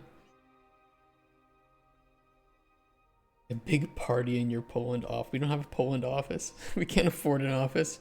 What are you talking about? I wish. Yeah, Hero's got a good list. There's a lot of like smaller indie companies in Poland, and usually most of them fail. They never succeed. I mean, that's kind of true for most indie companies anyway, but you'd think that it wouldn't be as common in a country where, you know, like South of Midnight, right? Cost around $40 million to make. It was my estimation, and I would bet that the numbers are around there. With marketing, they're probably even more. $40 million here in Poland is a fuck ton of money. That's crazy. I mean, Kingdom Come Deliverance 2 in Czechia cost about $70 million to make. So you would think that with that much money just doing so much more, that you wouldn't have any problems with success in making games here in Poland, but it still happens. You're gonna do tariffs for your employees? I don't think tariffs will apply at all to my employees, and I will try to find ways for those not to be, because they're not going to be employees, they're going to be contractors. It's because they have to be. And I think that we can all save more money that way too, by doing contracts. Because otherwise I'd have to... there's more taxes if they're employees. And then if we have like a Polish branch of our office where we pay employees, then there's also shit ton of Polish taxes I have to pay too. I would like to avoid taxes as much as possible so that more money can be saved by the company and more money can be given to employees. And I will jump through whatever loopholes possible to accomplish that.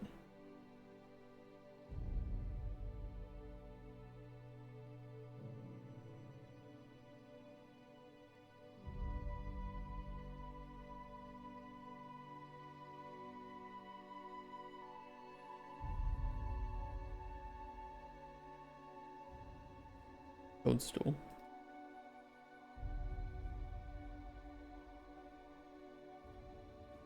Cooked toadstool.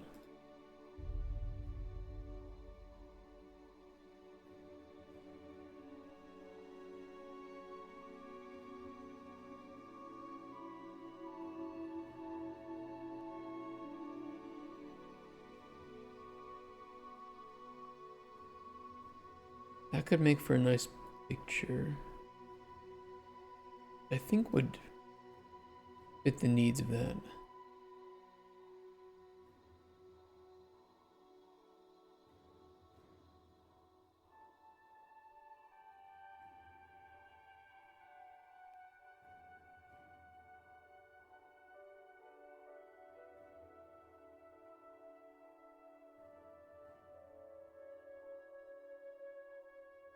Knowledge, however, is another barrier for effect cancellation.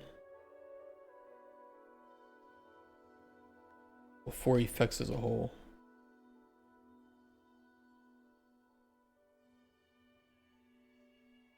If a player does not know of an effect, then they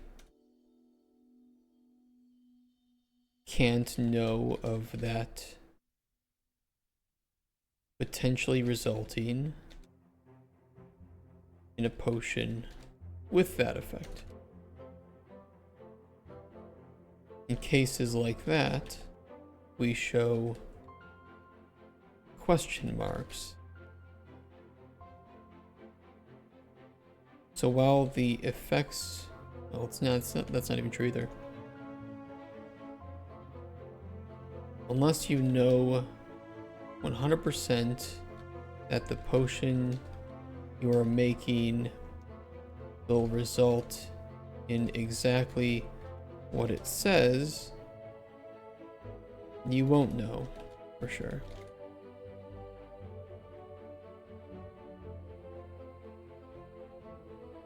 Fuck off. The Rebel Wolves are just somewhat of a new team made out of former C Project Red employees that work on the Blood of Dunwalker. Yeah. We'll see how that goes, though. There's been a lot of...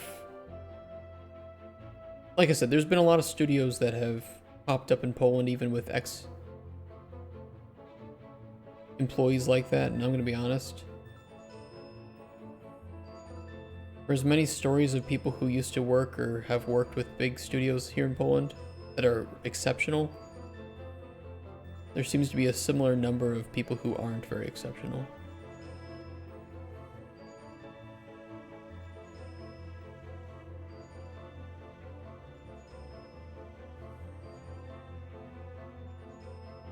Which I think is part of Poland's problem.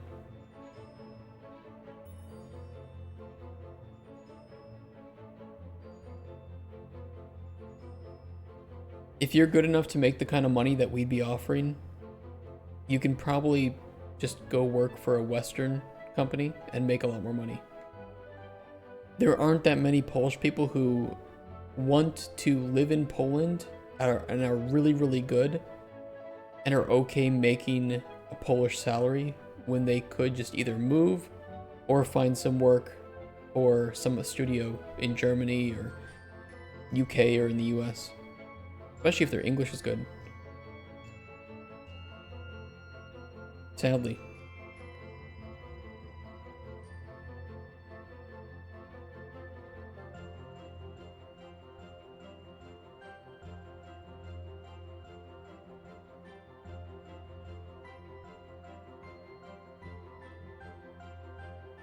You don't know that something will get canceled,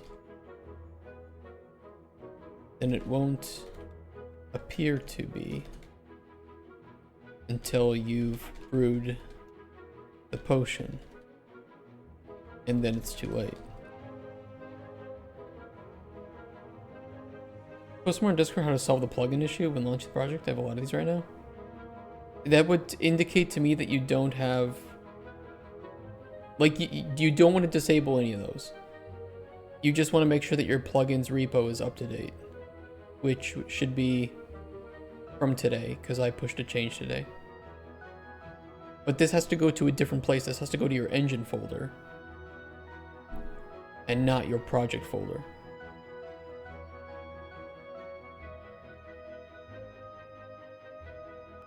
So this would be wherever your engine is installed, which is somewhere for me. Here. Engine, plugins, marketplace. this is where the repo would be.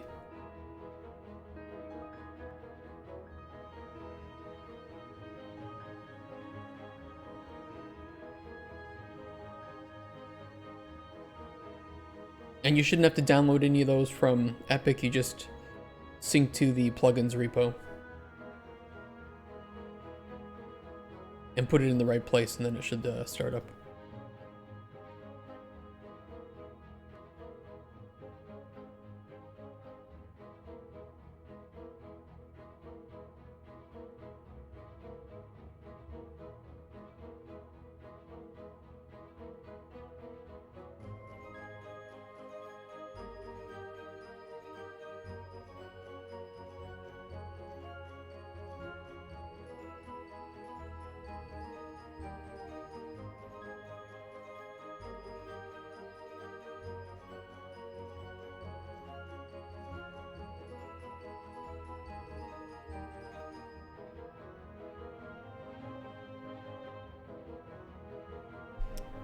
Cancellation 1.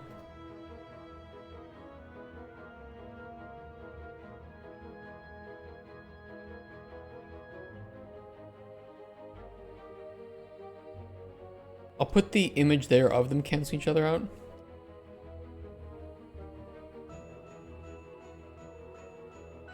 Here you can see the initial brew. Same ingredients, but this is if we don't know that poison 1 will be present on the potion. Either on the Cauldron info panel, nor the potion finalization stage, nor at the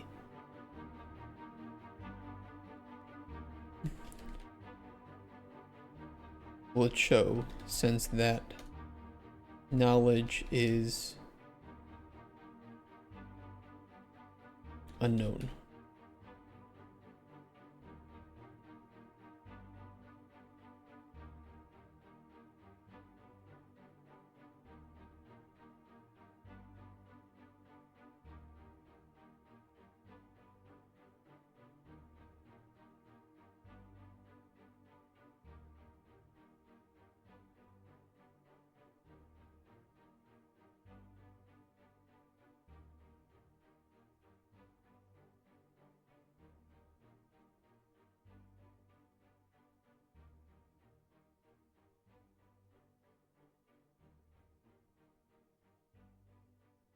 Is that the right order?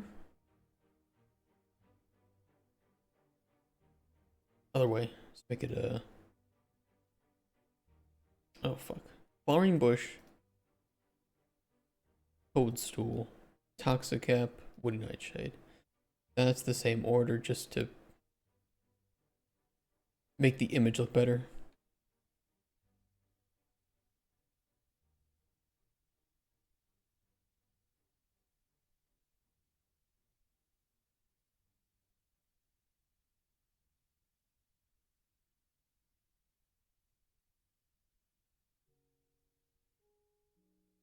Did that make sense, Hero? Or are you still having the problems?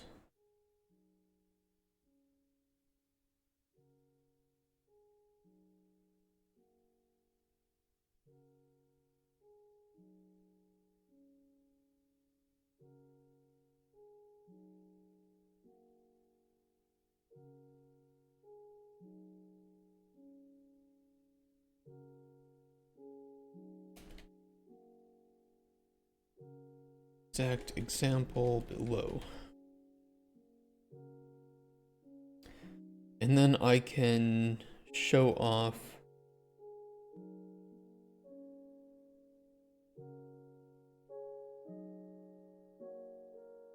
unplugging repo on plasticware says I can download it, but I doubt it's this. That should be it. It's the name is Cauldron Chronicles plugins. There should be a way to see that.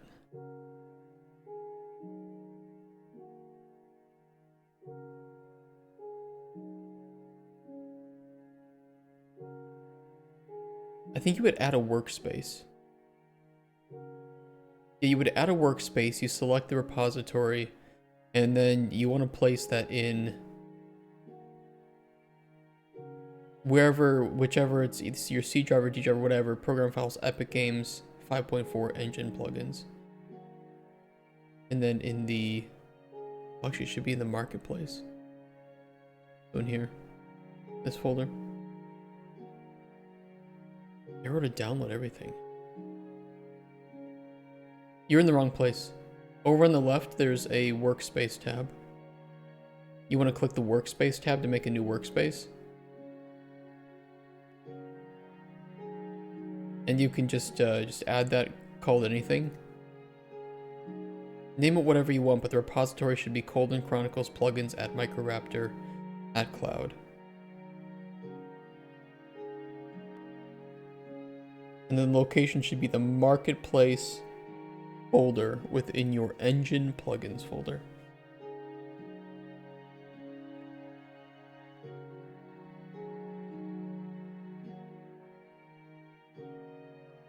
And then once that's made, you can just update that.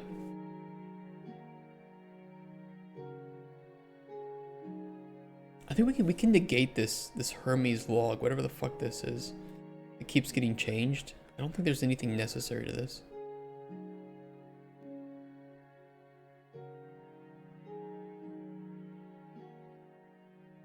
Just add that to the ignore list. I'll try to remember to do that.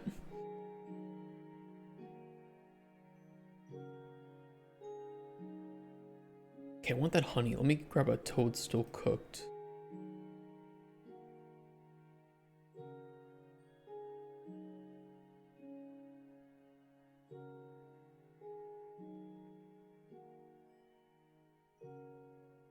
Flowering toadstool, toxicap, nightshade, honey.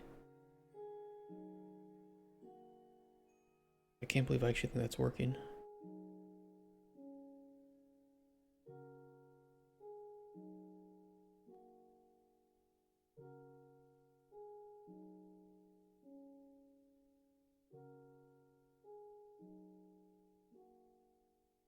Does anybody else want a Steam key for Cauldron Chronicles? For testing. The same build that we have here. Everything's within it. And it is playable. Obviously. You don't need to be a subscriber. You don't need to be a follower. You don't need to be part of our Discord. There's no NDA. There's no DRM. It's about 5 gigabytes download. You want? Okay. Here is key. Enjoy. I only have 490 of those left.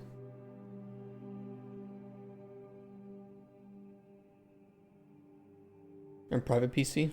Well, somebody else can take it. You can take. I can always query Steam keys later. So limited time offer. If anybody wants one, but they don't want to talk on Twitch, you can always DM me on Discord. I am Maester Silvio. So please feel free.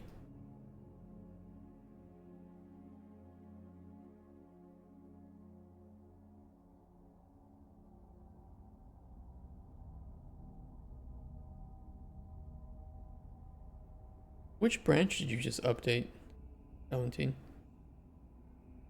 This one from Fluid Flux. Sir. Or you could have just switched to main. You could have just switched right to main. I mean, I guess this works. Then maybe let's make a new branch for you.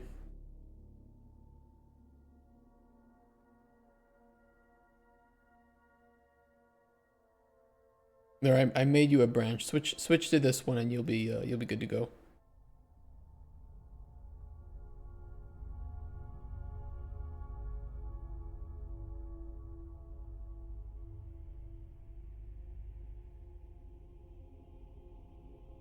If it doesn't work in 4 hours, literally just DM me on Discord.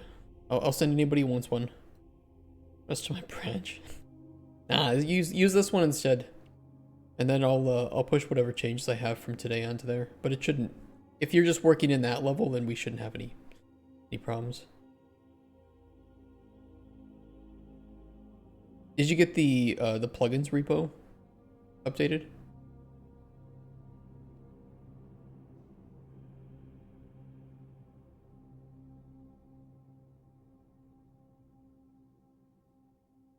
That's nice. As long as there's no errors, I'm very happy to hear that.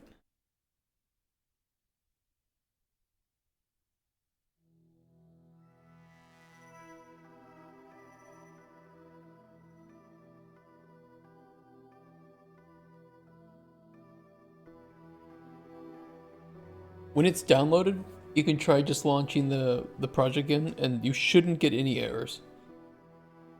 You might have to do some shader compiling, but, you know. We both know that game very well.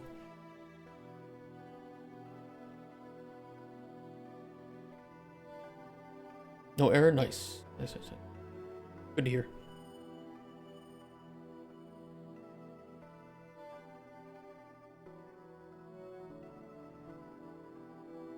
Nothing too special to say. Other than there's also some interaction with knowledge.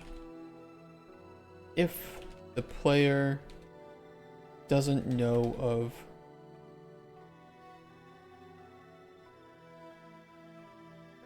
the flavor on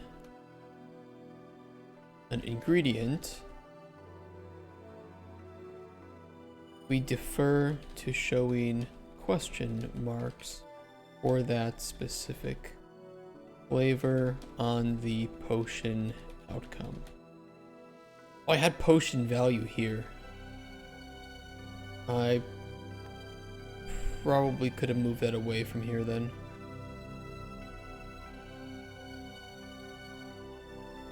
That's fine, I'll just delete this.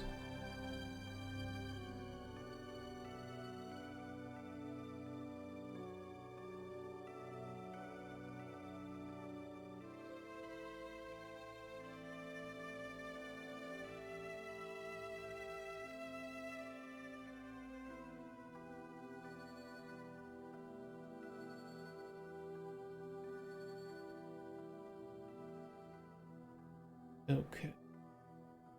We're only at 51 pages though, but we still have most of this to write left. Sadly.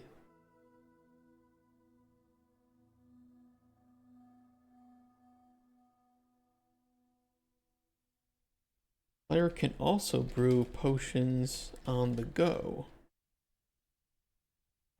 Though this is much more limited than the stationary. Stationary with an A is like paper and shit, right? Or is that with an E? Oh fuck, I forget which one is which. I'll look it up. Homophones, right?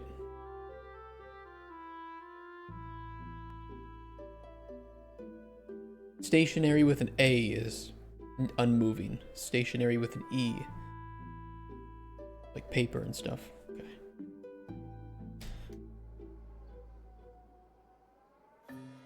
The player has in their hut and might find rarely throughout the world.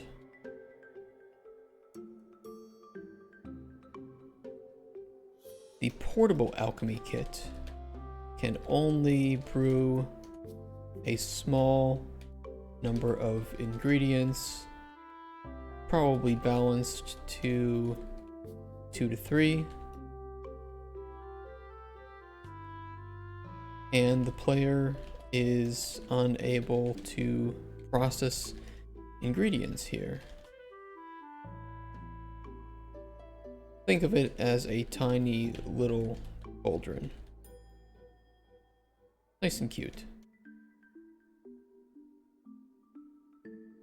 those are, I think, are pretty fair drawbacks, right? So that you can brew potions anywhere, but you can only mix a couple of ingredients, maybe 3, and you can't process ingredients. So, you're out in the wild, you need a quick concussive blast or health restoration potion. You're like, oh shit, okay, I found toadstool and dragon's eye. We're good to go. You're not going to get the greatest of effects from that, but you will have something out in the wilderness. We didn't prototype that, but I kind of want to. To be fair, though, I think that our prototype map here is so small. Not that big of a deal to make the player have to go back. I just know that when the game becomes larger, it will be a scaling frustration, let's put it.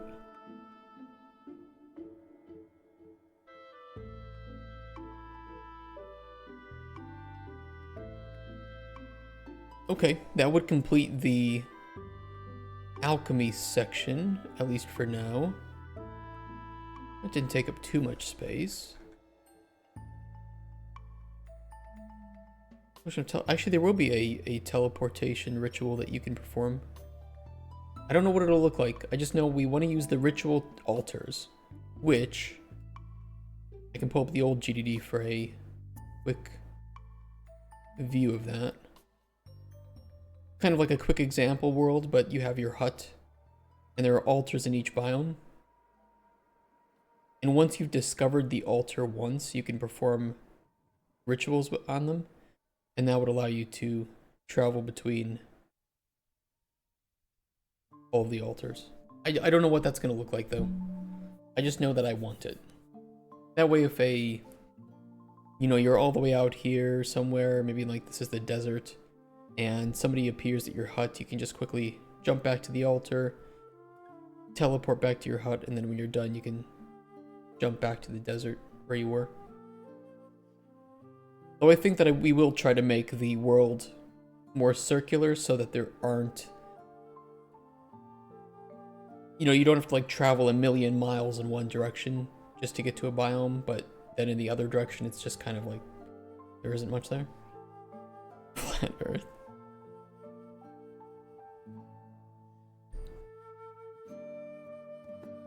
So we'll see. It's a known unknown.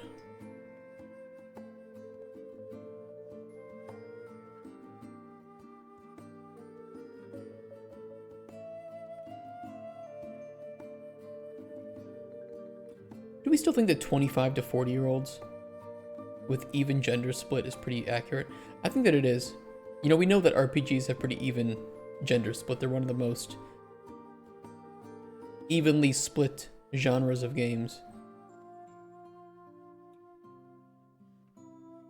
But I wonder if I'm underestimating kids. I don't think so, though. I don't think anybody under 25 is really going to be interested in this kind of game. Could be wrong. Would be happy to be wrong.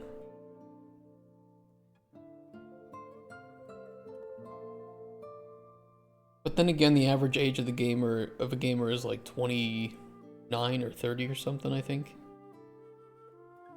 I think it surpassed the 30s already.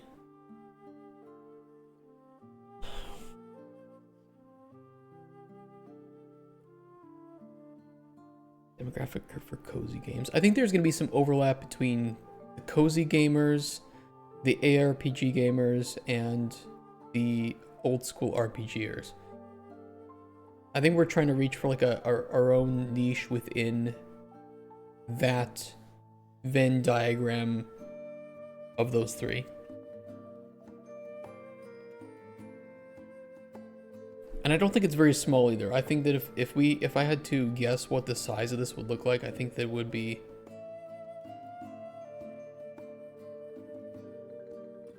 I think the overlap would be pretty big between these three.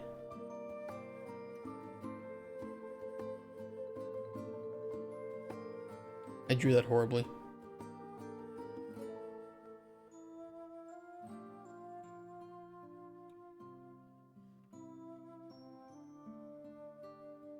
I think we're looking at something like that.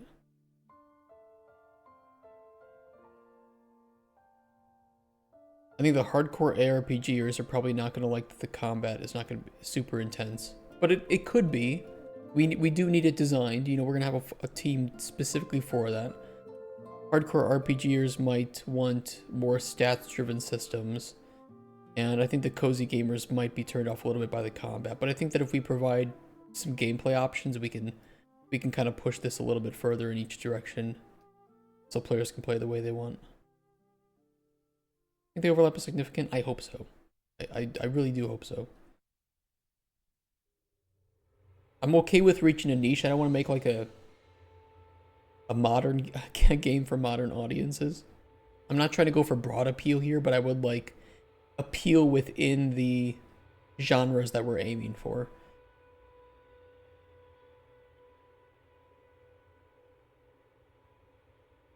We'll see. We'll see. I think that it's much smarter this year though to pitch it as an RPG. Last year, I don't know what I was thinking. I think I was retarded. Consider dropping a portion of your target audience if that results in a broader overlap. Not really. Like, there is a balance between that, but I don't want to... The more that you widen the appeal, the less that your game is unique, in my opinion, in almost every single case. And you don't want to make it so unique that you don't have an audience, but you do need to make it unique enough that... You just want to find the balance between the uniqueness and appeal. Last year I think it was retarded. Well, yeah. It was dumb. I don't know what I was thinking. I guess we hadn't done the NPC overhaul yet, and I thought that NPCs, we could treat them as much lighter. Like, oh, just hello, here's my story, here's who I am. Give them the potion and different outcomes, and that would be it. And that would be sufficient. But I think the more that we delved into the smaller reactivity, the micro-reactivity and the branching stories, it was like, oh shit, this feels so fun because now I feel like I can actually play the role of an alchemist. Yeah, prototype. I mean, you might find something more fun than you originally thought. I think our new game pillars too are way better than they were last year. Cutsper and I talked about them a little bit. I really like our new pillars.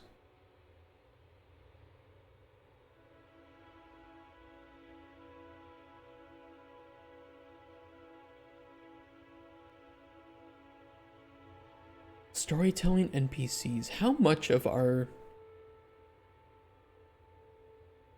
NPC section from last year would be usable here? I don't imagine too much of it.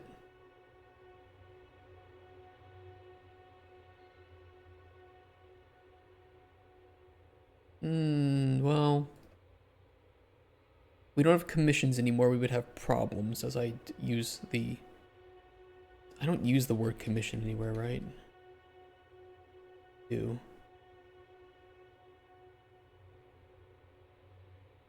It's in the loop. I say get commission. I probably should say that to investigate problems or something. Rumors that there's new prototype game. Well, it's also Activision, so it's gonna cost $90.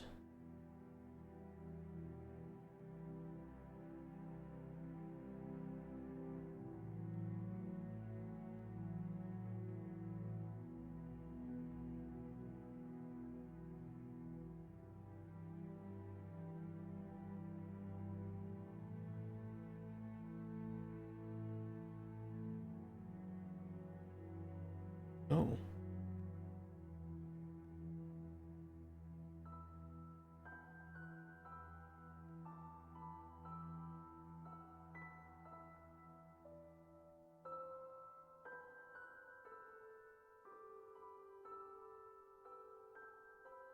This loop kind of sucks.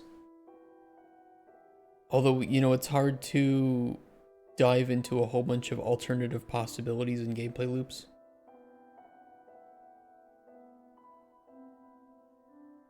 This loop kind of sucks.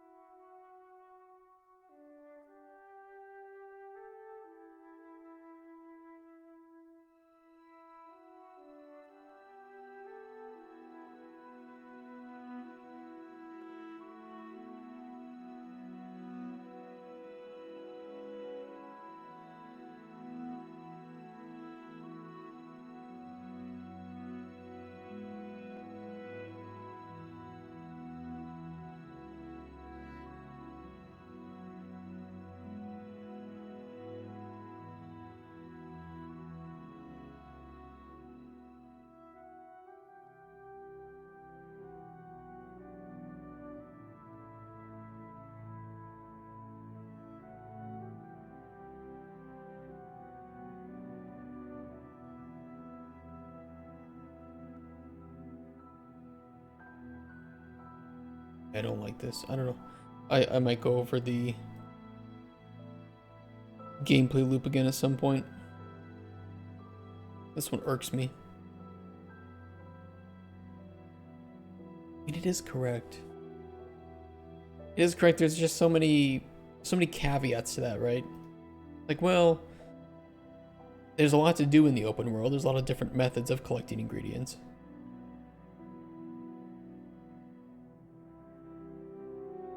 What happens after you hand in the NPC? You know, you need to score the potion. But I guess from a bare bones action standpoint, this is exactly what you do. Grab NPC, talk to them, get the ingredients you need, make the potions you need or want to make, give potions to the NPC, and then obtain reward or kill the NPC. Sadist Dev, thank you for the follow. Happy Monday.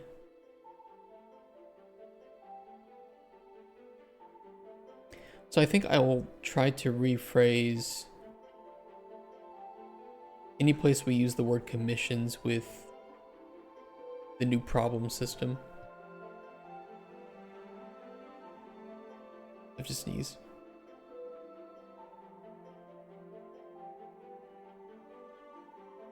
Here we go. Hi. I'm not allergic to you, I promise. We were talking about $90 games. That's what I'm allergic to.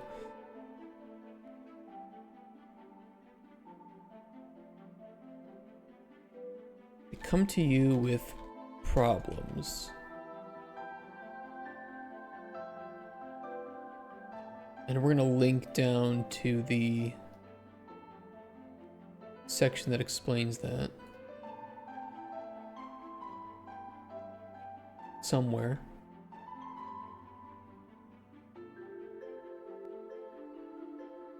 There we go.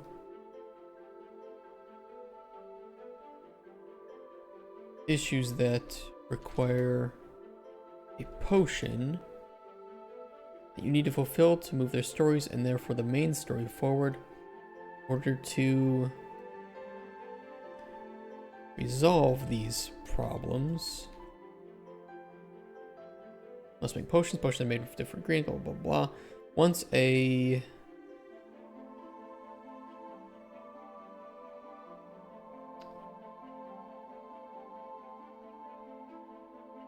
you have potions for their problems,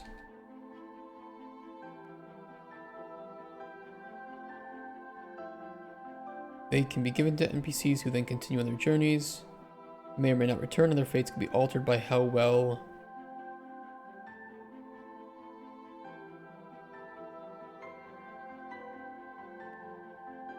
problems were satisfied. The consistency in the term usage here is important. Community, common. Okay, so that's all usages of the word commission have been nullified.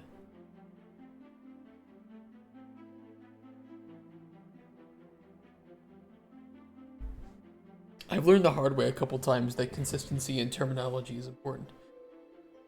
Because imagine if you have imagine if we called it a commission system internally, but with the publisher and with players we called it the problem system. The confusion can go, wild with that. Or you call it something, verbally different from what you call it in documents. So now programmers are reading your documents and they're like, what is the system? I've never heard of it before.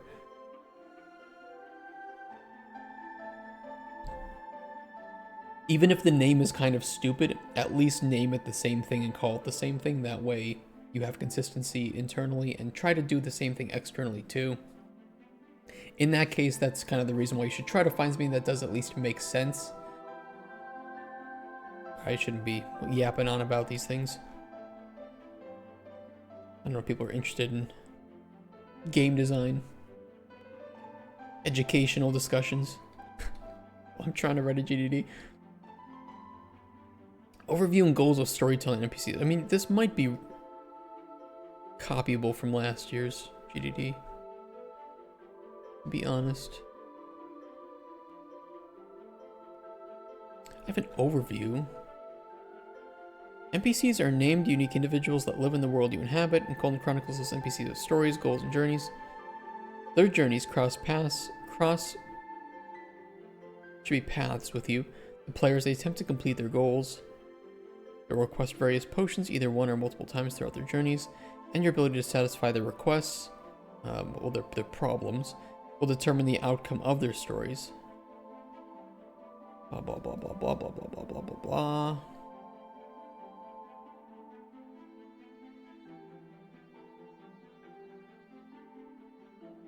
No, I think this is relatively the same, just with small tweaks needed.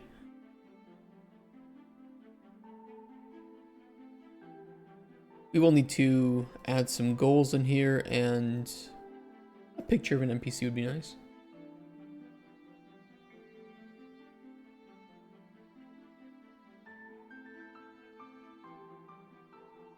Solve their problems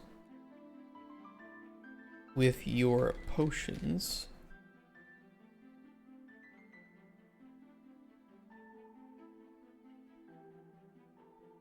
And again, we'll link to the NPC problems. As stories get altered and NPCs have their alive status altered, the order in which NPCs show up and the stories that the player experiences may change.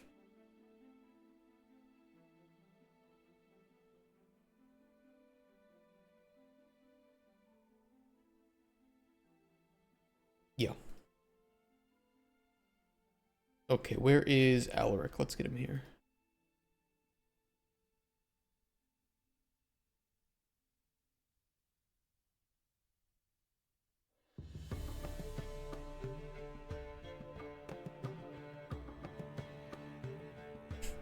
The tutorial arrows.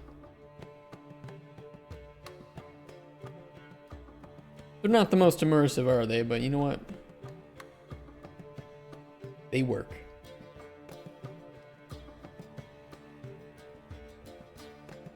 I wish we had some light on him.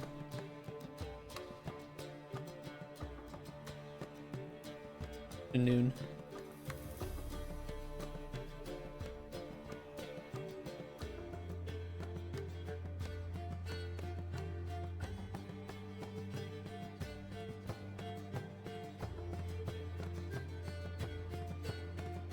Look at him. BDB. Blue Dick Boy. Don't ask.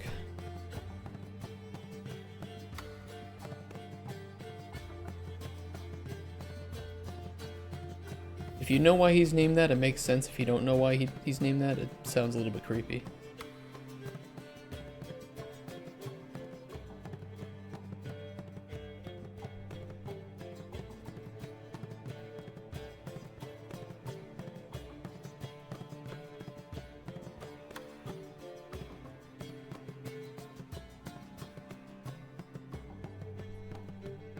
Our NPCs are the bread and butter of the players' choices and consequences throughout the game. Explain Blue Dick Boy to the publisher? I don't think they'll see Blue Dick Boy. I don't think they'll see any reference to Blue Dick Boy in the build.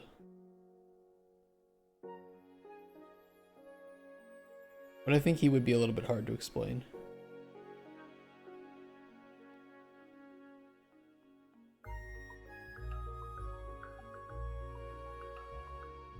Did it just rain? Pretty... a little bit wet. We're not going to worry about it.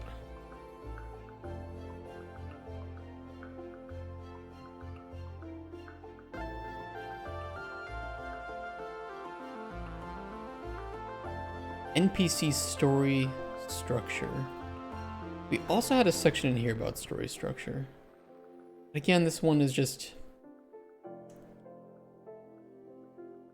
Or learns about story commission, player gets commission, player fulfills. I might just remake that.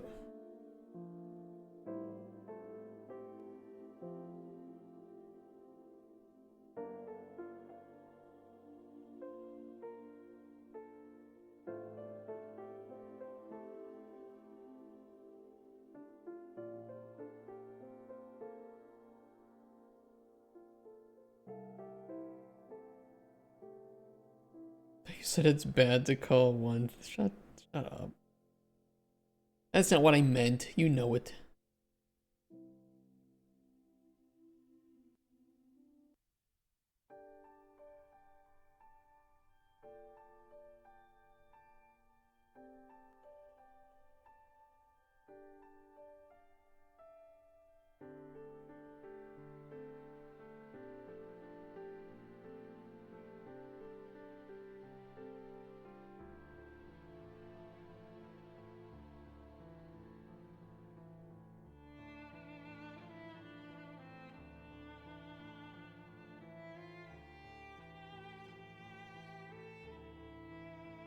Okay, player learns about story and problems.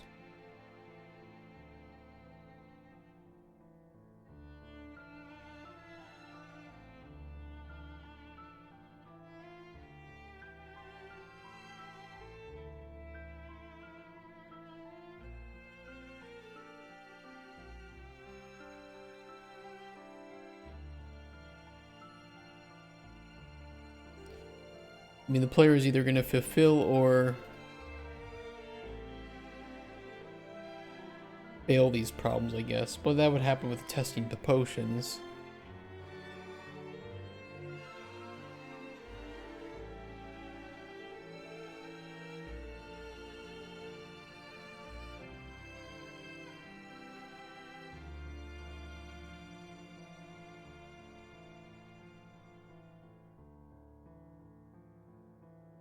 Test potions. And then we have some outcome.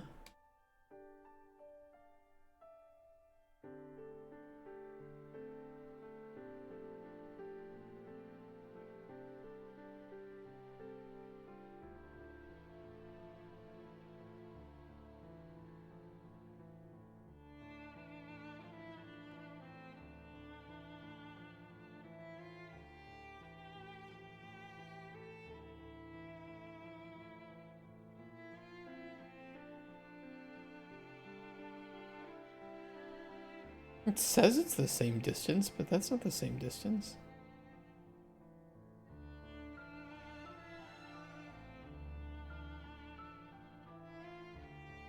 I can see it's not the same distance. What?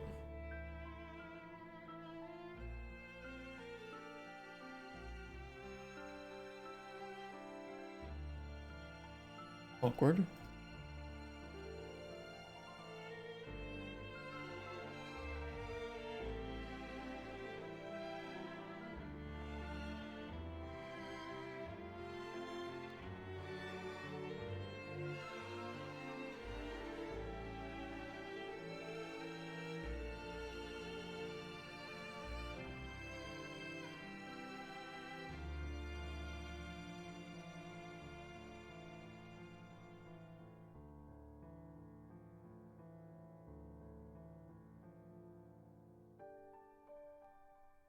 Okay, that'll work.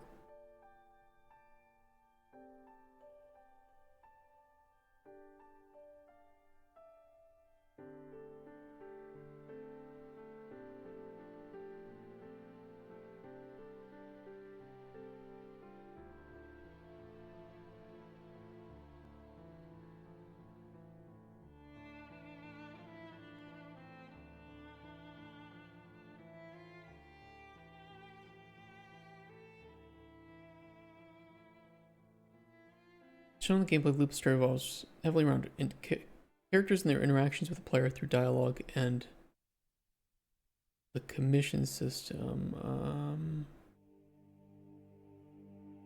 Let me operate under the assumption that I can just pop this in and just fix it up.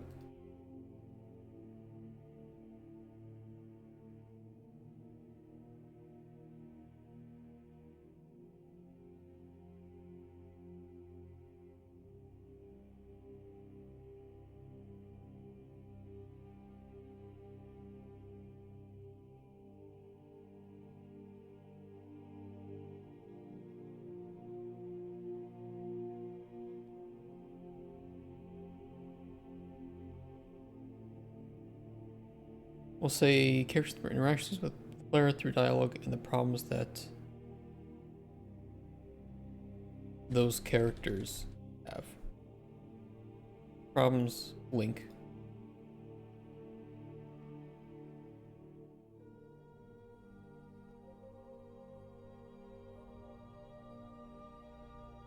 Where'd it go? The idea of getting a commission and completing is rather self-explanatory. The details will be mentioned in the document, however the outcomes need some explanation. We test whether or not the problems given to the NPCs will fulfill the commissions based on an algorithm.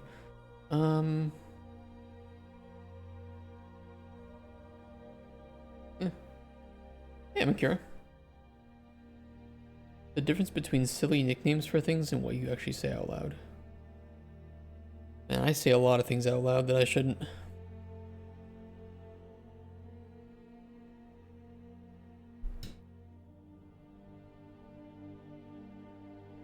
Never call bitch work when management is listening. Not unless you are the management. That's my secret. Top tip to not get fired at work is to be the boss.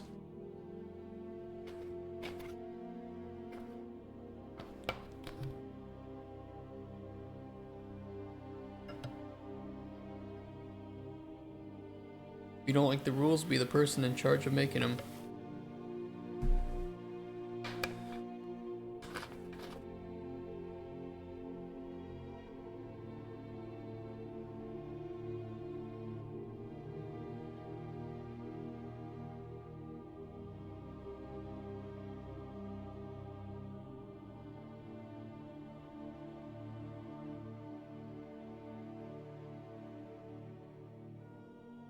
You investigate one of these character problems and completing, and let's say resolving it.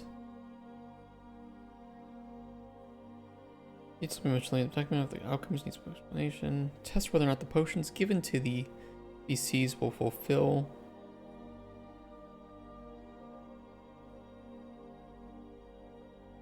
individual problem based on an algorithm that evaluates.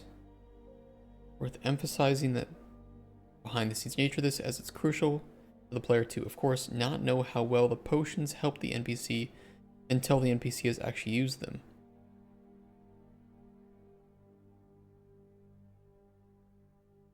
I think let's try to set up that we're using these interchangeably.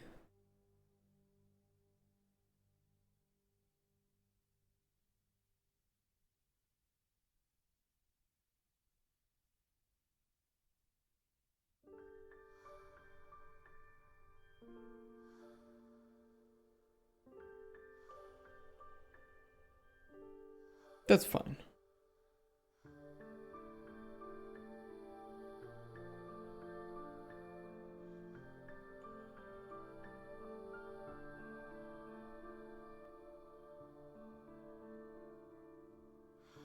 Goals with the NPCs are as follows.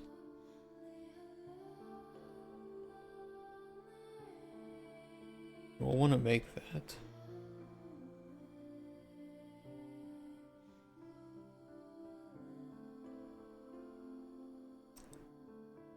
Oh.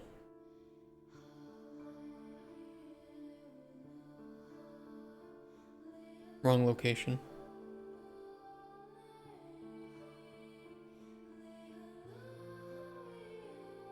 That's better.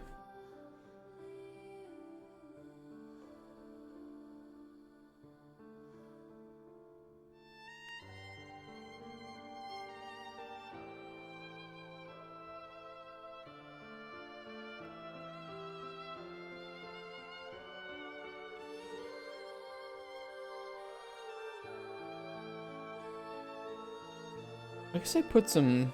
I thought I was missing like some goals. Well, yeah, I didn't really put any goals for brewing, did I? Do you even need goals for that? We just do overview.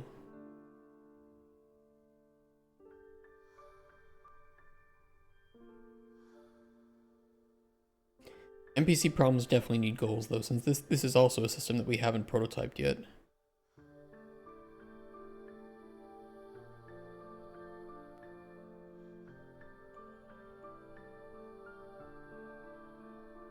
Although I think I'll jump into NPCs tomorrow. Sorry, if anybody doesn't know, I was been awake since midnight. I was working on the game for like 8 hours this morning. But it was good. We got the game on Steam. So again, if anybody wants a key to the game, you just say so. Like, just say I would like a key. And I have nearly 500 of these. I have 490 left.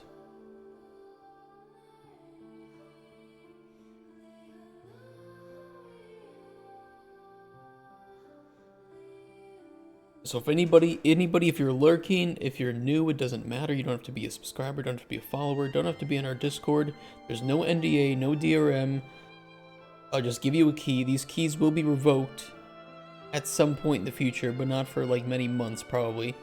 And you can just play the game. And if you want to tell me how you like it, you can. If you want to record it or stream it, you can. There's no restrictions. So if anybody wants a Cauldron Chronicles Steam key, so it can show up in your library with this super well-made logo that I gave it, it is installable, it is playable on Windows 64-bit PCs.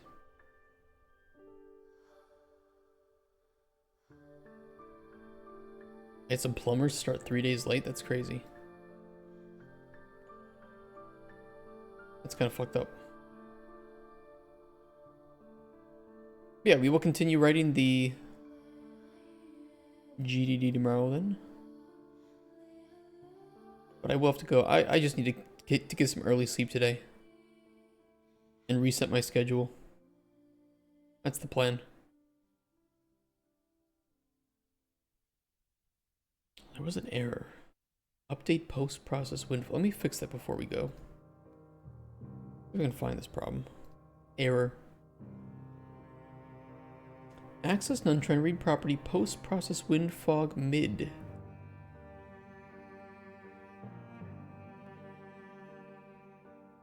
In ultra dynamic weather.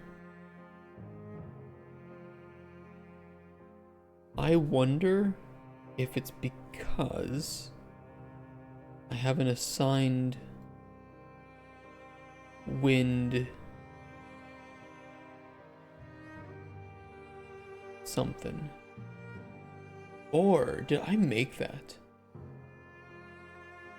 No.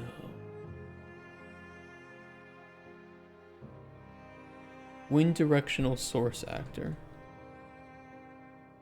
There is one here, wind controller.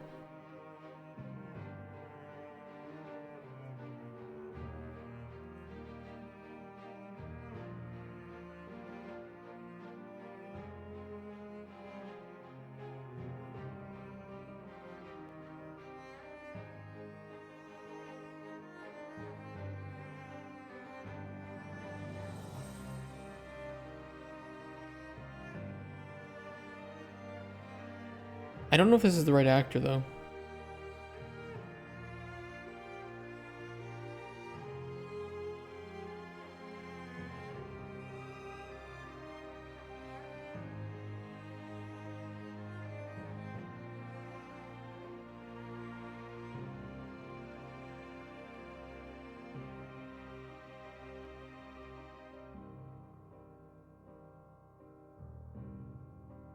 I thought I dynamically sent info to that. UDW ref.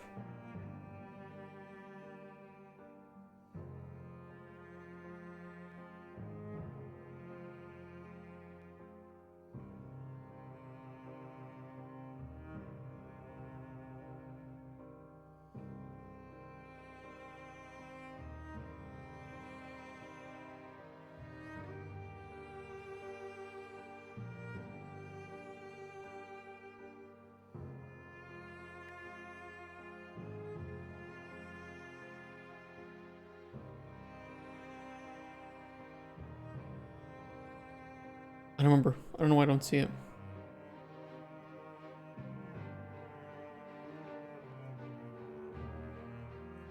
Material instance dynamic object reference.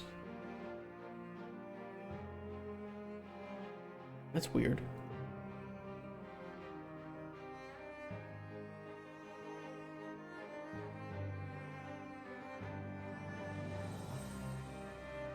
Oh, I disabled that. I know what that is now.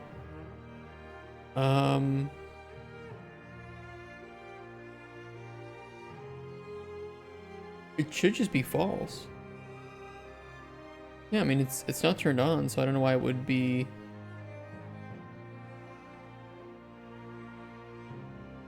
erroring.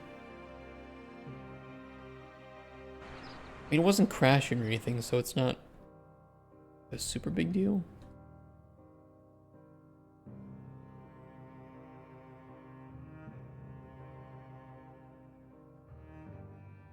Really, an underground electrical lines. Oh.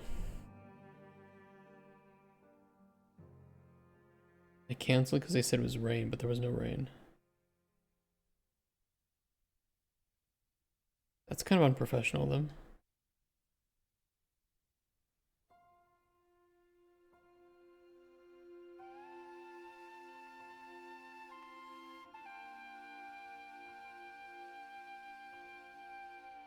I mean, I can just add a validation check here. But I don't see how that's ever hitting true.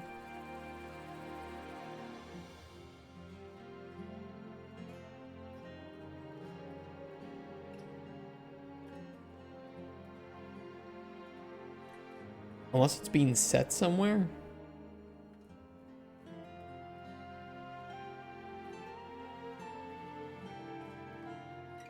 Fluid flux?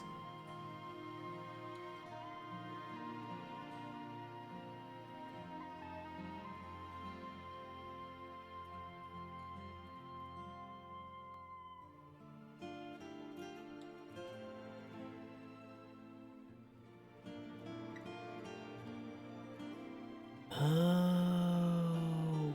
Yeah, see, this was the bug that I was trying to fix today.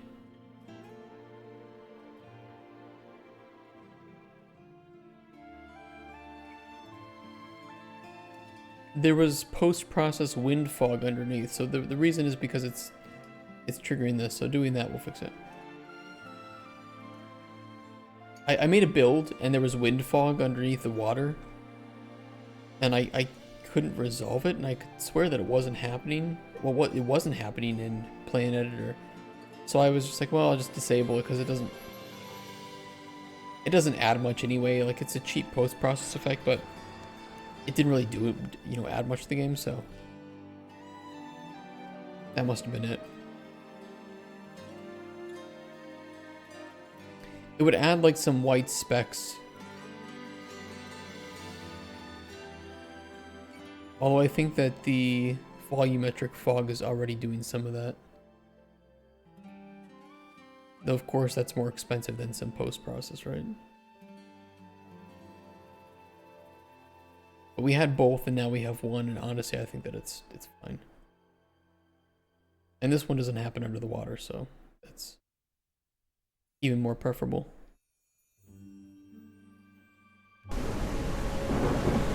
Oh, that's loud. Sorry about that.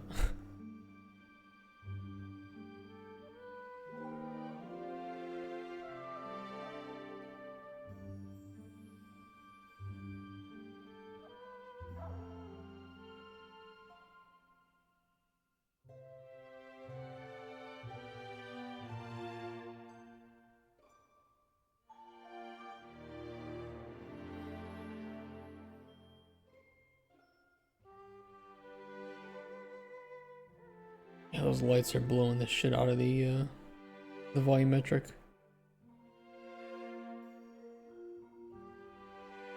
Oh well. That's what you get with Lumen.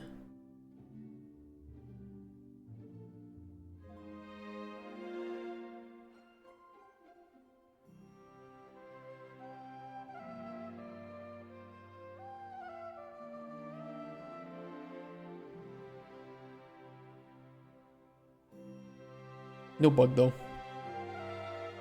That's good. I happy.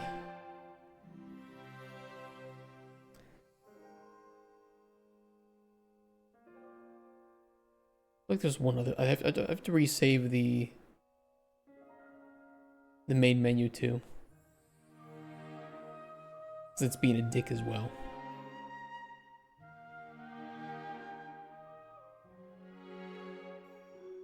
No, it's because I updated Ultra Dynamic Sky and Weather, and I need to go through the main menu to quickly proc something.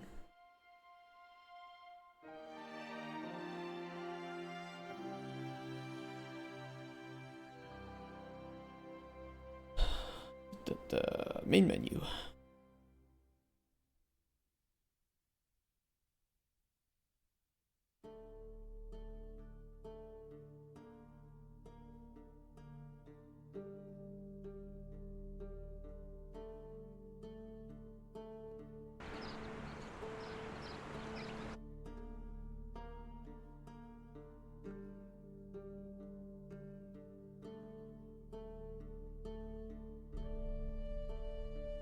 Do that to be safe.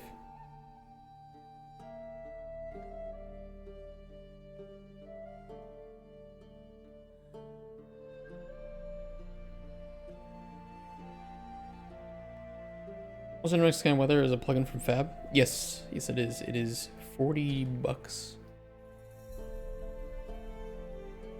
One of the best $40 you'll spend. Oh, that was weird. Fantasy Street. It's kind of looks pretty nice though.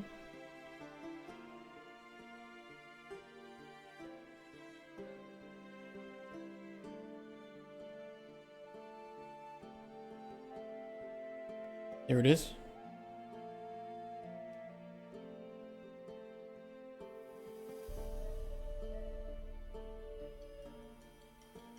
One of the best plugins. I wonder if the guy makes anything else. Nope, he just hardcores it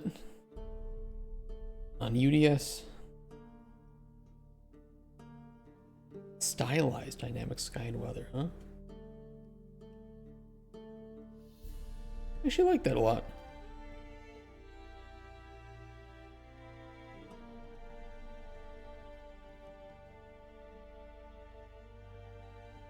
Yeah, it's an all-in-one package. Actually pretty nice.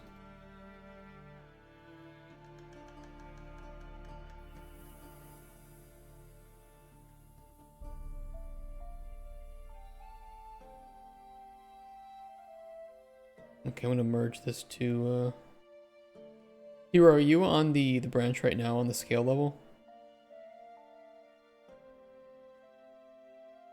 Or did you just get it updated?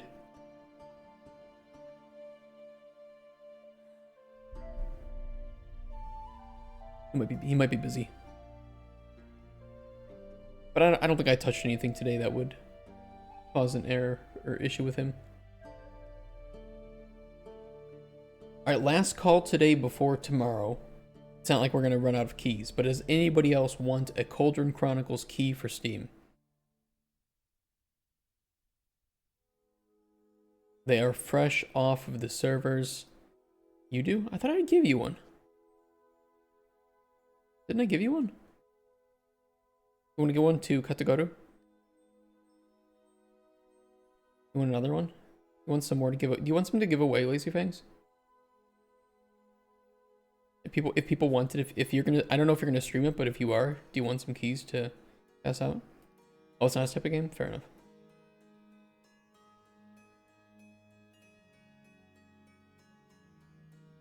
Sometime next month. Okay, you can get keys from me next month then. Hey Hazen, you want one? Absolutely. It is a prototype build. Keep that in mind. I mean, kind of janky.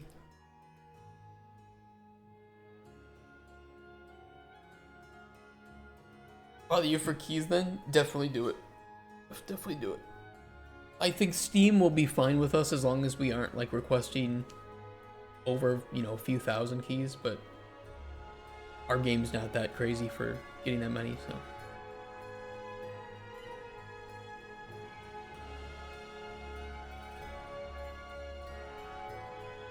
I hope you enjoy it, Hazen.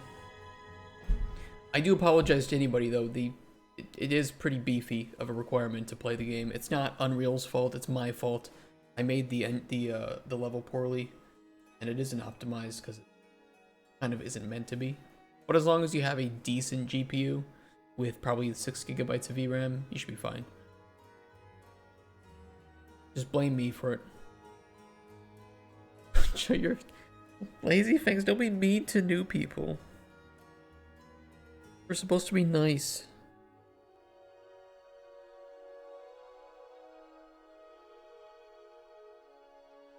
I love the stories though of people who oh, thank you for the follow, Hazen. You don't pay me to be nice. And Hazen, thank you for the Prime sub too. Thanks, dude. Or dudette. Hazen podkreślenie lna just subscribed. So loud. See, it works. I'm not following your method.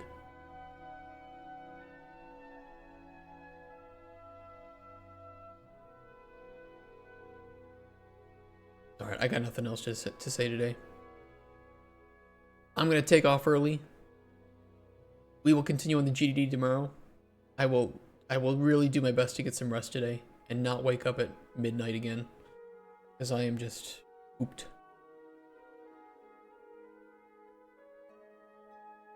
We'll get through it. One section at a time.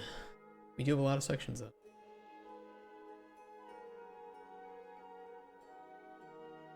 Good thing is, I think Mandragora comes out this week, so I will probably play some of that on the weekend. I hope it's not too expensive. I don't think it is, though.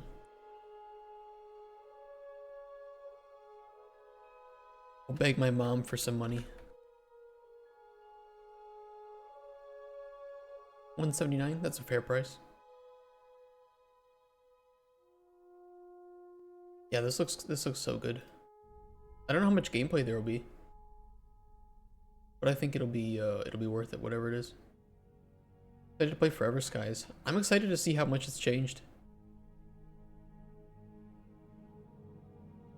Yeah, they gave it to me. Did you know that they rescinded my copy of Train Life?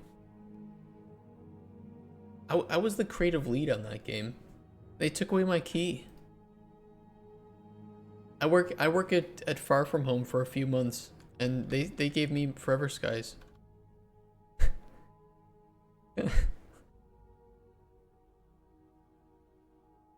It is what it is. It is what it is.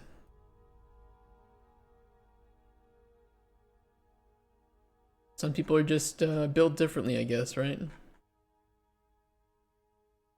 Oh, Drug Lord Tycoon. I wonder, yeah, it's... God, never played a game like this, huh? Alright, guys, I'm gonna get going. Thank you for hanging out with me today. I'm glad that we made it to 2 p.m. I'm gonna get some sleep, and I'll come in tomorrow, hopefully very well rested, and we'll just grind on the GDD. That's the plan. Thank you, guys. Thank you so much for all the love today. Thank you, Hazen, for the Prime sub, and thank you, everybody, for the follows. I will see you tomorrow. Have a wonderful rest of your Monday. Stay awesome. Stay cool. Be nice to your neighbors. Grind on the GDD, that's right. In a sexual way. And if you want keys, don't be afraid to just either DM me on Discord, or just wait for tomorrow. I'll just keep giving them out, you know, until we reach the peak, and I'll try to do some builds. If you guys have any problems with the build, like any bugs, any feedback, I'll make a feedback section on the Discord, and any bugs, I guess I'll do 2 forums, like one for bugs, one for feedback, and I'll try to hammer them out as quickly as possible. Some bugs I may not fix, because they might just be like kind of pointless to fix, or like the beach ball with fluid flux. Anything with fluid flux, I'm not fixing. I'm not fixing fluid flux. It's not happening. I hate it. I hate everything about it. I don't want to touch it. I don't want to talk about fluid flux. If there's anything that to do with water, or that looks like it's a problem with water, ignore it. I'm not fixing it. Fucking fluid flux. Worst $300 I ever spent. Alright guys, take care. See you tomorrow. Peace. Bye-bye.